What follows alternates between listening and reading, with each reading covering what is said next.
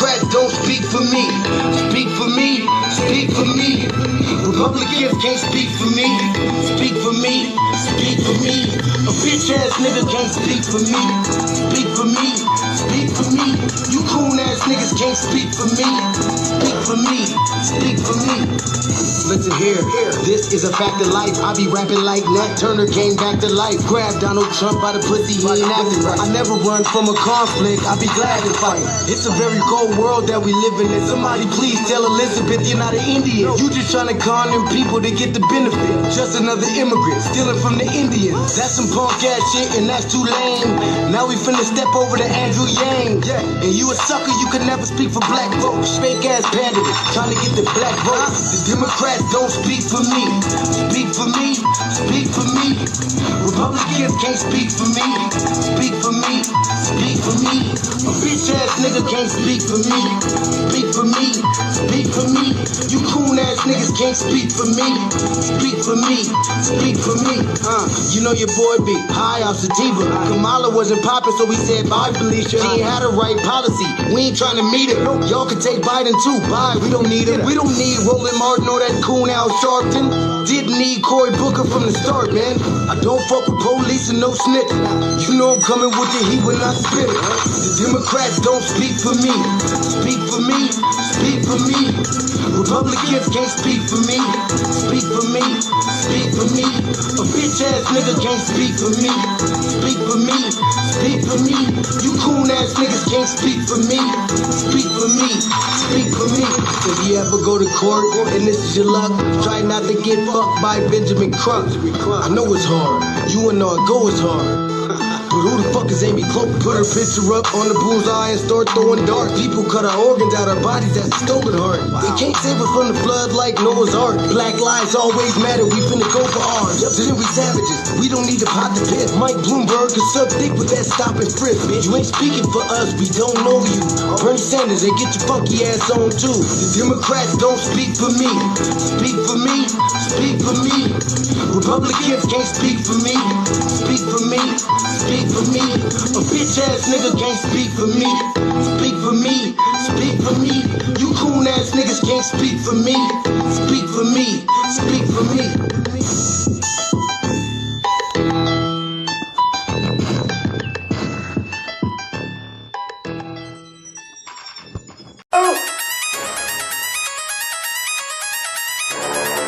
I'm talking about Shawty going crazy. People going crazy in them motherfuckers.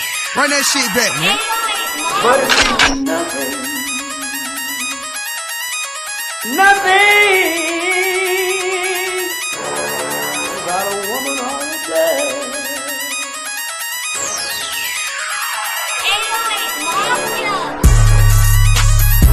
Man made the car.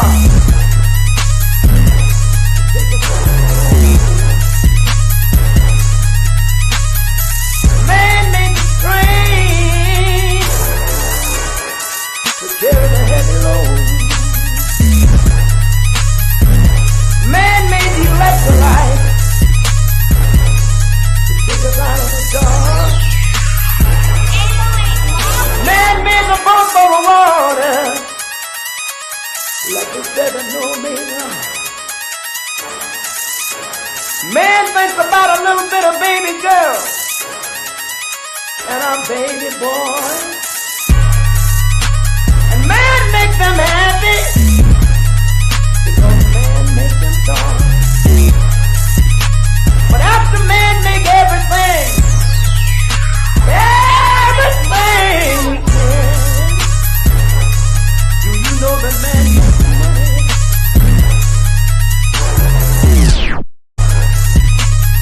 To buy from other men.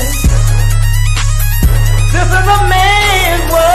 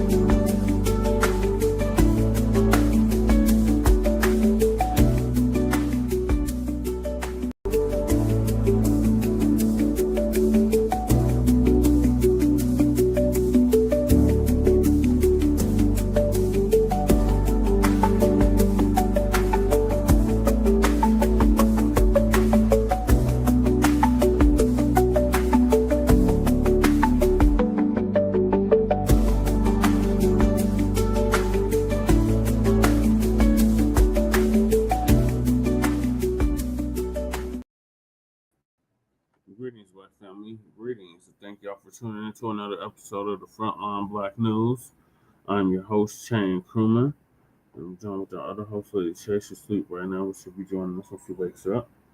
And on season 5, episode 15, part 2 of the Frontline Black News, we will see discussing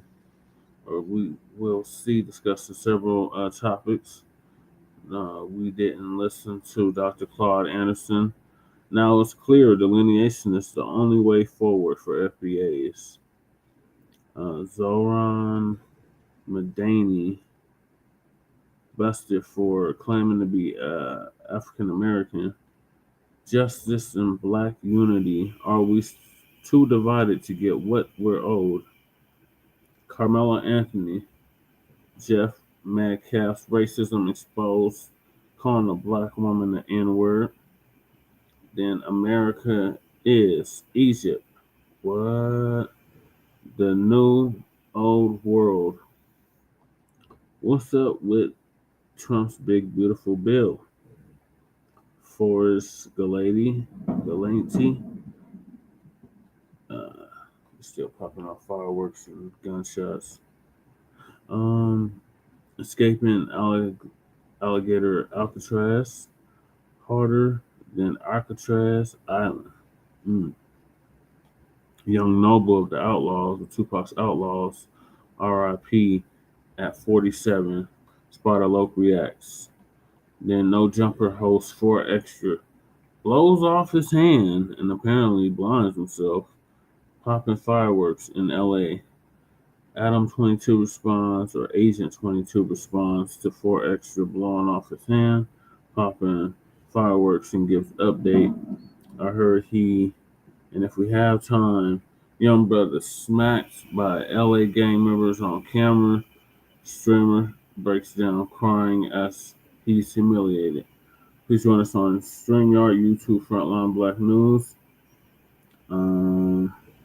The links to all of our channels are in the description, including Cookies and J Militants. And also, we have the copyright disclaimer in here and the GoFundMe for Lady Che. The copyright disclaimer under Section 107 of the Copyright Act of 1976. Allowances made for fair use for purposes such as criticism, comment, news reporting, teaching, scholarship, education, and research. And we do not own the rights to this music. And if you want to create streams like this, please check out StreamYard.com. And if you don't understand racism and white supremacy, what it is and how it works, everything that you think you will understand will only confuse you in all 9 areas of activity, which is economics, education, entertainment, labor, law, politics, sex, war, and religion. That's what I'm saying, health and nutrition. So RIP to the elder Nellie Fuller Jr. And also we got racism, white supremacy is conscious and subconscious behavior to maintain white genetic survival, to prevent white genetic annihilation, Dr. Francis Cress Wilson. So, disclaimer, this show is for FBAs, foundational Black Americans descendants from chattel slavery, and issues that pertain to us. So, I should have made that disclaimer known weeks ago, but it's been like that since the very beginning. We were going to only discuss issues that pertain to the FBA community. So, and somebody's popping off fireworks right now as we speak. All right, so I'm gonna hop right into it, y'all. We should have listened to Dr. Claude Anderson. He told us over a decade ago what it was. So now some of us are starting to catch up to what Dr. Claude Anderson was talking about over a decade ago in regards to the Latinos and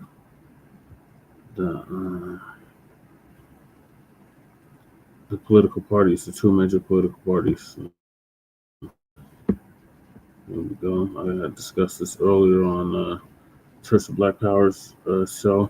Shout out to the Church of Black Power. Make sure y'all subscribe to the Church of Black Power as well. All right, so Uncle Phil's going to give us an update on Dr. Claude Anderson. Now it's clear delineation is the only way forward for FBAs. He warned about minority coalitions. And unfortunately, Dr. Claude Anderson for years had been preaching the message of delineation. He has been warning about unchecked immigration. He warned about minority coalitions. And unfortunately, the people in his generation did not listen to him. He was like John the Baptist screaming from the wilderness about what was to come, and everyone just straight up ignored him. There was a while ago, he did an interview on the Rock Newman show when he was doing his show from Howard University. And I want to take some clips from that interview because thankfully, this generation in 2025 have started to listen to Dr. Claude Anderson. Let's go ahead and check this out. Those people coming in from Jamaica or coming in from Africa, they have not been treated like black folk in this country. That's the first thing. And secondly, historically, they haven't had those historical experiences. They come in here voluntarily. When they come in here, they bring some cultural aspects from Africa. They can go back anytime they want. The people coming from Africa or coming from Jamaica didn't. They came here voluntarily. And the most important point on this is if you lump them with black folk, then you give the dominant white society a justification to say we don't owe black folk anything. Blackness is more than just color. It is their heritage, it's their history, it's their code of conduct, and more importantly, it is their badge of honor, and it's what it symbolizes the indebtedness that this country has to them. This country does not have any indebtedness to people coming from Africa. They don't have any indebtedness to people coming in from the Bahamas. If you lump black folk in there, you deprive black folk of the benefit, the debt that's owed. And when immigrants come in, watch the benefits they get. They go past black folk at 200 miles an hour. They do better right here in Chocolate City. Now they're underneath the immigrants. Immigrants, they come in the country, they get a point over black folk for being an immigrant. Blacks are the only non-immigrant. Two, they classified, all of them are classified as whites. The Arabs, Asian, Hispanic, they all been reclassified as whites. Even American Indians back in the 1890s became classified as whites. They get a point. That's the second point. They get over black folk in getting access to resources and benefits. The third thing they get the benefits of being put into a minority category. They're classified as minorities over black folk. Thirdly, they come in with a culture that they can establish a culture, that they can now build businesses and industries and relate back to their homeland. And lastly, what they can do, they also bring in a religious aspect and business opportunities for their people. Black folk get nothing. And they can come in and dominate black folk. Blacks to get out of affirmative action and go for reparations. I was getting ready. Then put your own self-interest first. And then what you do, then you say, I want to also rebuild my own communities. Go back and rebuild your own communities. Put your own businesses in there. A community is where you store your values, your culture, your history, your tax base, your jobs, and your employment opportunities. You store them in your own communities. That's why 98% of all these other groups, they have their own communities, spend their money with their own people. And you start practicing group economics and group politics. You pull out all the parties, build your own black independent parties. Move away from the Republican Party. Pull out the Democratic Party because neither one of them have your interests at heart, and create your own parties, but don't run any candidates. So we will vote for any candidate in the National Black Independent Party who will promise the most and deliver resources to black folk to correct the structural inequity we're into.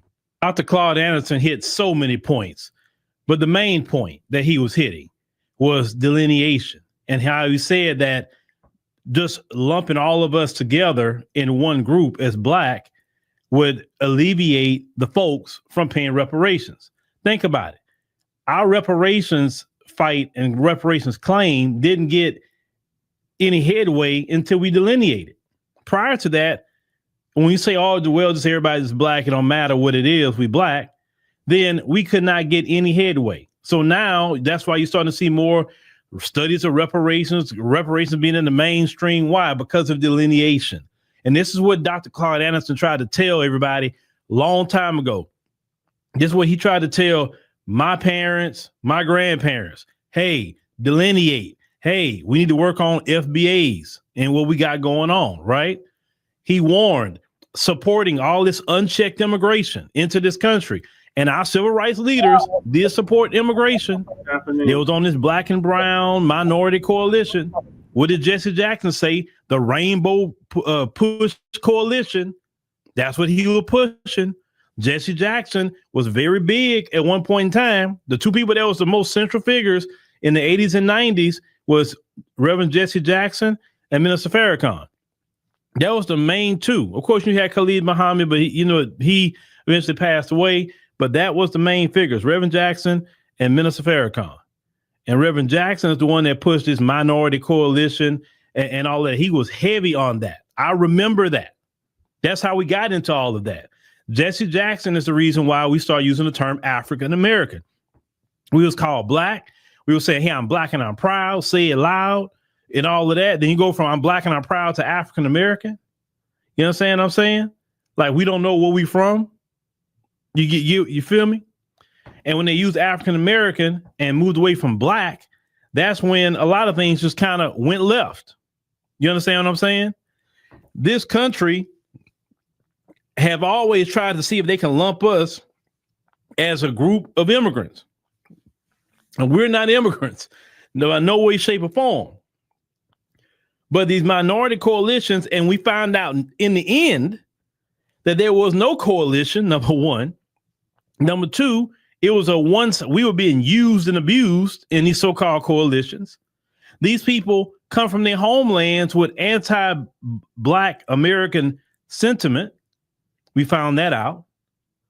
And this is why today they so shocked that while we just kind of like, yeah, y'all do your thing over here, we're gonna do ours because we know how you feel about us in your homeland. We know what you've been told before you got here. You understand what I'm saying? Now, not only did Dr. Anderson say, hey, you got to delineate, but he also talked about how all these other groups are not only coming in to compete, but they're coming to take over. Let me tell you something. When colonization was going on, and when these folks had colonized a country, one of the first things they did was bring their religion and their language and their values and their culture. They would take the indigenous language of that land and don't even allow people to be speaking it anymore. Now you have to learn English. You understand? Fast forward to 2025. You have sections in the United States of America, a country that's English speaking, saying that, oh, well, you got to know how to speak Spanish to get this job. And if you don't speak Spanish, you can't get it. In your country, not theirs, your country. There are people in areas in this country where you better know how to speak Spanish or you're not. Listen, if you have to speak Spanish, if you have to speak French, if you have to speak whatever language, if you have to speak that in your country, you've been taken over. Think about that. Right now in Mexico, they're protesting against Americans. And they're saying that, hey, you here, you need to be speaking Spanish. Because they mad that they having to speak more English. Now, I don't take an issue with that. Them saying they need to speak Spanish. But in this country, y'all bend and twist and all these other groups speaking their languages to them. Press 1 for English, 2 for Spanish. You go to their country, they're gonna say press 2 for English. The thing is, I want everybody to listen and think about this. You're being taken over. You got something in English and something in a different language. Why? Why do we got something in all these different languages for? Look, we live in the information age. Google Translate works very well. All kind of translated apps work very well. I'm just saying it works very, very well. Right? The Trump administration, what it should do, since you got the House and Senate like literally on your side, you need to codify in law that English is the official language of the United States. Not executive order, but a codified law. And that at least on federal, everything federal and all federal documents, everything has to be in English. Well, can we get it translated to their language? They can get it translated online if they want to. But here, English. Because you're being invaded. That's the bottom line. Now, Dr. Anderson also mentioned that because these people come over, they hold their cultures intact, and they have no problem practicing group economics. But the main reason why FBAs have been having issues practicing group economics, because we haven't really been coming together until recently to delineation. Because in order for you to really work with each other in group economics, you have to have a pride of your culture, a pride of your heritage. And when you have that, you feel it's a duty to work with your people. So with delineation, you're starting to see how more Black people now are coming together, how it's going to be much easier for us to unify with each other, work with each other, do business with each other. We're circling the wagons. Look what's happening with the Essence Fest right now. Essence literally been taken over by a different culture. Taken over because the owner is Liberian American. The CEO is Kenyan American. It's been taken over. and they brought their culture to Essence. And the magazine has never been right since, even though it was started in the 1970s by 4 FBA brothers. You understand? And FBAs now are saying, nah, you're not, if you're not down with what we got going on, you may own something, but you're gonna tank it. Because we have, and I'm a firm believer of this. Okay, they can own whatever they want to own, but the fact is, what the bad decision the dude made was not put an FBA woman or man in charge of Essence, who is from our soil. That's the biggest issue.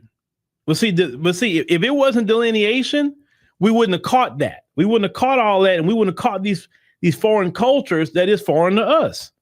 That's no different if I go to Kenya, buy a magazine that's been like a staple in the Kenyan community, and then I buy it, then I bring an FBA sister to run that magazine, and then we start inputting our FBA culture into it and kind of mixing theirs. They would have a problem with that. Because they say, wait a minute, this magazine is Kenyan culture. This not no Black American culture. Nothing against y'all, but this is our culture you're messing with. You understand? And I'm so glad FBAs are really drawing those lines in the sand, really drawing boundaries and letting people know it don't matter where you're from. You can be outside, you can be from the diaspora. The fact is, you're going to respect our culture. And if you're not, you will see an economic penalty. Whether it's from the folks or even someone in diaspora, you better have some respect. Dr. Anderson was warning us about, the situation with the Latinos. He warned about all this. He warned. And unfortunately, we have to pick up the pieces now and carry the ball. And that's okay. That's okay. Because I'm a firm believer of this. It's better to get it, better late than never. I believe in that. Some people say, oh, no, I don't believe it. I do. I'd rather you get it late and then play catch up than you never get it. See, listen, we are in a good position right now. Listen, what we're doing right now with delineation is shocking to everybody. Dr. Anderson also said the Democrats won't do us right. The Republicans won't do us right. Now one of them will. We got to be independent. And that's things that we all are preaching now. None of us should be promoting no Democrat or Republican. None of us. Only thing we should be preaching is who going to give us our reparations in the form of cash payments? Who going to give us our anti-Black hate crime bill? That's the kind of things that we're talking about. Hey, the funds in the city, what's going to be appropriated to the Black community to build that up? Fighting gentrification in these cities, especially with these Black mayors like Chicago and many others. But you got gentrification going on. Or a city like Chicago, and you're bringing in all these migrants and papering them up.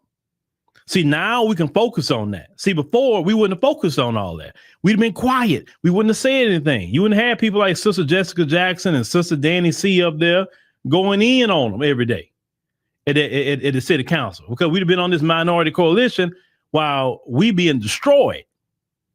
Because these other groups aren't coming in here to have a true coalition.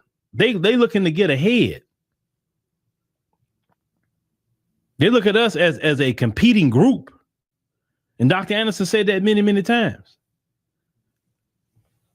We on the right track. And I know Dr. Anderson, I know he sees this. I know he's happy that we on this track right now of delineation. And that's the only way we can get ahead. We are in the right place, and we didn't come out there talking about let's stand with all these other groups with ICE. No, because these other groups won't stand with us if it was the other way around. These other groups are saying you're next. They're hoping. Listen, when they're saying you're next, it's not because Trump said it. It's not because ICE said it or Homeland Security said it. It's because that's what they're hoping. They're hoping FBAs are next. That's what their hope. Because it's happening to them. They hope it happens to us. That's why they kept saying you're next. And that's some low down crap. It really is. You wishing harm on FBAs because you knew you wasn't in this country legally. Some of you been here 20, 30 years. And you've been through a lot of Democrat presidents who are very favorable to immigration, and you didn't take care of your business. I say this much. You should have really took care of your business when you had Biden and Kamala.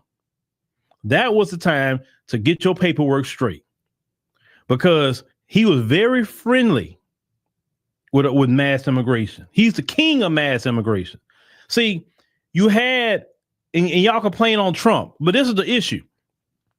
The pendulum was swung so far to the left.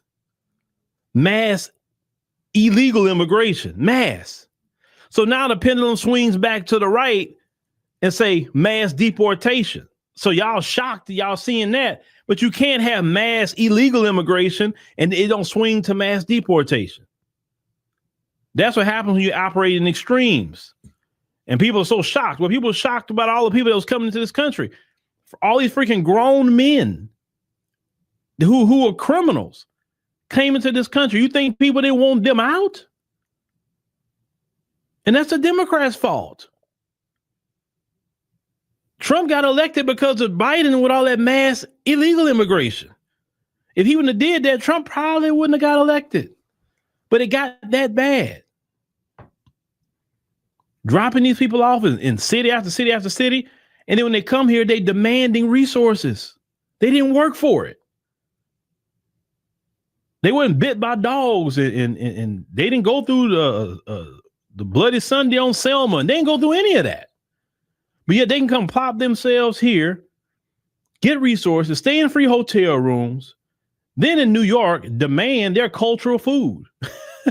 That was the funniest thing I ever heard in my life. You come to somebody else's country illegally, then you demand your cultural food. I'm like, and it was giving it to them. Then Eric Adams say, well, shoot, they still wasting the food. Let me go ahead and give them an EBT. And then when they gave me EBT, all the money they was getting, but yet black New Yorkers couldn't get that. And you wonder why FBAs are like, yeah, man, what ICE said.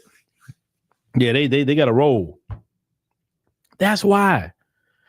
Because it was taking our tax dollars. Oh, you FBAs, y'all MAGA and this and that and the third.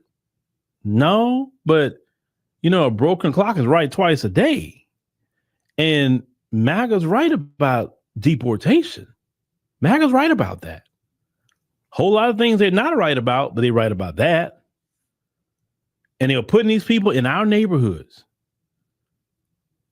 And they were taking jobs away from black people, even our black children. They got grown immigrants getting McDonald's jobs when these jobs used to be available for our teenage kids in the summer. Burger King, Wendy's. Our kids can't even get a McDonald's job no more because you got these grown immigrants working these jobs. Now, with Trump and mass deportation, now some of these jobs are starting to open back up.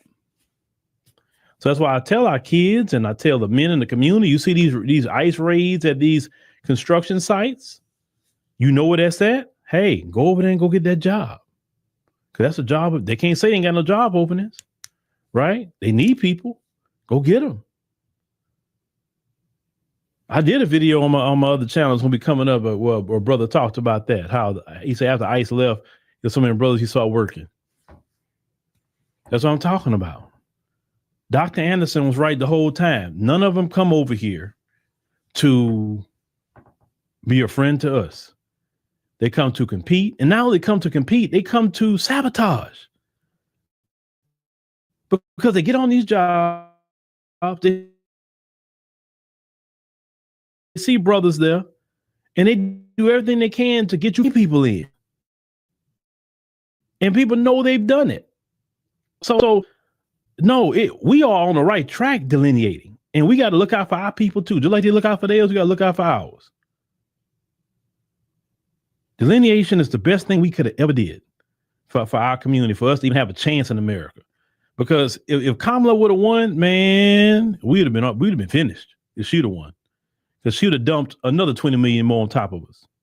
And she would have dumped another 20 million more, and nothing we could have done. She would have made us probably nationally, politically irrelevant by doing that. Because of Trump and what he's doing, now he disrupted that. So what Trump is doing in that area, that actually helping the FBAs. I'm not saying his big, beautiful bill helps and all. I'm not talking about that. I'm talking about on the immigration tip. That is a big help for FBA. Go get them jobs when they're available. Keep delineating. Work with FBAs in business. Let's work with each other with school. You know, I get our kids to create schools for our children. Teach our kids our great FBA history. Because our kids need to know our history. We don't want them to know like, who is that? No, they need to know. Use whatever means you need to use to educate them. If you need AI to teach them, okay, AI or whatever you need to use to teach them, teach them. Because our kids need to know our history so they won't make a mistake of doing no minority coalition, right? Because we know minority coalition is dangerous to us and it's been so detrimental. Teach them not to let other groups play on their heartstrings, but teach them to say, show me the substance of what you did with us before. So our kids will make the same mistakes that the previous generations made. But, you know, to Dr. Anderson, you know, we definitely appreciate your message. And I'm glad at least this generation caught it before it was too late. You know, I wish they would have listened to Dr. Anderson back when he said all this. We wouldn't be in this position. But hey, we got the ball now, so we're running with it.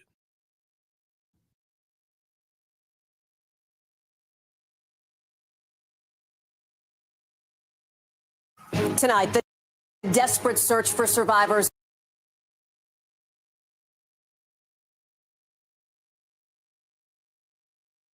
Yep, that's right. Shout out to Uncle Phil. Shout out to Dr. Claude Anderson. He told us over a decade ago what it was, and now people are just now catching on. Shout out to Dr. Claude Anderson. He told us back in 2013 that the two-party system didn't mean us no good, and that we should align ourselves with being independent, registered independents. So I heard that message loud and clear, and I became a registered independent ever since. So some of the things that he says come to pass. So shout out to Dr. Claude Anderson. Give him his flowers while he's still here. All right, so moving on, we got Zohran Mamdani busted for claiming to be African American. So Tariq's gonna give us an update on that.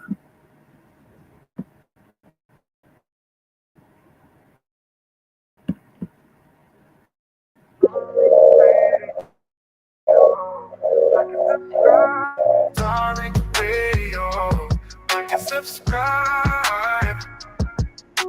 Darling radio, like and subscribe. All right, what's up, guys? I'm in the building. You're in the building. Round of applause for you. It is that time for the tap in, ladies and gentlemen. It is that time for that tap in, and I'm locked and loaded, and I am ready. And I hope you are ready too, ladies and gentlemen. I need you, first of all, to give me that fresh, funky retweet. Everybody give me a retweet. That always helps. Let everybody know that we're live now. And we're going to chop it up heavy, as we always do, before we start chopping it up. You know I got to shout out to some of the regulars up in here. You know I got to do that real quick. We got, well, he was born in Uganda. So he's an East Indian dude, right? Am I right? He's an East Indian dude. And he was born in Uganda. His family, they're East Indians. They were, if I'm right, am I right, guys? I'm trying to get it right about this guy. He's East Indian. His family was born, well, he was born in Uganda. All right. If I'm not mistaken. All right. I try to be right and exact about some of these people. But let me just get all the facts on this guy, so I'm not just whistling Dixie. Let me just make sure all of I want all the information to be right and exact about Zohran Mamdani. So he was born in Uganda, in Kampala, Uganda. His parents are Punjabi Hindu, all right? So yeah, they're Muslims, but East Indians, some Punjabi Hindu Indians, and their family was over there in Africa, and there was a lot of East Indians over there in Africa. They lived in Cape Town, South Africa. They kind of bounced around Africa. There's a lot of those East Indians out there in Africa. Now, here's the thing: when he was going to some years ago, he was going to Columbia University, I think. Where he put in an application for Columbia University. This is the controversy. He checked off that he was Asian, and he checked off Black or African American in his Columbia University application regarding race. All right. And the university, this is what the New York Post is saying, where his father was and still is a professor, had affirmative action friendly admission policies at the time. So a lot of people are saying that he might have been trying to take advantage of this. But he actually didn't get into the school. Okay, I thought he went to the school, but he actually didn't get into it. Now, Mamdani told the New York Times he doesn't consider himself Black or African American, but he's an American born in Africa.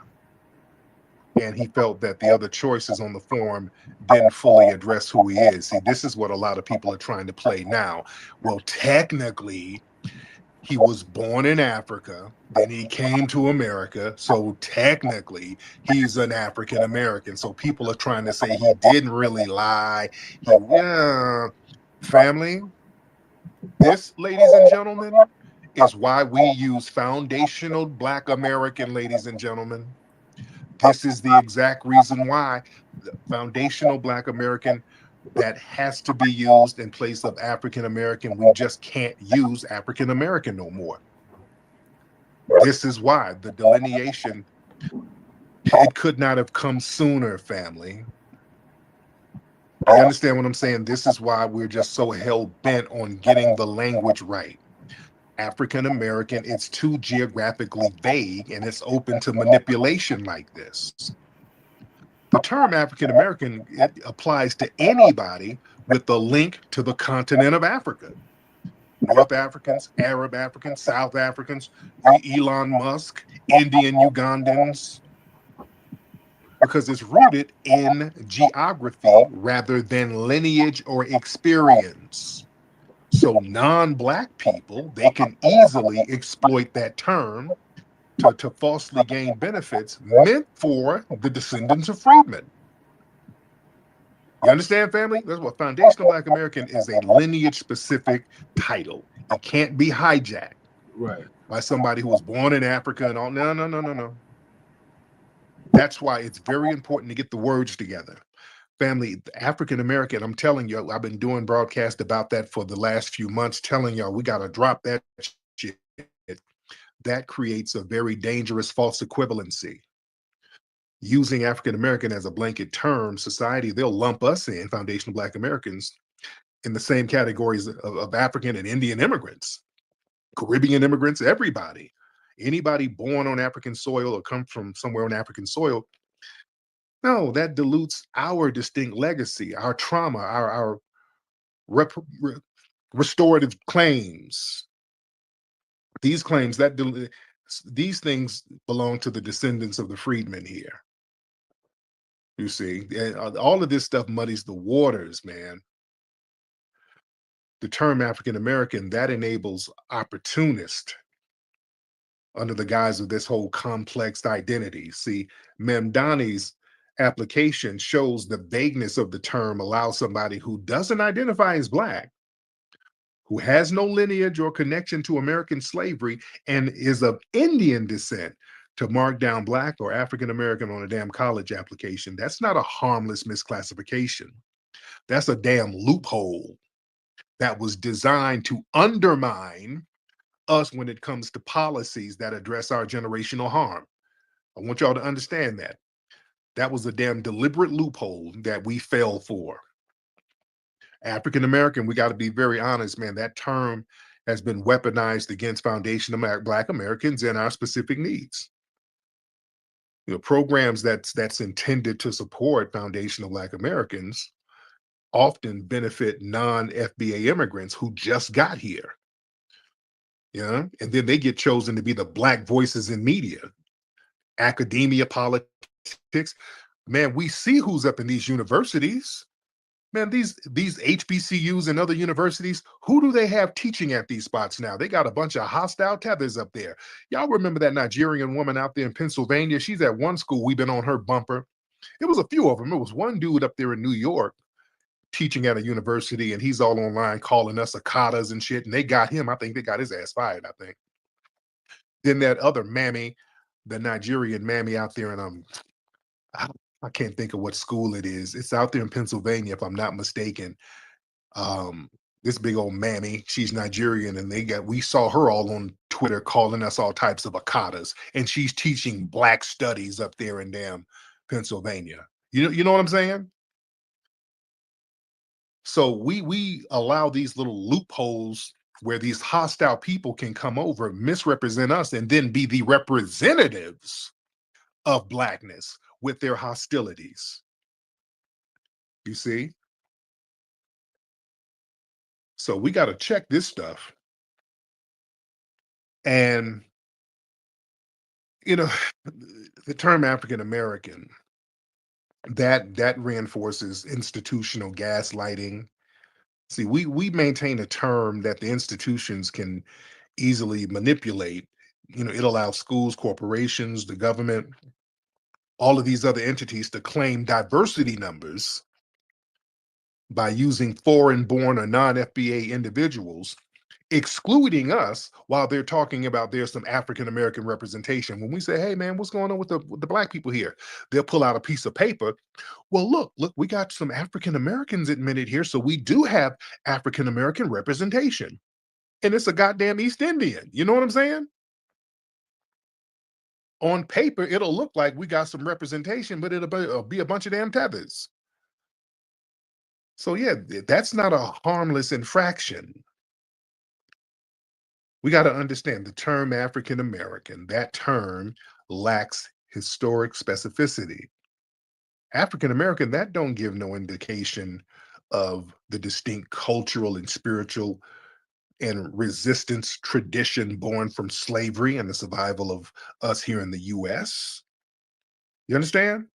See, foundational Black American, that's a powerful thing. It's a cultural and historic marker that's rooted in American origin stories of struggle, brilliance, resilience. And it's not no generic continental label. That's why people get so up about it. There's a reason why people start whining and crying, because they can't co-opt it, which is good. You're not supposed to co-opt our shit. We can't co-opt everybody else's stuff. If you don't let people shame us and try to gaslight us into saying, hey, we need boundaries on this thing. We need boundaries. This is why we need boundaries. We're not going to be no goddamn generic, boundaryless, undefined damn African Americans. That don't mean nothing. That term keeps us weak, and people want us to be weak under the guise of fake Pan-Africanism. Oh, we all black. We all, if the police pull me over, they ain't gonna act if I'm from Uganda. Yeah, shut up. Yeah. Let's keep this thing real out here. Using that term African American, that lets a lot of these non-black people perform blackness. Mamdani, he already admitted, he said, I don't identify as black, yet he still claimed African American on that college form. That shows you these non-blacks can perform blackness for gain with no loyalty to the lived realities of Black Americans. That's not just problematic, that's exploitive, family. That's called exploitation. That's not Pan-Africanism. Let's get off this bullshit where people can exploit us and they try to remix it as if it's some form of Pan-Africanism if they get to exploit us. That's literally all it is. How come we can't exploit y'all Negroes no more? We supposed to be Pan-African. What about Margaret Garvey? Yeah. People want to exploit us. That's why when we're sitting our ass down, look how people are chaotic and running around like chickens with their heads cut off. They don't know what to do right now. When we're sitting it out chilling and telling people, why don't y'all just go ahead and fight your own battles right now? These issues you got ain't really got nothing to do with us. All of that immigration, knock yourself out. Hey, wait, nigga, wait. We're all the same nigga. No. We got to understand, man, the term African American, that's a government assigned term. African American, I keep saying this, that term was popularized and institutionalized in the late 80s by Jesse Jackson, the Congressional Black Caucus, and the Boule, coming from the DNC. Not by the people as a lineage identifier. That did not come from the grassroots. That shit came from the top, which should have let us know it was problematic. And that was a way to make the Foundation of Black Americans sound more like hyphenated immigrant groups, Italian Americans, Irish Americans. That was a horrible thing that they did to us. That was a major trick bag. But unlike these other groups, we did not immigrate at all. We're not immigrants. We were enslaved and exploited, and we built this country.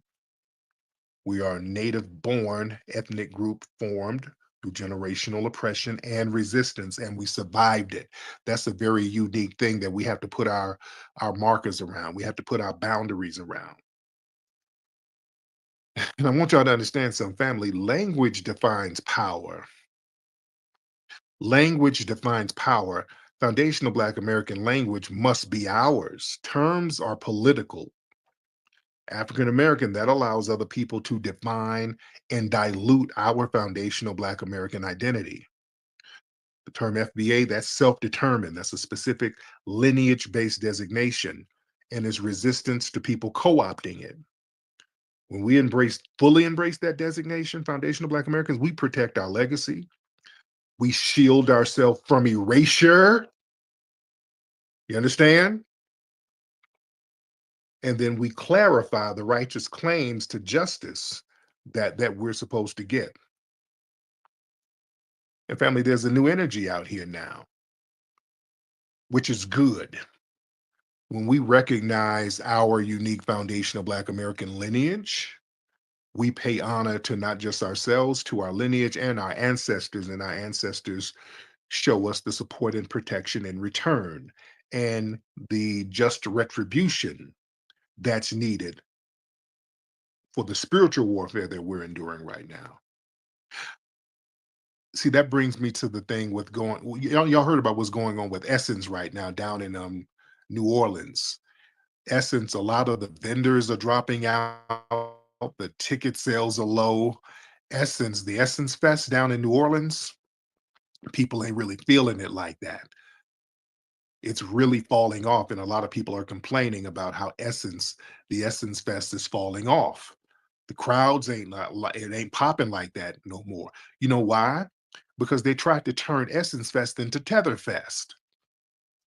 You understand? The people who are running Essence now, it's a bunch of non-FBAs up there, and they try to turn that shit into the Jollof Festival. People just ain't feeling it. Yeah? And then I'm hearing there was some real weird stuff going on where they would charge people the general admission and then charge them some other shit to get into certain parts of the festival. They're double and triple charging people, them tethers in there doing tether shit. Ain't nobody feeling that. Ain't nobody feeling that. That's not the spirit of New Orleans. So you got to go down there with the right spirit. You can't go out there trying to exploit, man. So yeah, there's a whole different vibe and a whole different energy out here right now.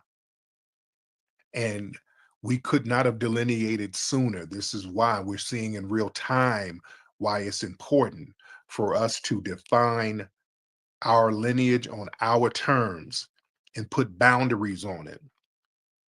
That's where your power is, and show respect to our direct foundational Black American ancestors. Let's get some folks in here. Let's get Barry. Brother Barry, hop on in, sir. Hey, Brother Barry, how are you? What's going on? Good, good. I just wanted to say, like, I'm a Somali, I'm a tether, right? And I'm not in here to, like, argue with you and go back and forth, because I actually agree with a lot with what you're saying. Okay, so what makes you a tether? What'd you do that was tetherish? This tether just means you're just non, I'm Somali, I guess. No, because you said you were tether, so that means you do things to undermine us. So what did you do to undermine us? Oh no, I don't. No. Sorry, I guess I didn't know what I meant. No, at this point, you know what tether means, and it doesn't mean just because you're non-FBA. Everybody non-FBA is not a tether, so you must have done something. So anyway, what's on your mind? So when I was in 9th grade, right, this was actually funny. There were some white kids that were telling me I was African American. Okay. And what I was trying to explain to them was that, and this is before, I knew about FBA, because I was in 9th grade back in like 2013, 2014. I'm 27 now, Mm-hmm. So back then, what was funny was that, like, I was trying to explain to this kid, don't use the word African American because that's vague. I'm not descended from the slaves of America. And that wasn't me trying to like talk bad, but I was trying to say, like, if I come from Somali lineage, it's disrespectful to you guys' lineage if I just try to hijack it and say, hey, I was also a part of the civil rights movement. You know what I mean? Mm-hmm. Okay. Yeah, so that's why I'm really glad that the term FBA exists now, because now, you guys get to have, your history and your lineage, and we get to have ours. But I do respect you guys' lineage, and you guys did help us out a lot. Because right now, yeah. Yes, and go ahead. Right now, what's happening right now? Yeah, like if you even look at, I know this kind of sounds random, like the UFC, a lot of people like John Jones, him being the one FBA guy, they're all just kind of hating on him. And Woken Buckley, another FBA fighter, like they always like, they always say like little indirect racial things about them. Yeah. Like, oh, you know what I mean? Like Israel Adesanya was talking about Woken Buckley, and like, Israel Adesanya, he's Nigerian, Mm-hmm. And he was kind of, about Woken Buckley. He was like, oh, why does this guy always sound like he's rapping? Why does this guy always sound like I'm like, they say anything just to impress like white America. Like, it's just pathetic, man. And I feel like that's what real tethering is, Right. There it is, my man. I appreciate you, man. Thank you so much. Let's get Martin in here. Martin? Mr. Martin, unmute your microphone, sir. Martin, if you can unmute your mic, that'd be good. I give you about 5 seconds in case there's a delay. And if you're not up in 5 seconds, we'll get Von Blacc in the building. Von Blacc in the building. Yeah, peace, Flex. Can you hear me? Yes, sir. How you doing, Von? Peace, man, from Brooklyn, New York. This is off topic, if you will allow me, but I think it's real important, and I'm bringing it to you because you who you are. Go ahead. There's a petition online at change.org about getting this Hunter Metcalf arrested and charged with murder one, the same way Karmelo Anthony is. And I think it's very important that we pay attention to that. Now, I don't like this Dominic Alexander dude, and I sent money over there, but everybody's complaining about that. But I think it's very important that the family support this petition online to get this twin brother charged with the same charge, because he's just as culpable for the murder as Karmelo would be, allegedly. Okay. Well, yeah, they're not going to charge that white boy. Yeah, they're not going to charge him. That's kind of wishful thinking. Yeah, they're not about to charge him with nothing. His brother was, they're painting his brother as the victim. So yeah, they're not going to do that. We just got to be realistic about it and strategic about it. All right, let's try Martin. You good, Martin? I'm gonna take you down, Martin. Let me get Sister Empress in here. What's up, baby? Hey. Happy birthday. Thank you, beloved. How are you, dear? Celebrating my birthday month all the way through August 31st. I'm born in July 2. Yes. It's a Scorpion moon, and you've been cooking. We love you. We hope you'll come and start visiting Detroit. We could use you to really, spit out the game, and you be on point with the FBA, because this is about our lineage. Mm-hmm. And in this year of the snake, snake in China represent Taurus. and that is the banker. And it is wood that's cold, uncaring, uncaring. And this is why you see so many people that voted for something that it bites them. Oh, I didn't like I didn't like when the gentleman talking with you last night and he wants to say that he is a known supremacist and he wants to keep saying he doesn't agree that Wyoming is the whitest state. He wants to live whatever. You can't have your cake and eat it too. It's basically hatred of the phallus of the Black man. And that's what it comes down to. I want to also put out here, and brother, I'd like for you to answer this. Now, it's going to be tragic when we see people being without medical that's elderly in the Black community, as well as food, for those that are disabled.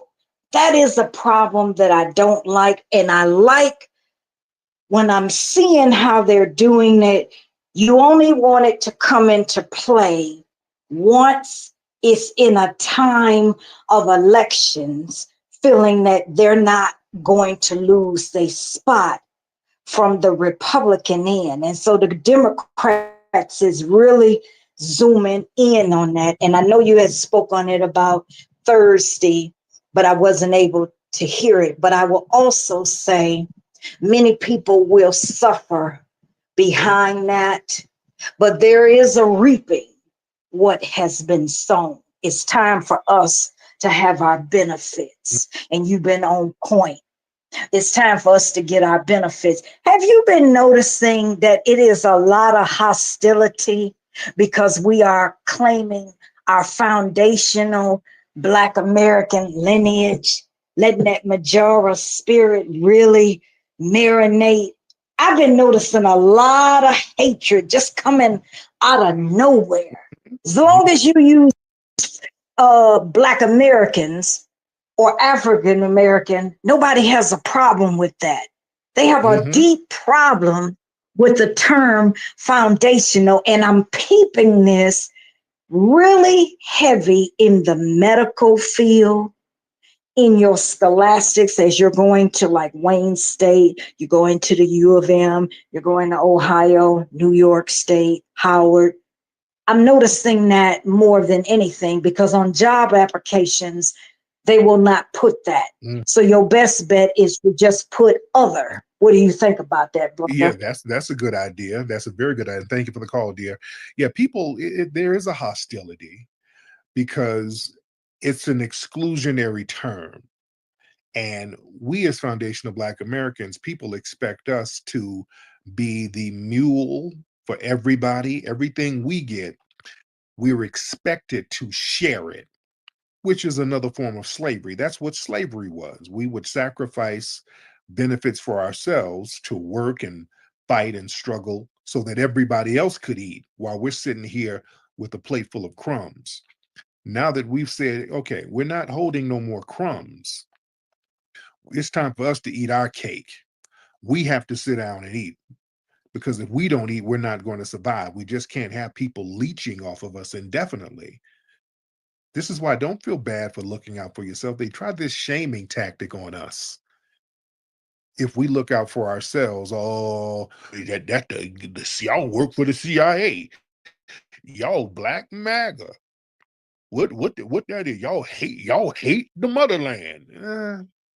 People do all of this weird projecting. Whenever people talk that talk, that's projection talk. Like I said, nobody hates the motherland more than people born on the motherland. They can't stand Africa. Let's be real. And you want to talk about CIA, FBI movements, a lot of them Pan-African organizations were funded and created by the CIA and the FBI. There's so many of them, they were directly funding Pan-African movements. Yeah? Because the US government, they have no problem with us looking over to Africa. They want us to do that. They want us to sit up here claiming some generic African identity. They want that for several reasons. Number one, they know Africa has already been destabilized, so they want us to have a pie in the sky, idealistic view of Africa.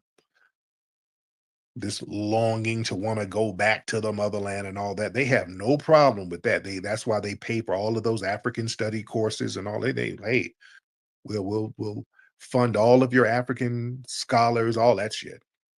Also, to keep our eyes off of our land claim here. When we start looking at our real history here and see how long our lineage has been here, we can start saying, hey, wait a minute, them little treaties y'all made with some of these red natives who got here later. Hey, I just saw my lineage has been here way longer. I'm going to need to get a check too. Not just from that, also from these reparations. I ain't looking to no damn Africa. I'm looking right here. I'm looking at reparative justice and economic justice right here. You see, and that's the threat. You got to understand that. Let's get Yeet. Yeet, what's up, Yeet? Yeet? Mr. Yeet, are you in here? If Yeet is not in here, we'll get the wolf. Or the wolf bounce. Okay, let's get Edward. Edward, you in here? Yeah, I'm here. By the way, is today your birthday? My birthday was a few days ago. Oh, happy birthday anyway. Thank you so much. How are you? What part of Africa? Zambia. We go through the same shit, Tariq. Zambia. Shout out to what's on. Okay, yeah, but I'm in Oklahoma anyway. I'm in the States. Okay. I don't even know where to start. Tariq. Tariq. Okay, of late you've kind of like changed your tune a little bit. You used to go hard on black people, but you're kind of like softening a little bit, which is good. And because of that, I'm kind of liking you a little bit more. Wait, in prison, what the fuck? Anyway, ask me a question. Okay, call me. What was on your mind? You said I used to go hard on black folk. Like, what do you mean? You used to go hard. Like, oh my God, I hated you. But now you are softening it out. So, like, okay. What did I say that you didn't like? Was I roasting some of your fellow African brethren? Yes. Right. That's a part of FBA culture. See, if y'all, because y'all know y'all come in trying to talk greasy and y'all try to roast with us, and you know that's a huge mistake, and y'all get roasted back, and then it messes you up psychologically. Oh my God, a lot of people are hating on me. Jesus Christ. A lot of people are hating on you? Yeah. Like I just keep receiving like hate messages right now. What are they saying to you? No, I'm not gonna dox anyone. Okay. All right. So now what issue do you have with foundational Black Americans? Oh, nothing actually. It's cool. Like you're cool and whatever. Like ever since I was a kid, I always looked up to like the struggle that Black people went through. Like I'm always inspired by that. So when I hear you, damn, I don't know what you're trying to say. Just get your thoughts together. I don't know what you're trying to say, brother. Hey y'all, I'm feeling fresh out here at the club. That's because I got my root work deodorant on. Y'all need to get with the program and get your root work at rootworkstyle.com. Slide on that root work. Slide on that root. Slide on that root work. Slide on that root work. Slow down that root work, y'all. Hey, what up, Leonard? Salute. Yeah, so Zohran Mamdani, that he was gonna get away with claiming African American. There wasn't nobody gonna check him, and he got checked, and Hakeem Jeffries tried to deny it, which was hilarious. But yeah, to hell with him. He don't mean us no good anyway. This is why we need to stop using that damn term, African American, because you got people like him, you got people like Vivek, you got people like Karmelo. You got this dude here that can all identify as that and get the benefits that's supposed to go to us. foundational Black American. So that's why we use the term foundational Black American, not diasporic African, not African American, not descendant of Africans, none of that. We use foundational Black American. That way we can avoid other non-FBAs reaping the benefits of our harvest. So moving along, we got justice and Black unity. Are we too divided to get what we are owed? No, we're just doing straightening and delineation. We're not divided at all. I think Uncle Phil's going to do an update on that. Let's see. You don't get jailed. You don't get propagandized. You don't get anything. But we get it that you immigrants out here is presenting. How dare you want my people to go out here and be harmed, abused, and killed for you? How dare you? And yet you're not doing that for us.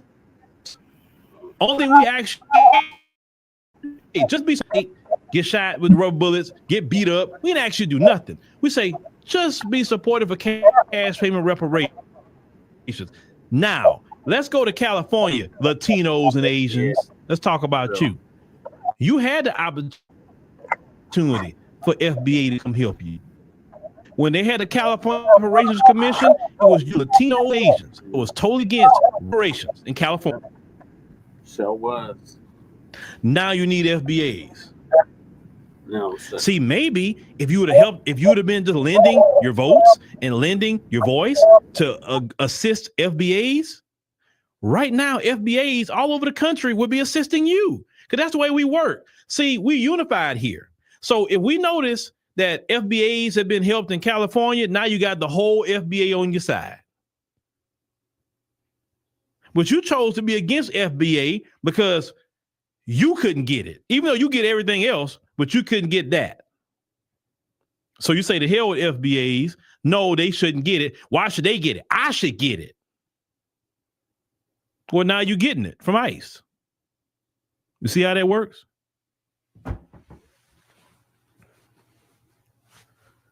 Some of these groups got more numbers than we have. But yet you on here talking about asking FBA, can we come out? Our silence is complete. No. Where's the men in your community? You got a gang of men in these communities, gang of them. Y'all, some of y'all having 3 kids, a couple or more. Well, all them when them kids and men you got running around, tell them go fight for you. Because over here, the new rule is this: reciprocity and F you pay me. That's what we own. The civil rights generation, y'all had a good run with them. They sat up there and did everything for y'all for free. And y'all still didn't like them either. Y'all were still anti-Black toward them too. The civil rights generation. They wanted minority coalitions. You didn't want it. They let you slap them on each cheek. You disrespected the civil rights generation.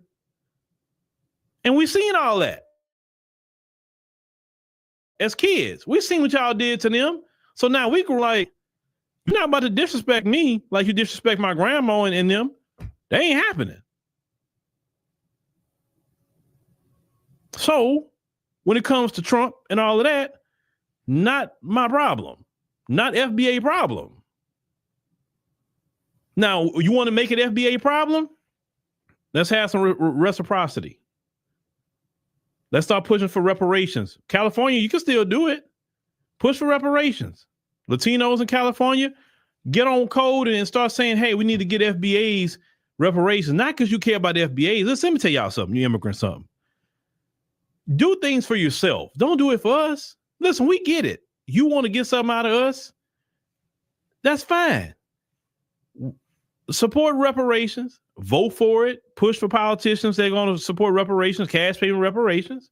Keep your mouth out of it because it's not your business other than support. And then we see that. We say, okay, man, the Asians, the Latinos, and whoever else, they supporting reparations. So now when you get in trouble, then we say, hey, man, we got to assist the Latinos, the Asians, whatever, because they was on our side getting us our checks. You didn't do it for us. You did it for you. That's fine. That's okay. That's what actually relationships supposed to be about, give and take.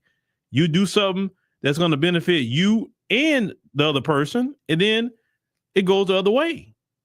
But you can't say, well, why don't y'all just come support us now? Then we'll support reparations. No. We've been there, done that too many times, and we get burned every time. And on top of that, not that we did it so many times, y'all have the nerve to go join anti-Black racists who are white against us after we did all this stuff for you. And what have we done for you? All the laws that we fought for? That's what we done for you. Because prior to us fighting for those laws, them good folks that you love so much, that you want to better the race with, they want your behind here. They only want Europeans here from Europe. That's it. They want you here. Now, let's continue real quick and finish this off. You think these white people are gonna look at you and be like, "Oh, he's not Haitian. He's a foundational Black American." No.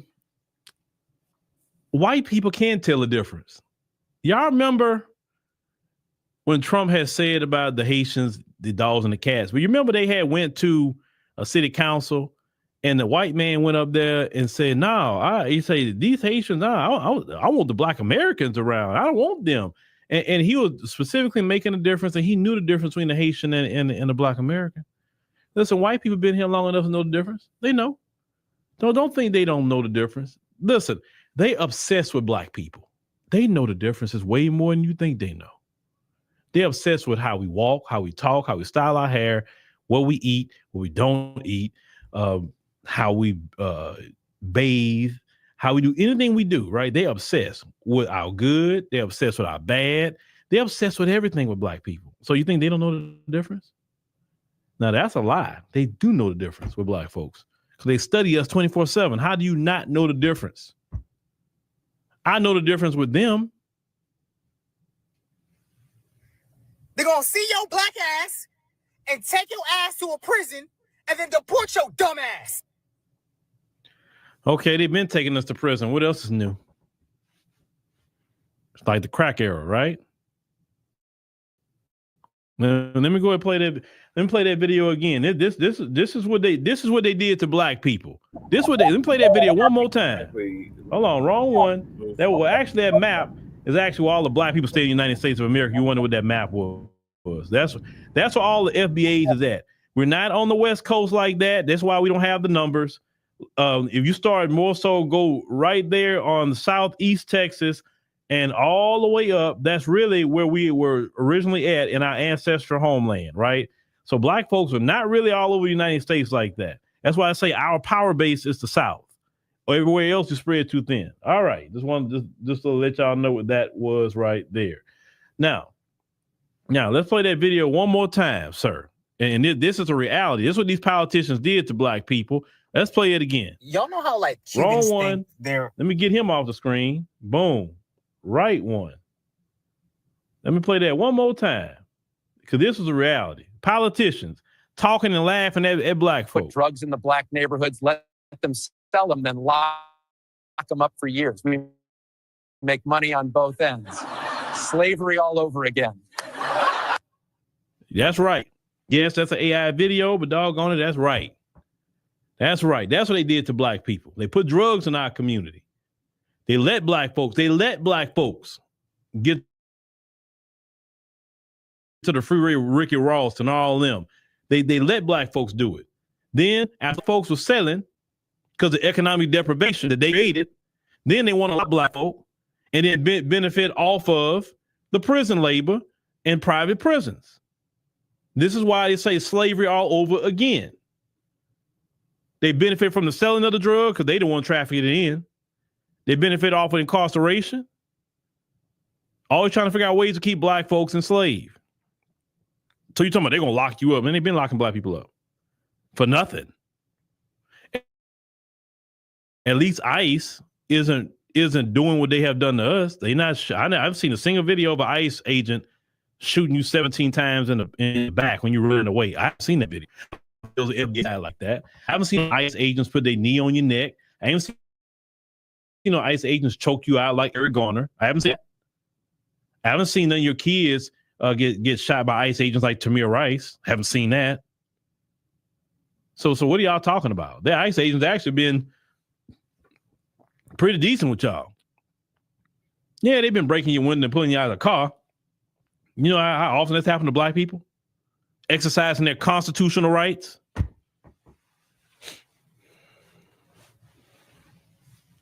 So that we don't want to hear that crap.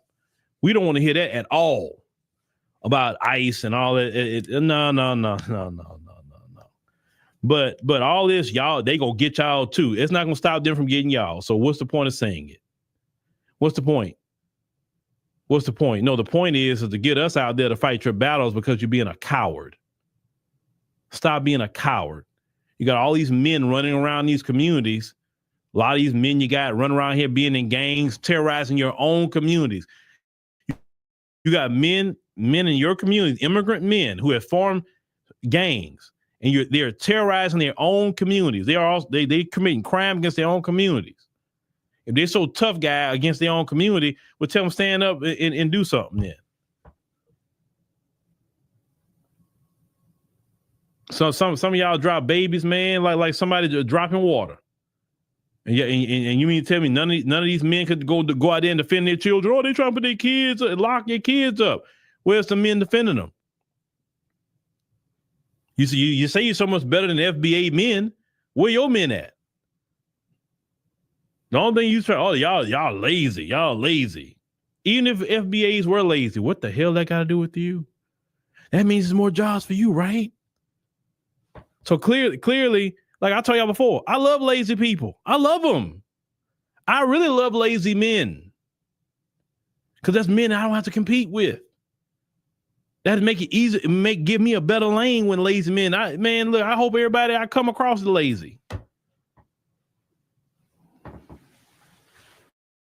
Well, I care about another man being lazy. You lazy. Okay. If I was hardworking, how would you benefit from it? It's like sometimes you got to ask people that question. But when people really don't have much of common sense or much of education, they just say stupidity. Listen, you repeat what the folks say, that is not the worst people to repeat. Because you know good and well they ain't got no common sense. I just seen a video the other day, and we actually covered this on the app. Dude got charged with 152 counts of incest. And that's not really the only guy either. This is repeated in their community. That's the people that you're going to go listen to, that crowd. You can't even go listen to the smart ones in their group. You're going to go listen to those idiots and repeat what they say. And that's a group of people that you want to get next to. You're just mad that they turned against your behind. See, at first, they'll tell you, oh, you better than FBAs. Oh, y'all so much better. And you believed it. And the whole time, FBA's like, bro, they don't like you like that, bro. Like they don't. They running game on you. Listen, they ran game on us first. We already clocked they mess already. We already know. They not like, oh, no. We better. We work hard. That's what they told you. That you work hard? Why? Because you getting paid 10 cents on the dollar? Yeah, I'll tell you that too if I want to get 10 cents on the dollar from you. You all such hard working. Oh, you hard working. Oh, you hard working. And who is that hard work benefiting? It's benefiting.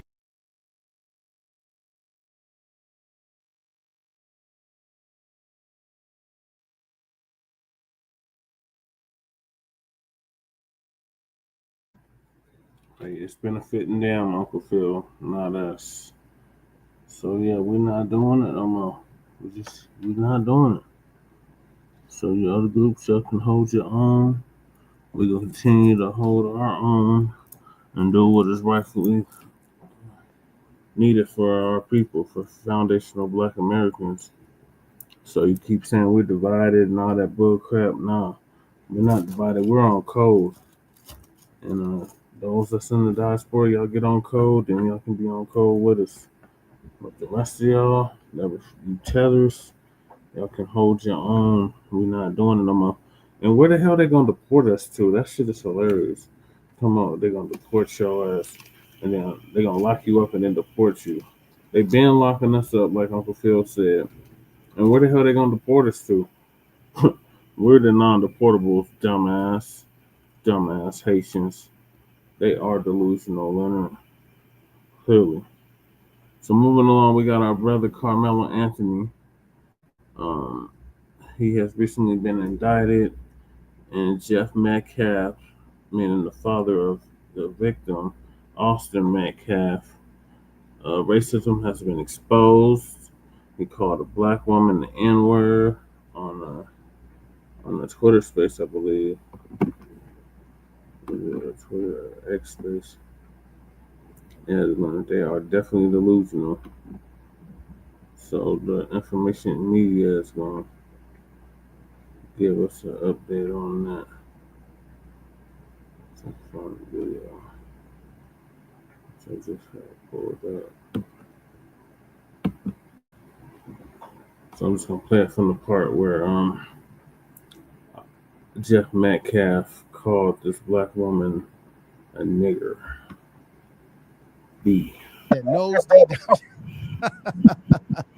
I wonder if the people who were watching that ad know that he subscribes to the racist belief system.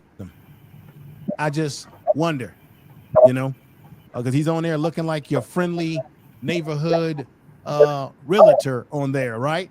But then he has another side to him. I just want y'all to see that. I'm putting it all together here, and let's get ready to see what you're here for. Let's hear this right now. Check this out. We're going to let it play a few times so you can get it seared into your head what he said and did. Check this out. So rational and smart. If someone touches your arm, does that justify you stabbing them in the heart? In a hostile situation where someone walks up to me, answer the question, yes or no. Does it I'm justify asking your question. That's not the situation. Yes, it is. No, it's not. You walked up the whole time. He touched him. Does that justify? Okay, man, I'm done. Fuck off. Next person. Man, you fuck off. Yeah, you disrespect. Dude, why don't you go to fucking just somewhere where you belong? The Real, do you have a question or comment? Yeah, Jeff Metcalf, you're a racist ass prick. Fuck you, nigger fucking whore loving bitch. Yeah, you heard that for yourself, just me. Now, he said a few things that I want to clarify with everybody. I'm going to play it some more.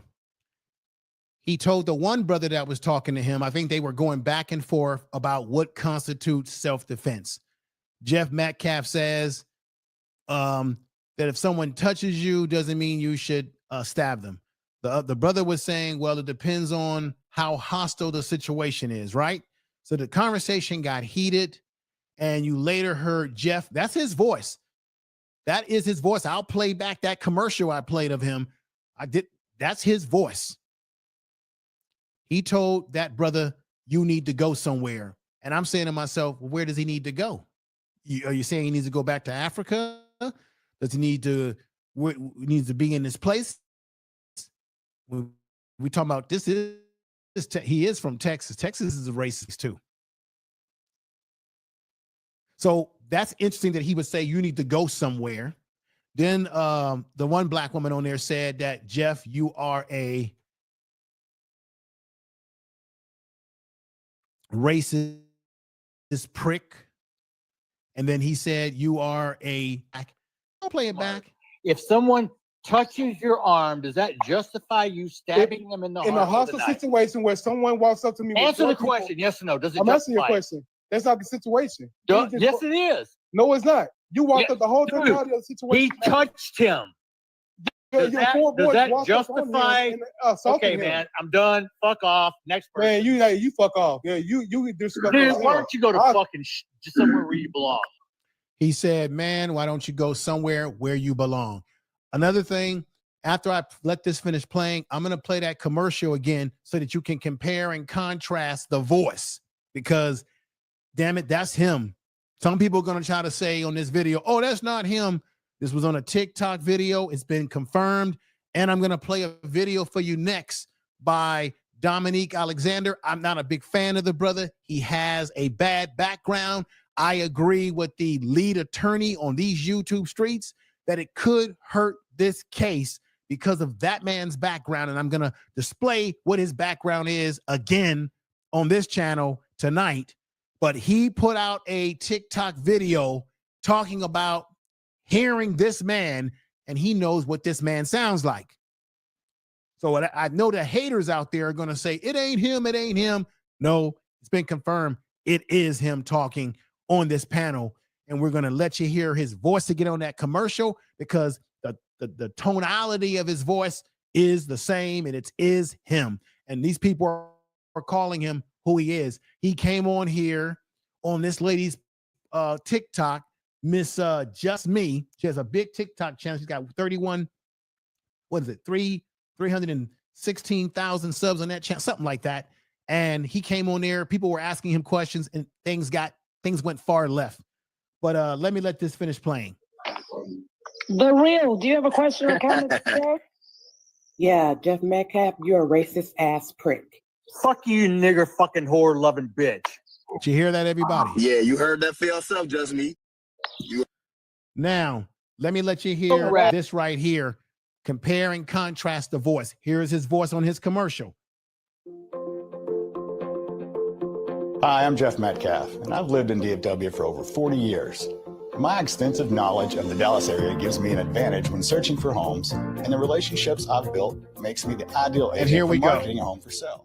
So rational and smart. If someone touches your arm, does that justify you stabbing them in the heart? In a hostile situation where someone walks up to me, answer the question, yes or no. Does it I'm justify asking your question. That's not the situation. Yes, it is. No, it's not. You walked up the whole totality of the situation. He touched him. Does that justify? Okay, man, I'm done. Let me go over here and do this. What do you all think? I want to, what do you all think? Let me do something here. Let me take this off. Let me go back to over here. And what do you all think? Okay. We got the informant media. We got Last Call. We got D. Allen Warren. Last Call, what's up? We got Fly Seas. We got Alicia, everybody who's been rocking with me. Oh, Reliable. Make sure you go over to and drop, if you can, the mods, any of the mods, drop the link to the Truth Media Vlogs channel. I got a new video over there talking about not Art Kelly, but the P. Diddy situation. It's only 18 minutes. Check that out when this stream is over, please, and share that video of that video too over there, and subscribe if you have not. But yeah, it is crazy, Alicia. Well, damn. Yeah, well, damn, Last Call. And who paid him to say all of that BS? Let me see. Thank you for putting that in there, Alicia. Let me see, Collaway. Let me see. I think Metcalf should stay off the internet because it's not a good look for him. Right, it isn't a good look for him, but I think that I think he shouldn't be doing it, but I'm glad he's doing it because why?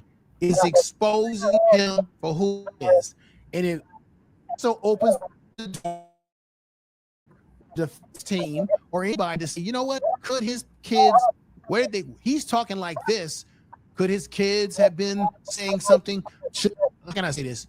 Is there a chance that his kids, Hunter Metcalf, and all Metcalf, said something on some racial? Could there have been racial stuff said? Who knows? As they always say, the apple doesn't fall far from the tree. It just doesn't, everybody. Doing podcasts and on Jeff Metcalf, in my opinion, gets a big fat D for this. If he got up there and acted a fool like this. Imagine if Karmelo Anthony's father was to be on a live stream acting up like this, or saying something to white people, or saying what he really wants to say when he's got all the white supremacists lying on his family. What do you think the media would do? They would play it 2 times over. They would say, oh, look at this. The father of Karmelo Anthony is no better than his son. This is where his son learned it from. You know they would do that. They would double it down. They would double it down. Y'all know it. SSD is in the house. Racist. Yeah, and racist antics. Get out of here, ninja. Stabbed.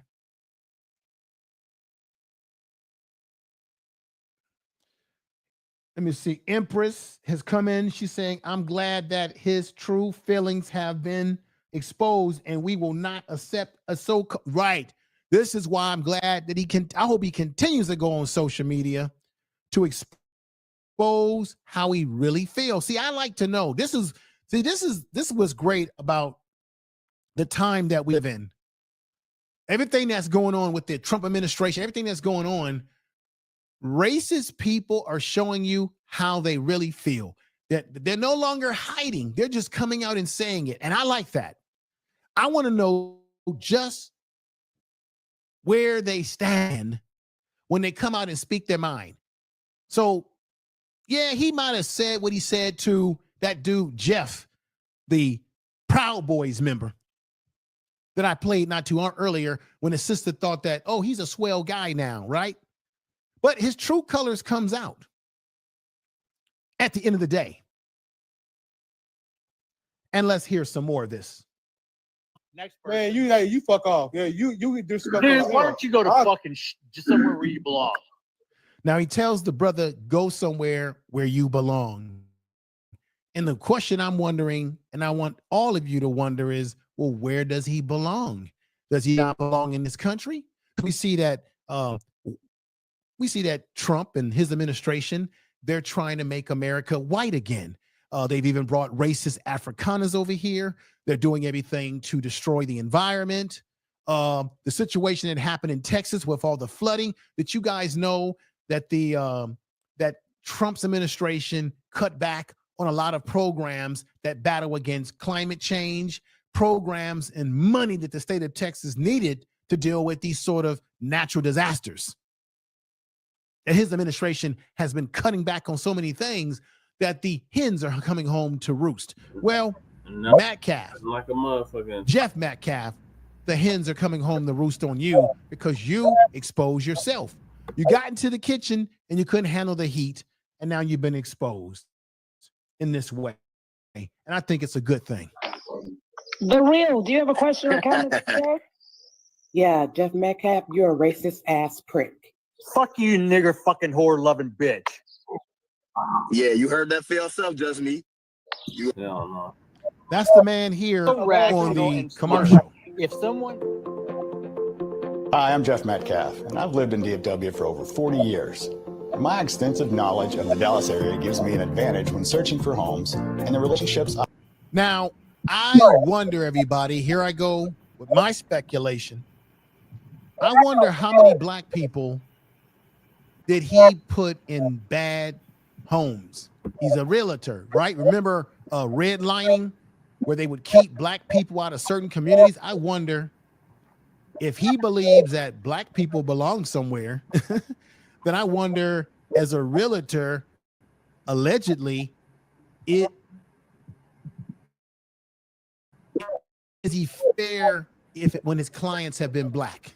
No. When a black couple is looking for a home, is he showing them the best property for the best price? You got to wonder these things when he just said to that guy, you belong somewhere, right? Right? Come on, y'all. Come on. Radical and Mark touches your arm. Does that justify you stabbing them in the in a hostile situation where someone wants something to me? Answer the question, yes or no. Does it justify? That's not the situation. Yes, it is. No, it's not. You walked up the whole totality of the situation. He touched him. Does that justify? Okay, man, I'm done. Fuck off. Next person. Man, you fuck off. Yeah, you disrespect. Dude, why don't you go to fucking just somewhere where you belong? The real. Do you have a question or comment? Yeah, Jeff Metcalf, you're a racist ass prick. Fuck you, nigger, fucking whore loving bitch. Now, I'm pulling out of that. I played it a few times so it can give full effect in your mind and full effect in anybody that watches this video. Now, let me play Dominic Alexander, who is the spokesperson for the family. He's a member of the New Action Network. I don't like the guy personally. I think he's bad for the look of the case. He's bad for the family to have him as their spokesperson. He's not the lawyer, but he's a spokesperson, and it doesn't look good. Okay, this is the guy that's been chopping at the bits a lot, talking, right? Likes a lot of attention. You could tell he likes being in the limelight. They go to family, the mother. I believe the mother is actually the stepmother of Karmelo Anthony. They go the father, and there he is himself running his mouth, Dominique, who has quite a background in history. And I'm gonna have to, like, I did this on the Truth Media channel. I got to do this on this channel. I'm gonna expose a little bit about him that I think is not going to be vote well for the Karmelo Anthony family. Here he is on this video right here. Let me stop this right here and bring it back. Here he is on this day in question, taking Karmelo Anthony out of jail when he was out on a bail and going home. And a lot of the white supremacists didn't like it. They thought that he was supposed to stay in there, that he didn't have a right to any bail. But he did get bail. He's not a flight risk. This young man is not a flight risk. And this is when he came outside with the media hounding all over him. And there is Dominique Alexander, who I think is trying to reinvent himself, trying to reinvent his career as an activist and what have you. And remember, they were walking. There go Karmelo Anthony. This is from another direction as they are getting into the car. Let me get to the car part. They get into the car. They're asking questions. And there they are, getting in the car right there. Karmelo Anthony is in the seat right there. And remember this was everybody went crazy over seeing this young man come out of jail on bail. People didn't like that. The white supremacists, the usual suspects didn't like it. But hey, that's the legal system.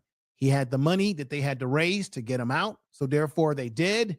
And he stands on 10 toes down that it was self-defense, and we will see what happens when this goes to trial. Let's go ahead and let you see this man, Dominique Alexander's response to what he witnessed on this stream.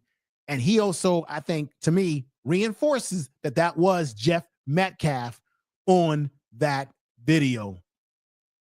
Let's go right ahead and play this for you, shall we? Check this out. Here we go. Hello, y'all. This is Minister Dominique Alexander. I just wanted to take this time to respond to all of the inboxes and emails that we have been receiving about a TikTok live stream, if I'm saying it correctly. Please don't quote me. I told y'all yesterday I'm very new to TikTok, so I don't know all the different things that go on this platform. But I was given a video where it displayed Austin Metcalf's father, Jeffrey Metcalf, having an interaction with an African-American female where he used a racial slur towards her by calling her a nigger, right? The sad part is this is what we've been dealing with since the beginning of the case, right? When we first got this case, it was because of all of the racial tension that was around this case. And many looked at us like we were doing it, when I've been very careful with my words with this Karmelo Anthony case, but also at the same time highlighting the obvious in this situation. Jeffrey Metcalf, can y'all hear me? Actions have been justified and yet grieving, and that's yet problematic because yet you still don't be at your peer, and you don't get a pass on calling a black woman a nigga bitch. You know what I mean? And so, quote my words, you don't get that pass. And yeah, I want to stop it right there. I think I might have had my microphone off for a moment there. I'm sorry that there was some dead air there for a minute. I was basically saying that I'm not a big fan of Alexander, Dominique Alexander, because he does have a criminal past that does not look good for Karmelo Anthony and his family. That's where I agree with the lead attorney who says that he think it could hurt their case because this man does not have a clean background. Here's a mugshot of him right there. I'm going to get into that in just a moment and give you some more details. But what Calf on there, because he heard it, he recognized the voice, he recognized who it was. So for those of you out there who say, oh, that wasn't him, this man saw it live when it was brought to his attention, or at least he saw the video and he knows that it's Jeff Metcalf. That's why he did this video talking about how disturbing it was. But I'm just saying that this is what he did. He's a spokesperson for the family. I don't agree with him being the spokesperson. I think they should not have him as a spokesperson because he just has too much baggage that does not look good for the Karmelo Anthony family, having him as a spokesperson. As I said before, I think he's trying this situation with this young man and his family as a way to build. That's exactly what he's doing. And this dude really got a tainted past, like woman beater, child abuser, all of that type of shit. So he's bad news for the Karmelo Anthony family. So this is why I believe they're in the process of trying to raise more money so they can get a better representation, a better legal representation than this sleazeball right here. So all I wanted to play was the part about Metcalf's father saying the N-word, calling us just a nigger bitch. So I'm on to a topic that Crew wanted me to cover next. So Crew, if you're in here, hit the link so we can discuss this further. But we got America is Egypt, the new old world. Shout out to UBTV. He's going to give us an update on that. And this is what we were debating with a previous member of the Frontline campaign that seemed to think that we all came from Africa. And this brother in this video is supposed to debunk all of that.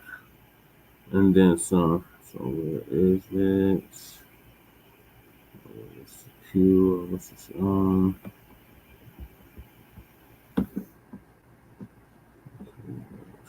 Q.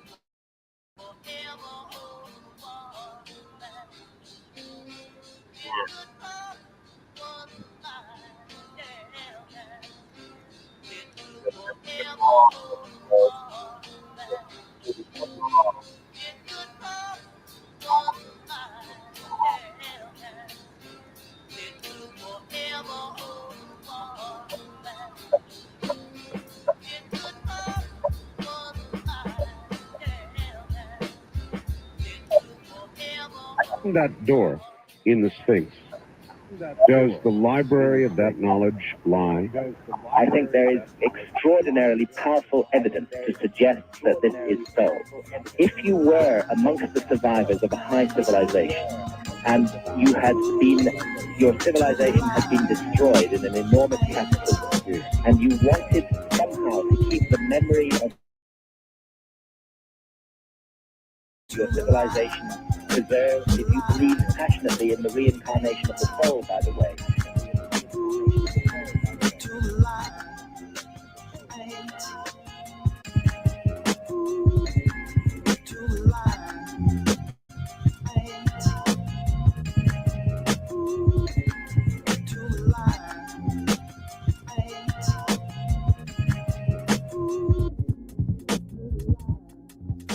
America has always been historically referred to as the New World. But was it though? Why didn't they care to teach the ancient history of America while we were in school? Except for those deceptive fables of the civilized tribes. The only history we were taught began in 1492. It's almost like the history of America didn't exist before then. What was going on before 1492? Now, if you had the calcified charlatans tell you, not much. Just a group of TP-dwelling savages who made crude pottery and could barely even construct even the most elementary civilizations.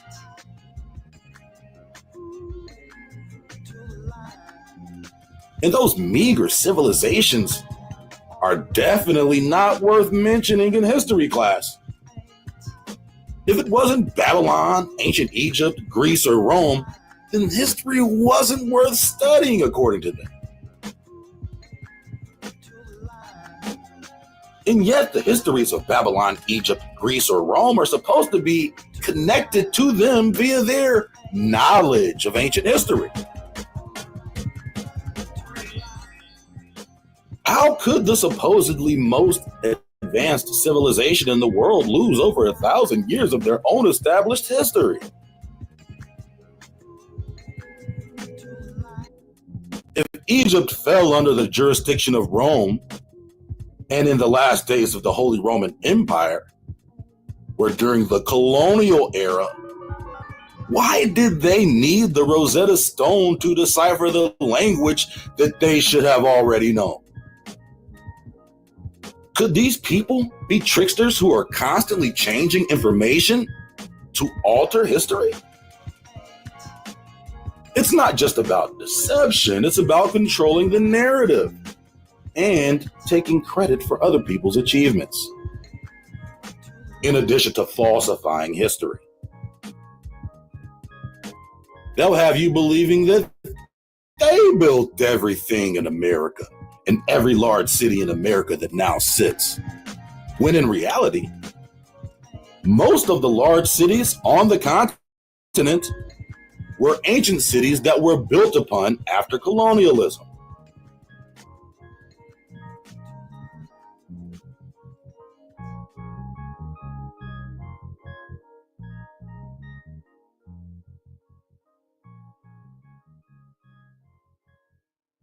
For years, we've been having this Pan-African switcheroo going on where Black people have totally bought into the idea that they came from Africa.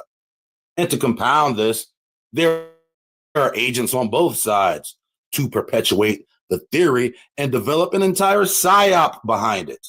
You'll hear things like Africa had a rich history of civilization and world contributions. In the history of West Africa, where supposedly Black Americans are from, is there a fraction of the history written into its land or culture or genetics? When I refer to history being written on the land in its culture, what are the oldest bodies in the ground, in the land? And what are the works that surround the oldest bodies in the land? It's almost ironic how the oldest signs of any humanity on the continent of Africa are hybrid ape species. And yet sub-Saharan Africans have none of this DNA. So if all mankind supposedly descend, why is it that the oldest populations of so-called Africans don't have any of this hominin DNA?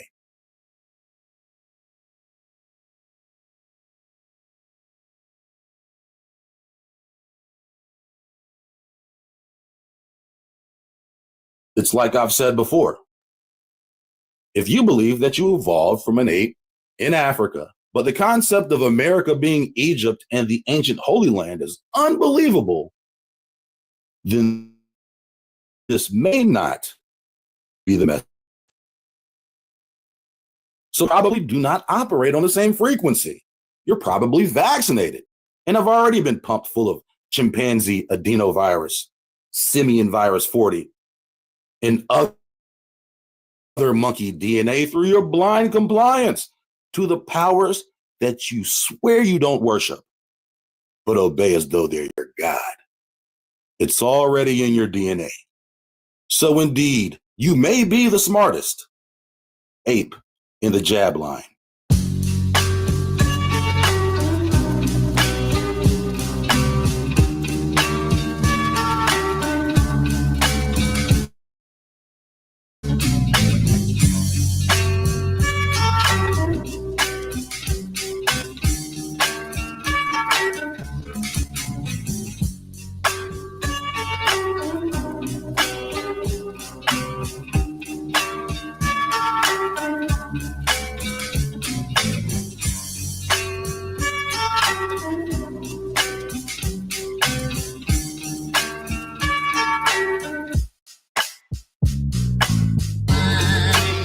Why are the oldest humans found in the Americas? And why are the oldest Homo erecti found in Africa?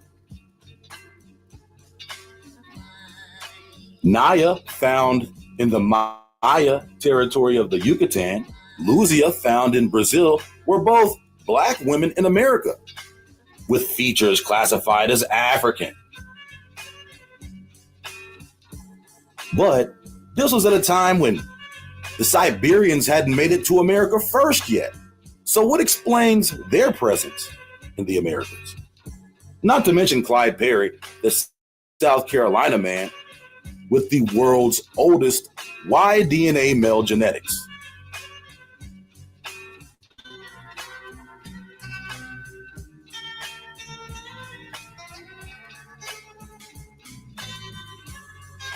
Meanwhile, the oldest hominin species, such as Homo erectus and Homo afarensis and other species in that order that are considered the oldest progenitors of mankind, are scattered throughout the entirety of the African continent, north and south of the Sahara line. These erect Homo and Australopithecine are all progenitors of Neanderthal, of which so-called sub-Saharan Africans have zero DNA. How is this possible?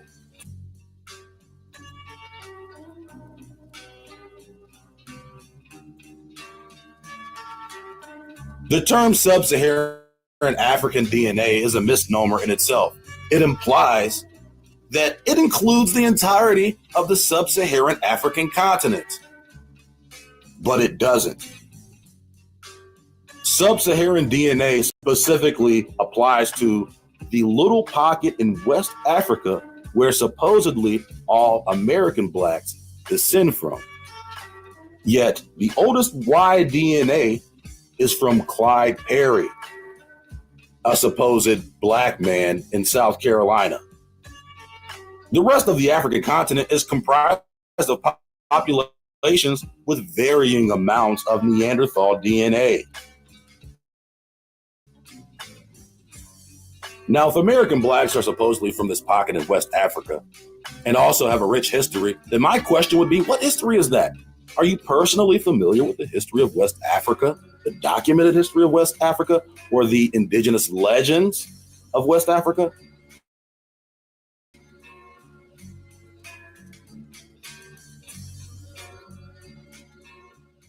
Or have you been spoon-fed misinformation by a litany of brainwashed pro-Black Pan-African race hustlers who swear they hate the white man, but accept his information as gospel? And when you tell them that you're not African, you're American, they will tell you that you hate yourself. Imagine the mindfuckery at play, especially from a person who accepts the fact they descend from a monkey.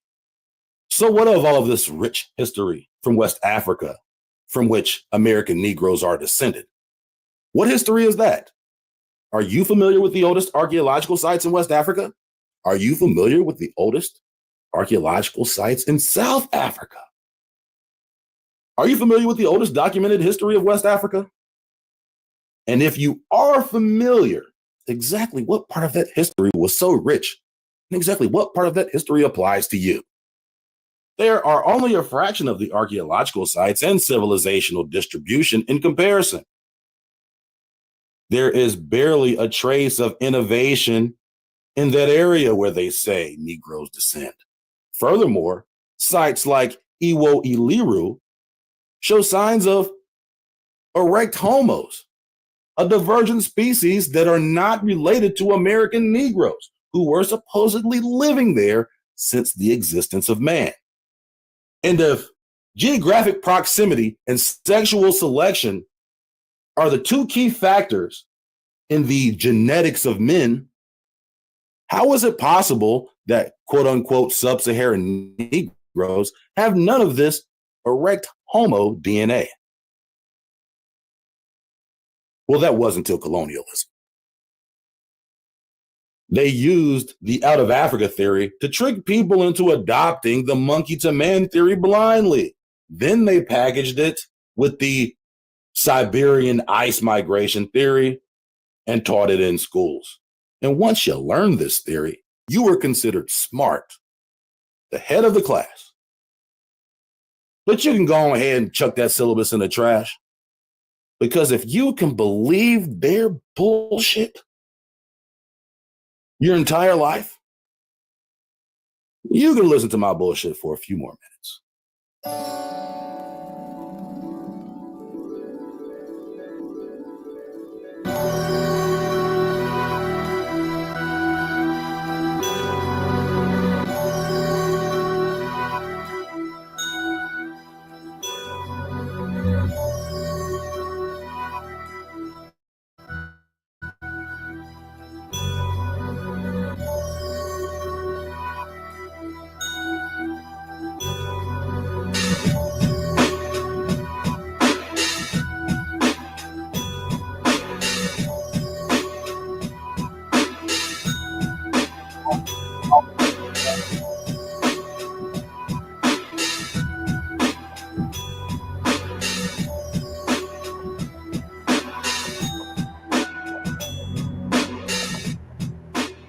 Now, how does all this relate to America being Egypt?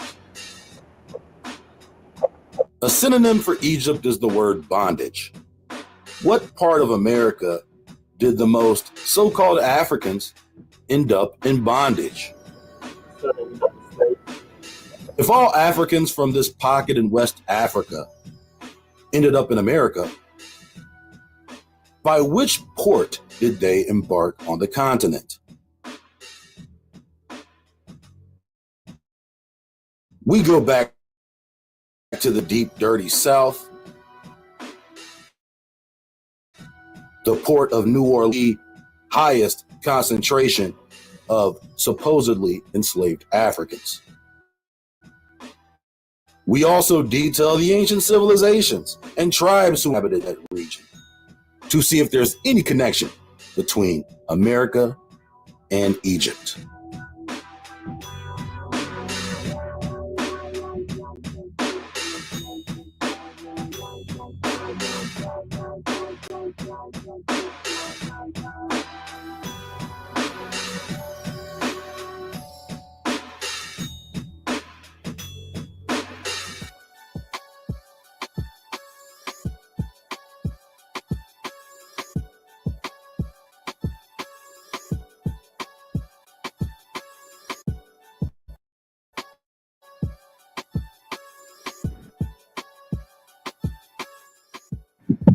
Those are all the mammals along the Mississippi. As mentioned in earlier episodes, there are several archaeological sites in the Americas, specifically North America, that are older than the Egyptian pyramids. Dating back over 5,000 years, the supposed construction date of the pyramids is around 4,700 years ago. In North America, these archaeological sites are concentrated along the Mississippi Valley, with the oldest sites being in Louisiana. What most people don't know is that there are even more sites that are unaccounted for because they have literally been destroyed and built upon. We've detailed cities like Kansas City, St. Louis, and Memphis, just to name a few. Yeah, I definitely want to get on that live. But there are far more that we have yet to mention. And although these cities may have new names, they are still ancient cities. And yet no one seems to know anything about them. If we were just to compare parallel locations, New Orleans, Louisiana would be the Alexandria, Egypt of America. Sitting at the mouth of the Mississippi, aka the Euphrates, mistitled as the Nile. This location is at the entrance of the Egyptian Sea, aka Gulf of America. As previously mentioned, the mouth of the Great River cannot be at the Mediterranean Sea and also at the Great Sea and western border of Lebanon. This is a biblical geographic contradiction. Not only is the Mediterranean not the Great Sea, which is obviously the Pacific Ocean, the largest body of water on Earth, and western border of the true Lebanon on the west coast of America, as distinguished by the oldest and tallest trees in the world, as referenced in several passages in the Old Testament, but it is also not the Egyptian Sea, because the misnomered Nile does not have the 7 streams, as referenced in Isaiah. Be all this as it may, the importance of this location specifically is the fact that the city lies at the mouth of the Mississippi. The reason why the French are so important is because they were the first Europeans to colonize this area and are essential to the heist of ancient Egypt and the information regarding its history. During the French supposed invasion of Egypt in the Middle East, they discovered a lost history of Egypt that no one Arab historian cared enough to even study or translate in over 1,000 years. Does it even make sense that France was the first to translate the Egyptian language or its history? Even the sense of being a lost civilization is a contradiction as well. Not only was Egypt a Roman province, it was a Byzantine province after that. Not to mention King Louis IX went to war in Egypt. All of these people from Europe should have known how to read hieroglyphics at the very least. But they didn't even paint pictures of the pyramids. You know, art existed at the time, but the fact that nobody even cared to draw a pyramid is nasty work. Search medieval paintings of pyramids from over 1,000 years ago and see if any exist. And do it fast before AI starts changing history by going back and adding bullshit to cover their tracks. Of the hundreds of thousands to millions of people that lived in Cairo, a Roman city, a blind bird's eye view less than 3 miles from Giza for thousands of years. Since the Greco-Roman era, nobody knew shit and nobody drew shit.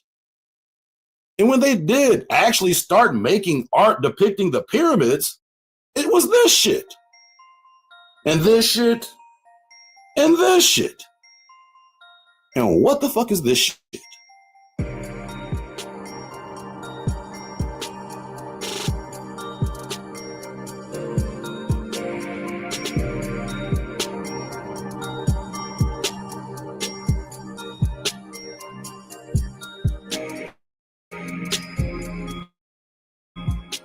The world has the French to thank for all this new undiscovered history, right after they spoiled the Indians and double-crossed them in land treaties.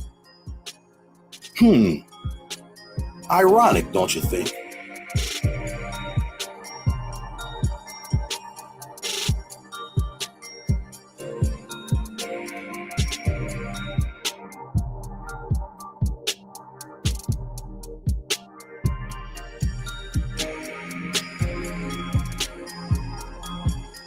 Now, how exactly the French were able to stake a claim to a land they didn't actually own or inhabit is a wild mystery in itself.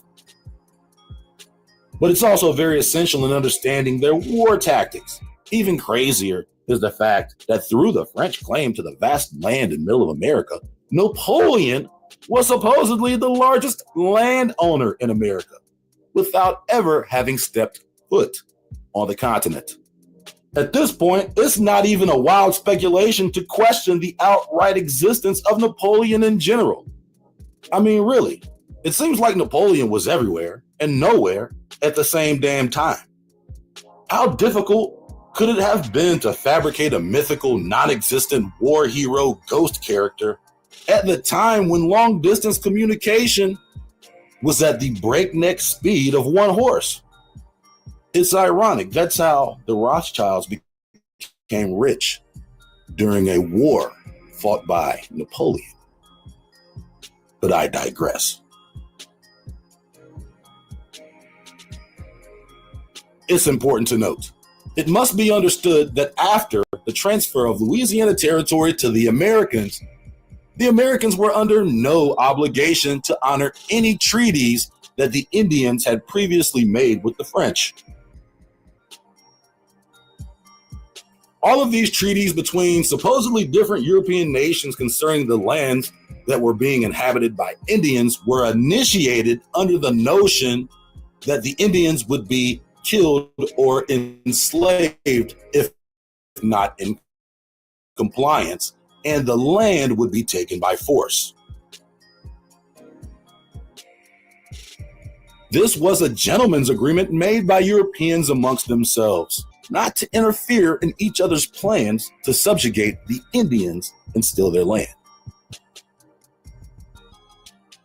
Remember, the Treaty of Fontainebleau was a secret agreement between Louis XV of France and Charles of Spain, that France would give Spain the country known as Louisiana, as well as New Orleans. Louis XV of France and Charles III of Spain were cousins. They did this before the resolution of the French-Indian War in 1763. They did this before losing the Appalachian Mountains. After the war, the French war refugees migrated south to the French-controlled territory in Louisiana, only to find out it was ruled by Spain. They got bamboozled by their own king, whose only request for the exchange of free land was to assure the safety of French Catholics in Louisiana.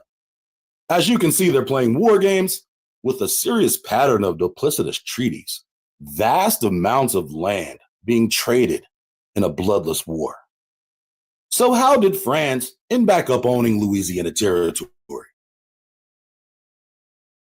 Recall the Third Treaty of San Ildefonso, another secret agreement between France and Spain, in which Spain would trade the entire Louisiana Territory for territories in Tuscany. So to put this into perspective, the entire Louisiana Territory is over 800,000 square miles, and the entirety of Tuscany is only 8,000 square miles. Louisiana Territory is literally 100 times bigger than Tuscany. So if you thought the Treaty of Fontainebleau was crazy, this treaty, the Third Treaty of San Ildefonso, is even crazier. After the American Revolution and eventually after the Louisiana Purchase, the Indians were essentially usurped by the Americans, who were more responsible than the French were for destroying the mounds, while the French were more liable for the larceny and rebranding of history. I want to mention LaSalle. LaSalle is almost a mythical figure in the colonization of Louisiana. Quote Charlton's Web, René Robert Cavalier, Sieur de LaSalle, was a 17th century French explorer and fur trader in North America. He explored the Great Lakes region of the United States and Canada and the Mississippi River. He is best known for an early 1682 expedition in which he canoed the lower Mississippi River from the mouth of the Illinois River to the Gulf of Mexico. So they're saying that he canoed from the Illinois River to the Gulf of Mexico in 1682. There, on April 9th, 1682, he claimed the Mississippi River basin for France, after giving it the name La Louisiane, in honor of St. Louis, Louis IX, and Louis XIV. One source states that he acquired France, the most fertile half of the North American continent. A later ill-fated expedition in 1687 to the Gulf Coast of Mexico, today the U.S. state of Texas, gave the United States a putative claim to Texas in the purchase of the Louisiana Territory from France in 1803. La Salle was assassinated during that expedition. So he was assassinated trying to explore the Gulf Coast. Although Joliet and Marquette preceded him on the upper Mississippi in their journey of 1673 and 74, La Salle extended exploration and France's claim all the way to the river's mouth. Although the existing historical evidence does not indicate that La Salle ever reached the Ohio Allegheny Valley. And I just wanted to read this part because I thought it was interesting. The Seneca told La Salle of a great river called the Ohio, which flowed into the sea, the Vermilion Sea. So do you think that possibly there was some sort of catastrophe that actually changed the ways that the river flows? Is there any way that the Colorado could have connected to a tributary of the Mississippi?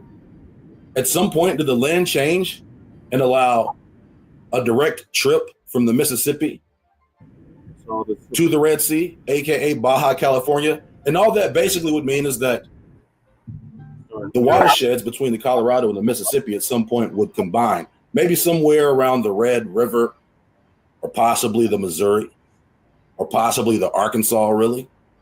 So I did just want to give you the background on La Salle, who's this mythical figure who was assassinated on his expedition, but he also claimed the mouth of the Mississippi for France.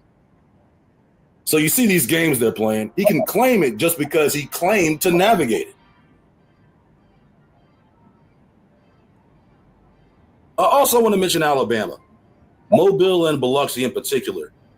Those two cities are both early French operations in this area along the Gulf Coast.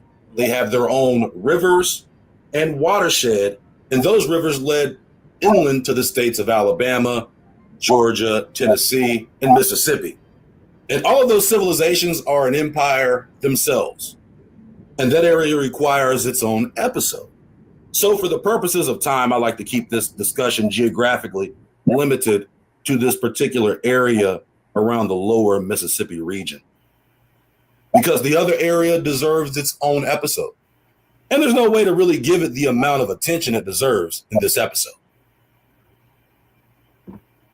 New Orleans was one of the most important French possessions on the mainland continent due to its ancient and strategic location. It wasn't the first possession on the mainland.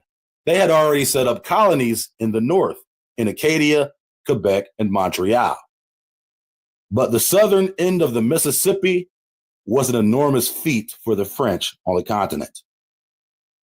In 1701, the French built a fort directly on top of a mound located on the south end of Lake Pontchartrain, in present-day New Orleans. Placed at an elevated location on the lake's edge, this fort was key for defense purposes and controlling trade upstream.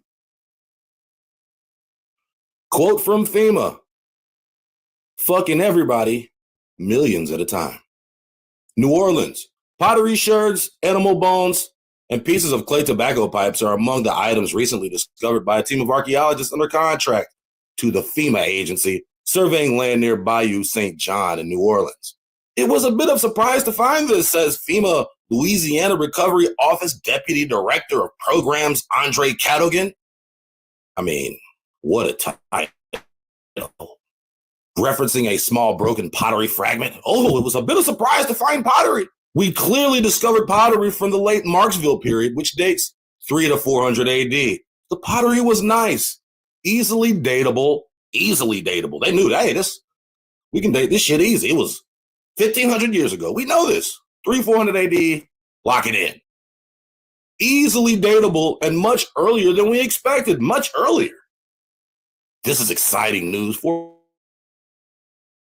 historians and tribal communities, as it represents some of the only intact prehistoric remains of its kind south of Lake Pontchartrain." So that's some nice stuff. I wonder, what does it look like? What is it? The Bayou St. John spot holds a prominence in New Orleans history throughout the years, serving as the location of a Native American occupation. a French fort, a Spanish fort, an American fort, a resort hotel, and then an amusement park.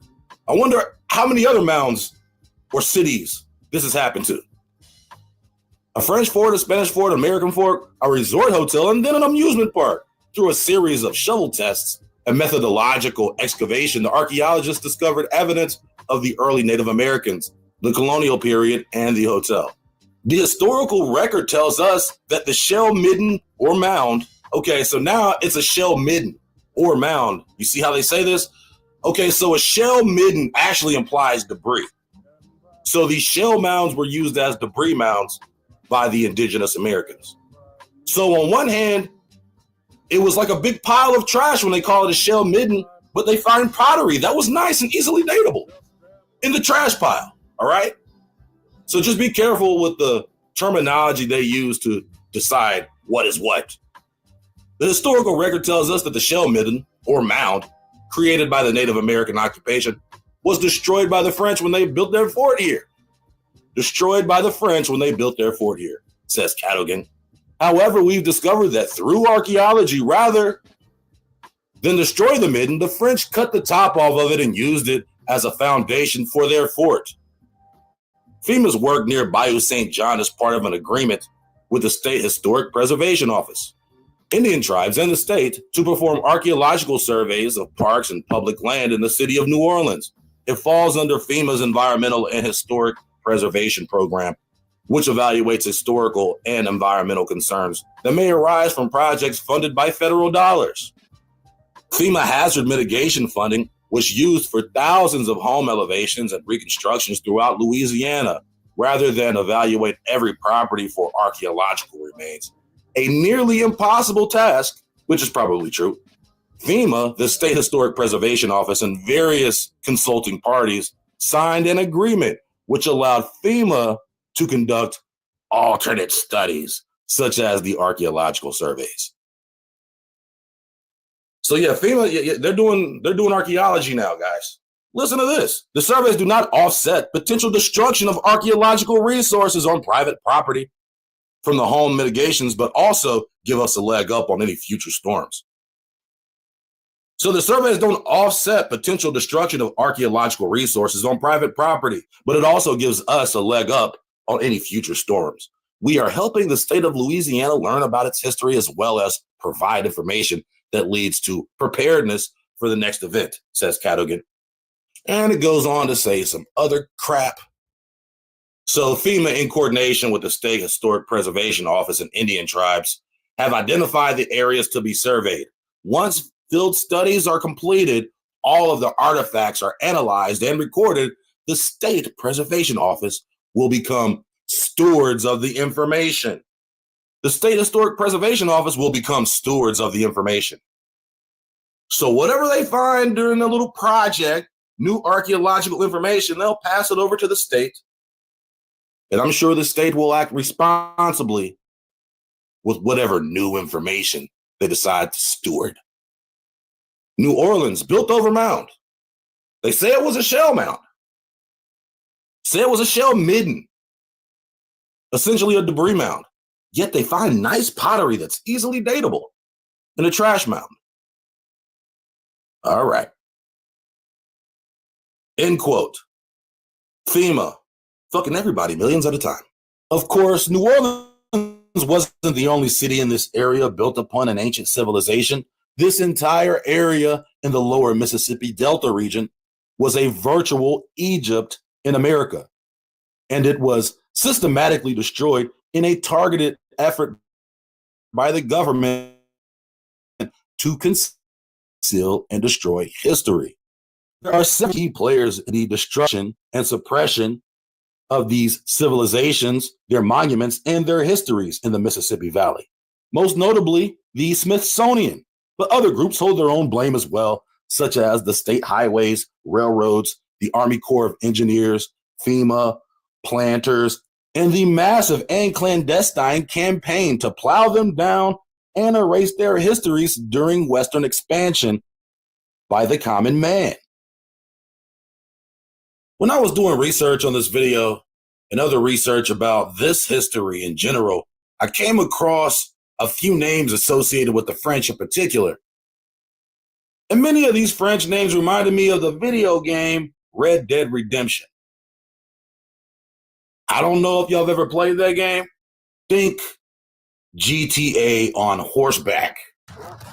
So rather than having shootouts with the cops on the game, you have shootouts with U.S. Marshals, bounty hunters, and Pinkertons. And actually, Pinkerton is a historically accurate name for the late 1800s version of the FBI. The Pinkerton Detective Agency investigated high-level criminals and was even used as Secret Service. In the game, Lemoyne, a fictional territory, is basically the state of Louisiana. And the largest city in the game is a city called Saint Denis, which is completely modeled off of New Orleans. Many people say that Saint Denis is a historically accurate model of New Orleans during the late 1800s.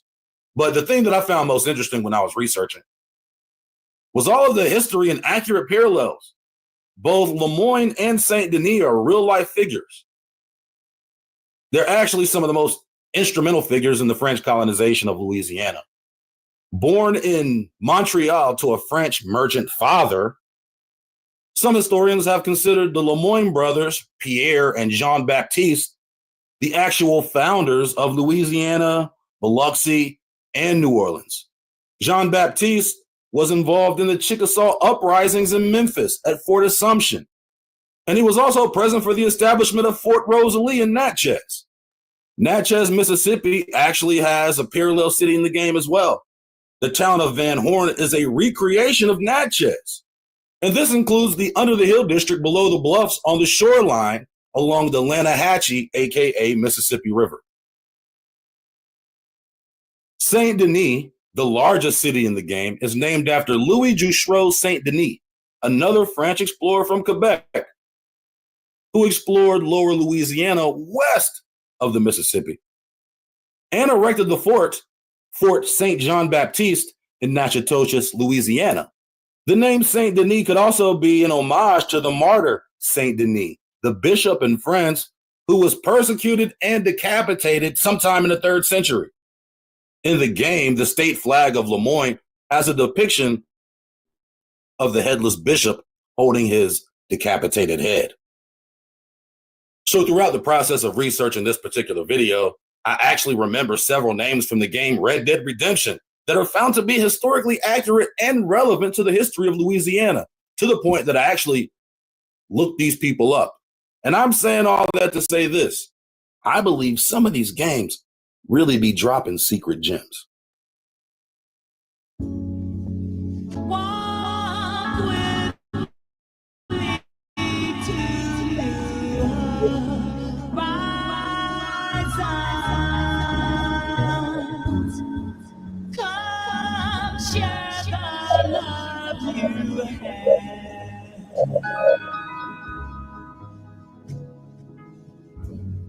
See visions of your love come true. No love is waiting there just for you.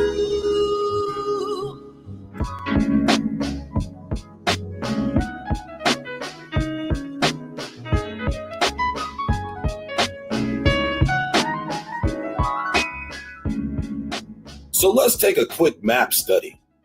This map is courtesy of Megalithic Portal, United States, the South. I believe the website's called megalithomania.uk. I just want to say, whoever made this, shout out to you. This is an excellent source just to be able to identify mounds. So what I want to do now is, since we're talking about New Orleans, the French, the colonization, especially of the Mississippi Valley, and especially this area. Now, when we jump to this map, look at all of these mound sites. Look at all these mound sites right here in the Mississippi Valley. And these are between the states of Louisiana, Arkansas, and Mississippi in particular. Just look at the number of sites that have been identified. Of course, there are many more that have not been identified. These are the sites that have been identified. I mean, this is literally hundreds, if not thousands of mounds. Now, on this list, you can see that, there may be 100 mound sites here. But this is indicative of what? A much larger civilization. So you can see here that where all these mound sites are, the land has been literally plowed. It's almost ironic that most of these mound sites became plantations. And what happened on those plantations? People were enslaved. But what we really have is the plowing of an ancient civilization, and we can see it with the farmland. Now, when I mention mounds that are unaccounted for, obviously, they're on these plantations. There are still mound sites on private land that private citizens will not give other people access to. So not only are there plenty of unidentified mounds that we don't know of, there are plenty of unidentified mounds that we kind of know of. So let's just take a gander at this area right here on the state line between Mississippi, Louisiana, and Arkansas. And a very peculiar thing about Arkansas, right? When I look at this map, you'll notice here, most of the map, especially when we get up past the Arkansas state line, there are no mounds identified in Arkansas. The only mounds that are identified in Arkansas are the Toltec mounds and a few other mounds, the Menard Hodges site. So there is still widespread plowing of mounds in Arkansas, and also widespread neglect and non-preservation of mounds. So you'll notice that all of these mound sites, especially once you get north of the state line, they're all only on the east of the river. We've always mentioned the forts along the Mississippi River. The French set up forts along the Mississippi. Now, contrary to what you might think, rather than going up the mouth, they didn't go up the mouth because that's obviously against the flow of the river at first, and went down the Mississippi River through the Great Lakes region. That's why you have cities like Detroit named after the French. So it's important to understand the route of colonization for the French. Although we're talking about Louisiana, Louisiana was the last place to get colonized along the Mississippi, the last place to get colonized on the Mississippi by the French. Their colonization of the Great Lakes region is what basically gave them access to the upper Mississippi. And they colonized from north to south, basically meaning that the forts that the French set up in the upper Mississippi and in the Great Lakes region, and obviously in Canada, are older than the forts in the lower Mississippi. So in terms of the forts downriver south of Memphis that were set up by the French, you have Fort Assumption in Memphis. This was in 1739.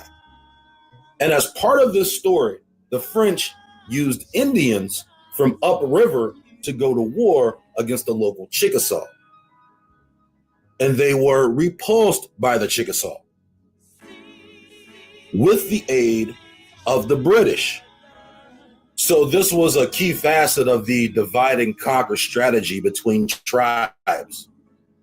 Aid one tribe against another tribe. If you win a war against that tribe, you can take that tribe as slaves and sell them to us. If you win the confrontation with the other tribe, then you can take that tribe as slaves and sell them to us. This was a very essential part of their war strategy. Divide and conquer. And they used Indians to stave off the French.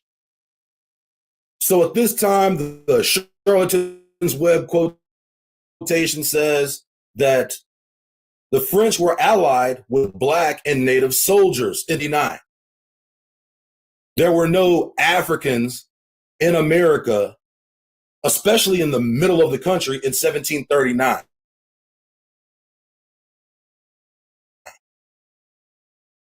The only Africans been brought on French vessels, not by the thousands. And we can refer to the Transatlantic Slave Trade Database to back up this information. So when you're reading these quotes, you'll hear Africans, enslaved Africans, being thrown into the narrative First of all, that was before the height of the slave trade. And second of all slaves from Africa that went through the port of New Orleans was less than 4,000 slaves, according to the database. And we can also back that up with the 1850 US Census, which says plainly that no more than 375,000 Africans could have been brought to the Americas, the United States in particular, at any given time. And this is the census in 1850. It was 100 million Africans taken as slaves. It was 1 trillion Africans taken as slaves. It was 12.5 million Africans taken as slaves. Pay keen attention to how they deceive through language. It's all a game. All these people are interconnected. These plantation owners were once royalty or related to royalty. And then later they were first or second generation politicians who were men of the military. And those men were part of the taking. And those lands and those plantations were all part of the spoil. Fort Assumption, 1739. Then Fort Rosalie in 1716. Fort Rosalie in Natchez, Mississippi. Very location. We've mentioned this before, but Natchez, Mississippi was a significant ancient empire going all the way up through the entire valley of the Mississippi. And right in that area, you can see that we have a ton of sites and some of the most significant sites as well. So this was all Natchez territory. So what happened in this area as well? If we remember, when the French set up their fort, Fort Rosalie, the Natchez actually got tired of them infringing on their territory. The Natchez revolted against the French. And what happened to the Natchez? They were enslaved. Many of them, an innumerable amount, were sent where? To the West Indies, more specifically to Cape Francois, aka Haiti, aka Saint Domingue. You think all of those people in Haiti came from Africa? They didn't. They were Natchez Indians. And then from Haiti, they got sent to other places. There is proof on the historical record that Natchez Indians were sent by the hundreds to Haiti following the Natchez revolt. And subsequently, the Natchez that remained had to basically disperse into other tribes. Some of them joined the Chickasaw, some of them joined the Creek. Basically, the Natchez were disbanded. And they had the most influence in this area. As we can see that all the Natchez area, in addition to the Tunica and other tribes, but we can see in the Natchez area has the highest concentration of these mounds, basically north of Baton Rouge, all the way up to Memphis. And Memphis was really the Chickasaw area. The Chickasaw were allied with the British forces against the other tribes and the French. So specifically, we're just talking about this area. There are obviously more mounds everywhere, and I'm not even going to be able to get into all of these mounds. I'm only going to mention the most significant sites.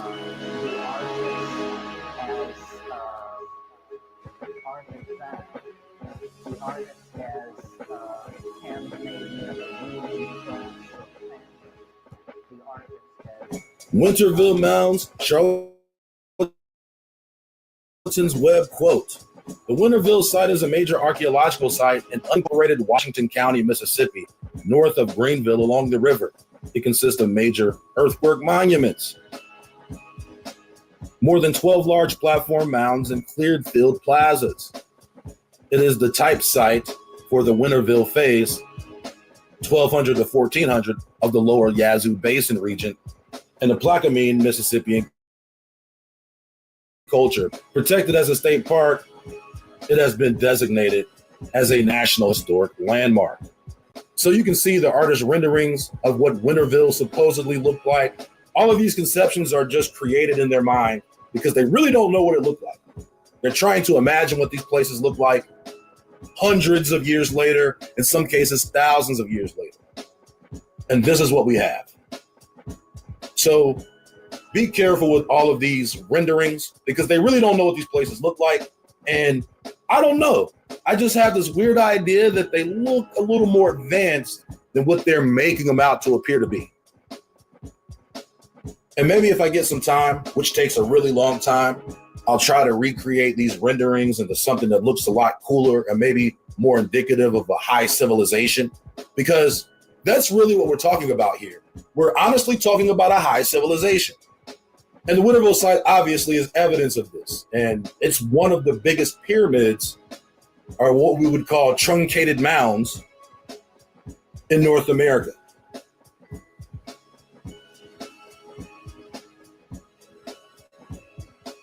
Quote Charlatan's Web, Poverty Point is a prehistoric earthwork constructed by the Poverty Point culture. Thanks. Once you got to love these names. Located in present-day northeastern Louisiana, evidence of the Poverty Point culture extends throughout much of the southeastern woodlands of the southern United States. The culture extended 100 miles across the Mississippi Delta and south to the Gulf Coast. So basically what they're saying is the Poverty Point culture influenced the surrounding area. And these are the only remnants left of the Poverty Point culture.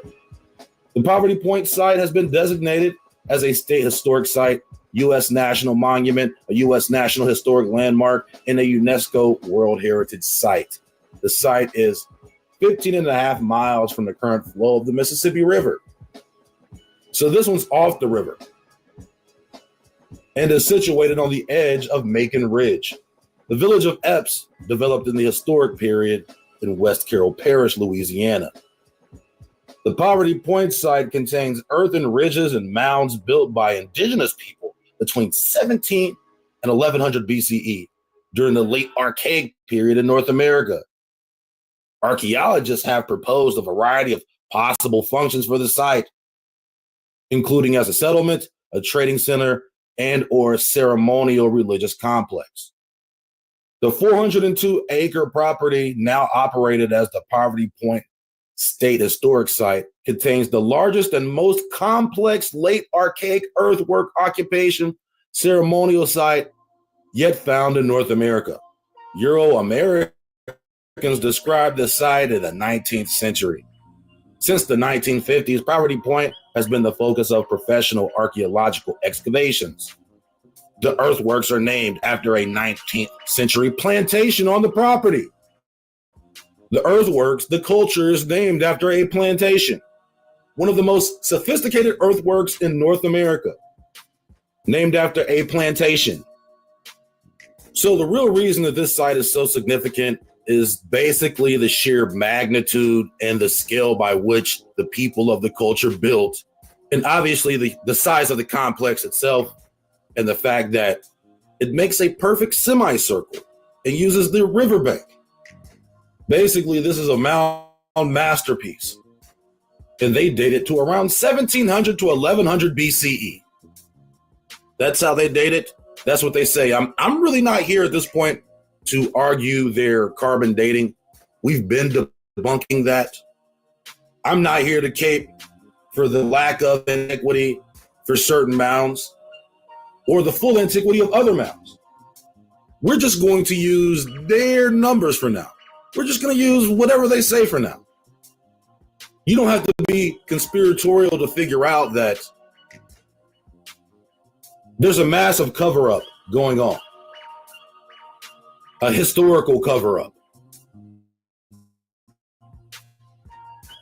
So we have this massive complex on the river, built approximately 1700 BC to 1100 BCE.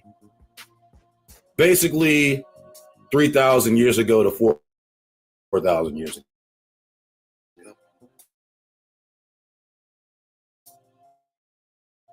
So that is the significance of this.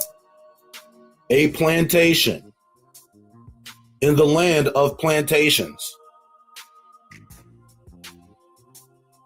So if you want to find some mounds, find a large plantation and Louisiana, or Mississippi, or Arkansas. For sure, or really any other state also. But definitely right here, quote, Charlatan's Web, another significant archaeological site in upper Louisiana. Now this one is in the River Valley, located off the river. It's in the Ouachita River Valley.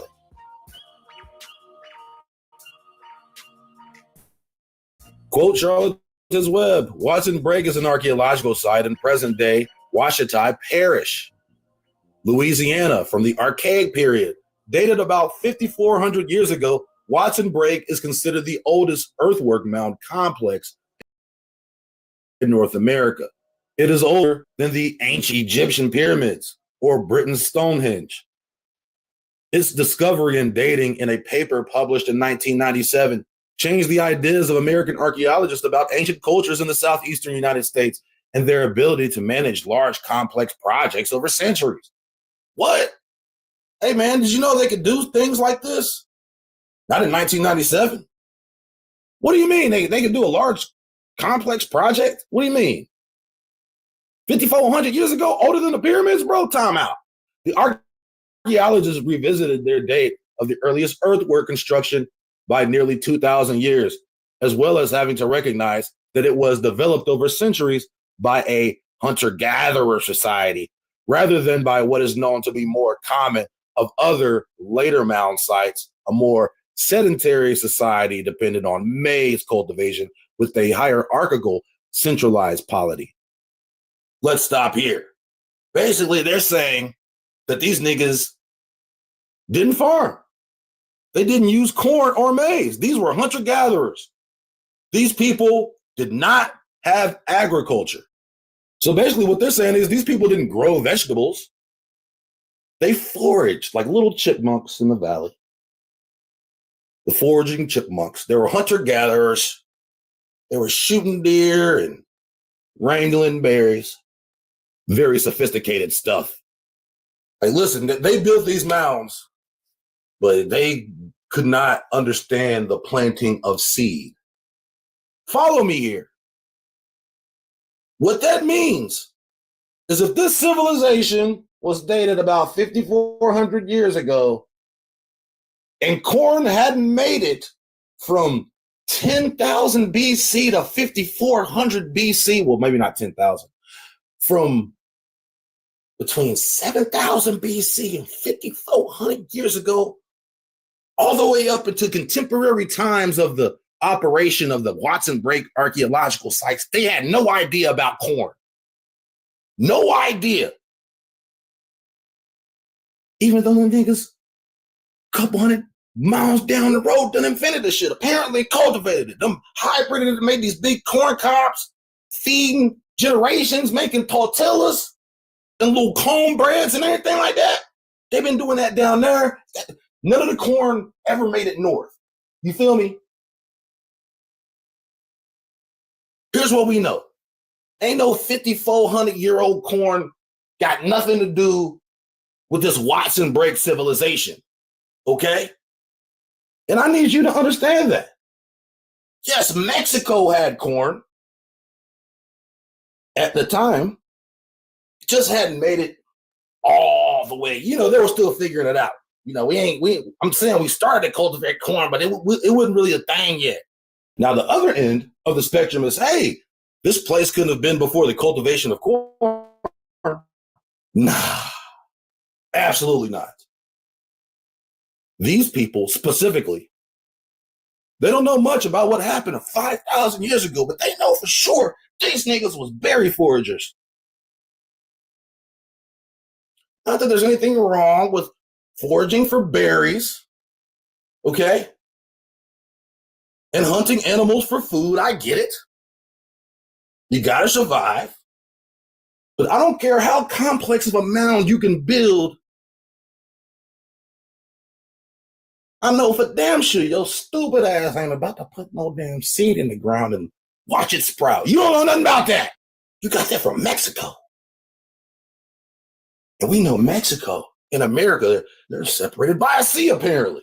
We sure as hell don't have any traces of the Maya anywhere north of Florida. No, we don't. All right? If they had corn, they didn't bring it nowhere. They ain't bring it nowhere. Did nobody walked a single cob of corn from Veracruz to Texas. Didn't do it.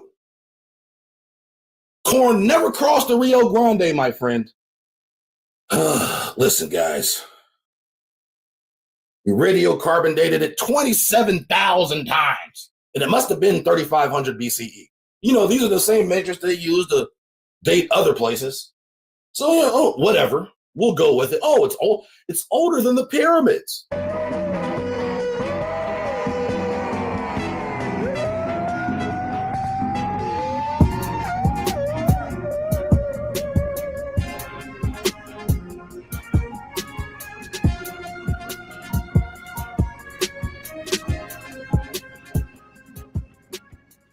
I had already mentioned the mounds on the campus of Louisiana State University, right by the stadium.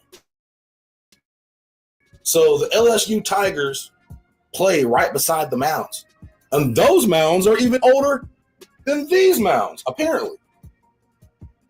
Those mounds in Baton Rouge, which is another significant city, those mounds date 6,000 years. Man, you gotta love carbon dating. I just want to say that these mounds specifically have been dated to dates older than the pyramids, specifically Watson Break and the LSU campus mounds. There is a map of Louisiana mound sites where we know that they have identified somewhere close to 1,000 mounds. I actually identified 1,000 mounds. We have at least 2 sites in Louisiana that have been dated older than the pyramids. But the real question is, are these the oldest sites? Are there any other sites that are contemporaneous as far as the dating goes with these sites? Because that would mean that during the height of ancient Egypt, there is an entire civilization right here in the Mississippi Valley that would trump anything in terms of size and scale. Look at all these sites. Now, when you look at the map and when you zoom in, what do you see here? You see a lot of plowed land, a lot of plots, a lot of plantations. What happened here? Is the story being written on the land? I think it's interesting that during the time that the French were colonizing this part of the river, that they only built forts on the east side of the river in respect to their Spanish counterparts. What's going on west of the Mississippi? The Spanish have claimed this land, but they're not really fighting over it. And then you have all of these secret treaties. So I definitely want to highlight these sites here in Louisiana because they've actually been dated the oldest. It doesn't mean they're the oldest. I doubt they are. Imagine that. Imagine that. They just found the oldest site amongst the tens of thousands to hundreds of thousands of sites that have been plowed and unaccounted for. They found the oldest one and dated it. It's Watson Break. It's older than all the other mounds around it. There was a code of silence that we're going to destroy the civilization and you'll never hear of them again. And then all you'll know about them will be from the renderings of what we tell you they were. Yes, nigga, they were berry foragers. And that's the oldest site. There's nothing else older than Watson Break. We found them all, but didn't find none. Thousands scattered in the same area. Here was another earthwork in Louisiana, another significant earthwork.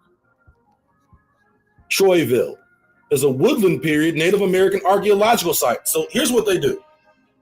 They find this site here, and then they find another one down the road, and they, intents and purposes, unrelated, under their template of classification. That's dated 100 BCE to 700 CE. They're in no way related to the Marksville. They're not related to Marksville. Okay, they're not related to Poverty Point. Not related to Watson Break, or the thousands other. Well, there's probably a few they're related to, but not them all. with components dating back from 100 BC to 700 CE. The Baytown to the Troyville Coles Creek periods. It once had the tallest mound in Louisiana at 82 feet in height.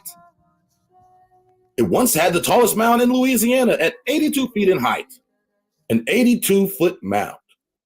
It is located in Catahoula Parish, Louisiana, in the town of Jonesville. The site is the type site for the Troyville culture in the lower Washita and Tensas River valleys. Before it was destroyed for bridge approach fill in 1931, the main mound at Troyville was one of the tallest in North America. Hey guys, we're building a bridge. There's a big mound over there, guys. So that's what they do. Hey man, we need dirt. Okay, who owns this land? There's a mound on it. Nah, fuck it. Let's take it down. The site of the confluence of the 10 Washita rivers. It had 9 platform mounds and a perimeter embankment that were built before 700 CE. A historian, John W. Monette, in 1844 described the complex as occupying close to 400 acres and noted the existence of 12 small mounds and 1 large one. The embankment was started during the Middle Baytown period, with periodic repair work taking place during the late Baytown period. All these periods, no relation, okay? None of these guys are related. The largest mound, Mound 5, known as the Great Mound, was 82 feet in height. It was tallest in North America. Its base covered an acre of ground and had 3 levels. The bottom, 2 rectangular, and the third on the top, a truncated conical mound. Monette described the lower level of Mound 5 as being 300 feet at its base and rising to the height of 30 feet. He described the conical mound at the top as 30 feet. Measurements for the smaller mounds at the site were about 12 feet to 20 feet in height, with bases measuring 150 by 60 feet. 4 of the mounds were surrounded on the southern and western side of the plaza by the embankment, which measured 10 feet in height, 10 feet in width, and 100 feet across. By the time of the Civil War, the mound had been reduced to the size of 50 feet in height. During the Civil War, the mound was reduced even further when some of its fill was removed to construct Confederate rifle pits. In 1871, the town of Jonesville was founded on the site, and more of Mound A's fill was used to fill ditches and level the land as the town grew. The townspeople frequently camped out on the mounds during flooding. And once again, I believe these are not representative of what the places actually look like. And I do believe that there is a targeted effort to conceal even the grandiosity of these archaeological sites.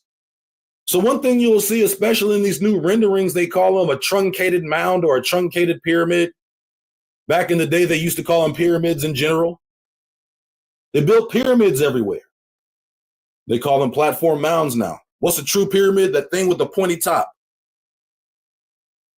Charlton's Web quote, the Emerald Mound site is also known as the Seltzertown site. It is a Plaquemine Culture Mississippian period archaeological site located on the Natchez Trace Parkway near Stanton, Mississippi, United States. The site dates from the period between 12 and 1730 CE. It started at 1200. So this mound is not old at all in comparison to the other mounds, and in no way related, okay? The site dates from the period between 1200 and 1730 BC. It is the type site for the Emerald Phase, 1500 to 1680 CE. Okay, this is a colonial mound, okay? This mound thrived during colonialism. So it was definitely used by the Natchez people, if that's the case. Guess we don't have to worry about who built it. And it was still in use by the later historic Natchez people for their main ceremonial center. The platform mound is the second largest Mississippian period earthwork in the country after Monk's Mound at Cahokia, Illinois. Are we sure about that? Are we sure it's the second largest? Because there's a chance that there's plenty of covered mounds in places. But I mean, look how big this mound is. You don't know anything about it. It's a post-colonial mound, okay? It's not old at all. The Natchez used it like yesterday. before they were all sold as slaves and shipped to Saint Domingue. Before then, the mound covers 8 acres, measuring 770 feet by 435 feet at the base, and is 35 feet in height. Emerald Mound has a flat top with 2 smaller secondary mounds at each end. It was constructed around a natural hill. Travelers in the 19th century noted a number of adjoining mounds and an encircling ditch that are no longer present. This site had 6 other secondary mounds, which were lost due to the plowing of the surface of the mound. I wonder how many other mounds that happened to. Right there in plantation country. Emerald Mound was stabilized by the National Park Service in 1955. It was declared a National Historic Landmark in 1989. They didn't give a damn about this mound until 1989. Before, it was just a place they would go get fill for dirt to build off-ramps. The mound is now managed by the Park Service Natchez Trace Parkway Unit and is open to the public. I don't know this for sure, but I would have to say that this area has the highest concentration of prehistoric mounds than anywhere else in the country. It cannot be denied ancient civilization. How many people do you estimate lived in this area during any given time on either side of the river, east or west?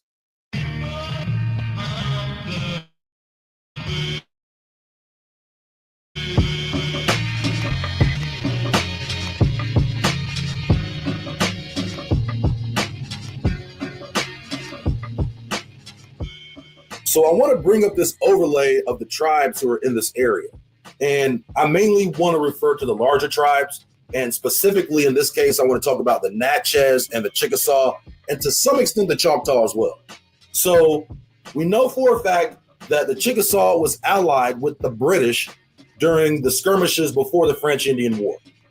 The French were using Indians they had captured in wars and or became friendly with through all of their expeditions up in the Great Lakes in Canada. In Memphis at Fort Assumption, they were using Indians from Illinois. So they were using Illini Indians, Indians from the basin of the Illinois River, whom they had befriended, and they teamed up to go downriver to go fight the Chickasaw. The Chickasaw staved them off. The Chickasaw were never defeated by the French. Technically, the Chickasaw weren't necessarily defeated in the sense of war and battle. And here's the thing about these treaties. There were all these treaties that were signed between these European powers, in addition to other treaties that were made with the Indians, like the French making treaties with the Indians, like the English making treaties with the Indians. Now, when the French and the English are making treaties with the Indians, when the English are using Chickasaw warriors to fight the French, and you also have the French and the Spanish who aren't really participating, even though they own the western half of the Mississippi, their armies and their colonial aspirations don't really seem to be exercised in this part of the country. Be all that as it may. We have the French using the Indians from upriver to go downriver to fight the Chickasaw. And we have the Chickasaw being used as a go-between and or a buffer in opposition to the French, but they're being used by the English. So after all these treaties are signed and after all these things happen, you have the French-Indian War, you have France giving or ceding the eastern half of the Mississippi between the Appalachians and the river. So when you have all these treaties, and this is during the French-Indian Wars, during all of this war theater, where all of these huge plots of land are given up, the Spanish aren't too active, but the French and British are active, and they're using Indians against each other. And the English especially, who end up, for this part of the theater, winning, they end up teaming with the Chickasaw. And they start slave raiding. But then after the war is over, and the Chickasaw have done all these things for the English, well, now we have the Revolutionary, and their help of staving off the French is no longer to be obliged. You see, you signed up with the British, and we just went to war with the British. We're the Americans now. So go ahead and move to Oklahoma. Get the fuck out of here. Memphis is ours now. So this was a common part of their strategy. Now, of course, during all of these skirmishes from the French-Indian War past the War of 1828, the Creek Wars, all of the wars that took place in the South, any hostile Indians were put on the plantations. They weren't sent to Africa, even though they did actually have a scheme to send quote unquote freedmen to Africa, another back to Africa scheme apparently, or to Africa. They called it Mississippi and Africa, where they wanted to migrate the free blacks to Liberia. We've heard that story before, haven't we? The exchange of land between the colonial powers, they were able to essentially circumvent any treaties that had been previously made. Hey, as long as we change the name, hey guys, listen, the guys who are here, they're not here anymore. This is our shit now. They no longer have pull over here. The Chickasaw didn't side with the Americans. The Chickasaw were Confederates. You see in the game? Let's just call it what it is. They were being tricksters. They were manipulating. They were playing the game of divide and conquer between the tribes. They were setting them against one another so they would all die in war. Hey, let's go kill those niggas over there. Before soon, there's nobody left to fight. And I want you to look at these rivers and these tributaries, because all they did is when they captured some people, they put them on a boat and sent them to another port. We can see that certain Indians were getting traded out of New Orleans, and they were just going to Galveston. Now, we take this part of the map and we overlay the slave population. We can clearly see that the people who were enslaved on these plantations were the same people who had always been living there. And we notice that the slave population between 1790 and 1860 jumps to almost 4 million, with the majority of those new slaves being added in the South. Slavery in the Deep South did not last from 1619 to 1863. Most of the slavery in the Deep South, especially along this area in the Mississippi Valley, lasted for less than 50 years. It wasn't until Western expansion and they were forcibly taking land from Indians, and if the Indians fought back, they were enslaving them and transporting them to other areas. In many cases, they were putting them on the boats, sending them downriver, and sending them to one of the islands, not just Haiti, but Jamaica, not just Jamaica, but Barbados, not just Barbados, but Antigua, not just Antigua, but Curacao, and taking a lot from Curacao, actually. They were taking more out of Curacao than they were bringing to Curacao. And of course, Curacao was a hub for the South American slave trade. Hey, let's get these people off mainland South America. We just take them to Curacao.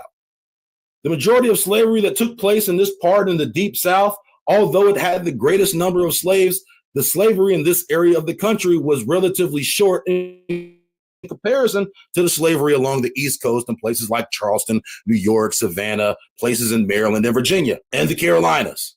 And it must be understood that a large portion of these people were never counted in the census. That just because a city was colonized doesn't mean that every Indian for 500 square miles fell under jurisdiction of Savannah, so to speak. It wasn't until they took the military and started walking across the backcountry to basically clean out all of the Indians. And if you fought back, you were on the plantation. And ironically enough, the plantation is built over mounds, especially in the Mississippi Valley. If you just look at some of these old plantation houses, you can actually see that they're built atop mounds. Imagine how many artifacts these old plantation owners stole right out of the ground. Imagine how many of these big old plantation owners who are built on top of mounds, who have cleared area for farmland for the last 200 years, imagine how many things they found on their property. So hopefully the map is helpful in getting you to understand certain things, and especially overlaying the map when you're talking about the tribes versus the slave numbers. versus all the areas where the mounds are. We see the tribal areas. We see the concentration of slaves and where they were located along the river. And then, of course, now we can see the area where all these thousands of mounds. This is indicative of not just an ancient civilization, but a significantly large ancient civilization. A civilization in size that trumps anything along the Nile over there in supposed Egypt.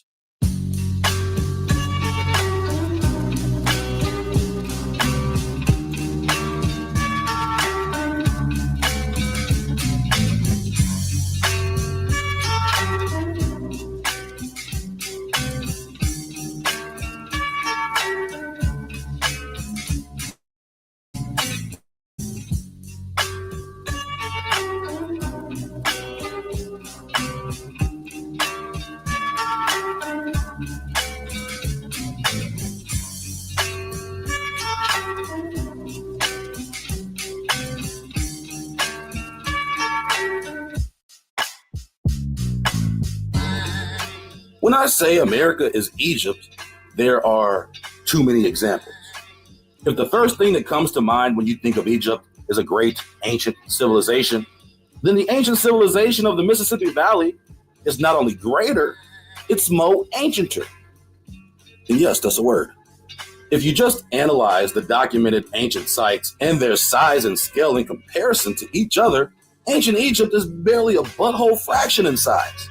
Even if you take the overall square acreage of every ancient Egyptian complex, it wouldn't even compare to a 1,000 square mile block of this region.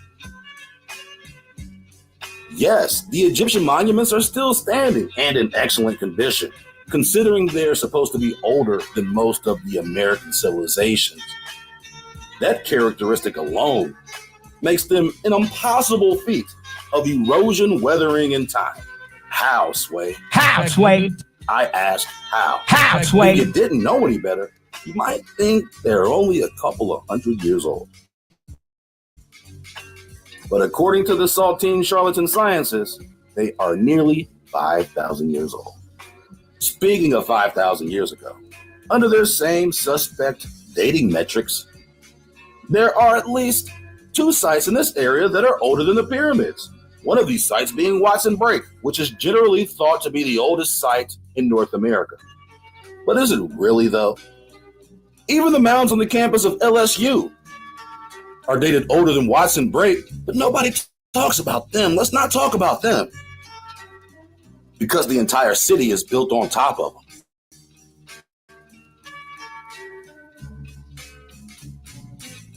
Watson Break sits amongst hundreds of thousands of other sites scattered across the region. Damn near all of them have been plowed and destroyed, and most of the ones left are unaccounted for, hidden in the forest, in expansive miles of unoccupied land. So the true scale of these ancient civilizations is still unknown, and likewise, so are the oldest sites. So the idea that no older site than Watson Break exists amongst the hundreds of thousands of unaccounted for sites is, of course, retarded. And indicative of a good brainwashing. The fear of your puppet strings being exposed is traumatic enough to trigger aggressive forms of cognitive dissonance and explode the brain of any academic all-star. Shouldn't these Siberians have had thousands of snow settlements along the Pacific coast before setting up shop at Watson Break? How is that even possible? And then when they get here, they start making statues of little nigglets. You know, they say the Indians in this area wore elaborate hairstyles, jewelry, loved dancing, singing, and ball games. Sounds like some Siberian shit to me.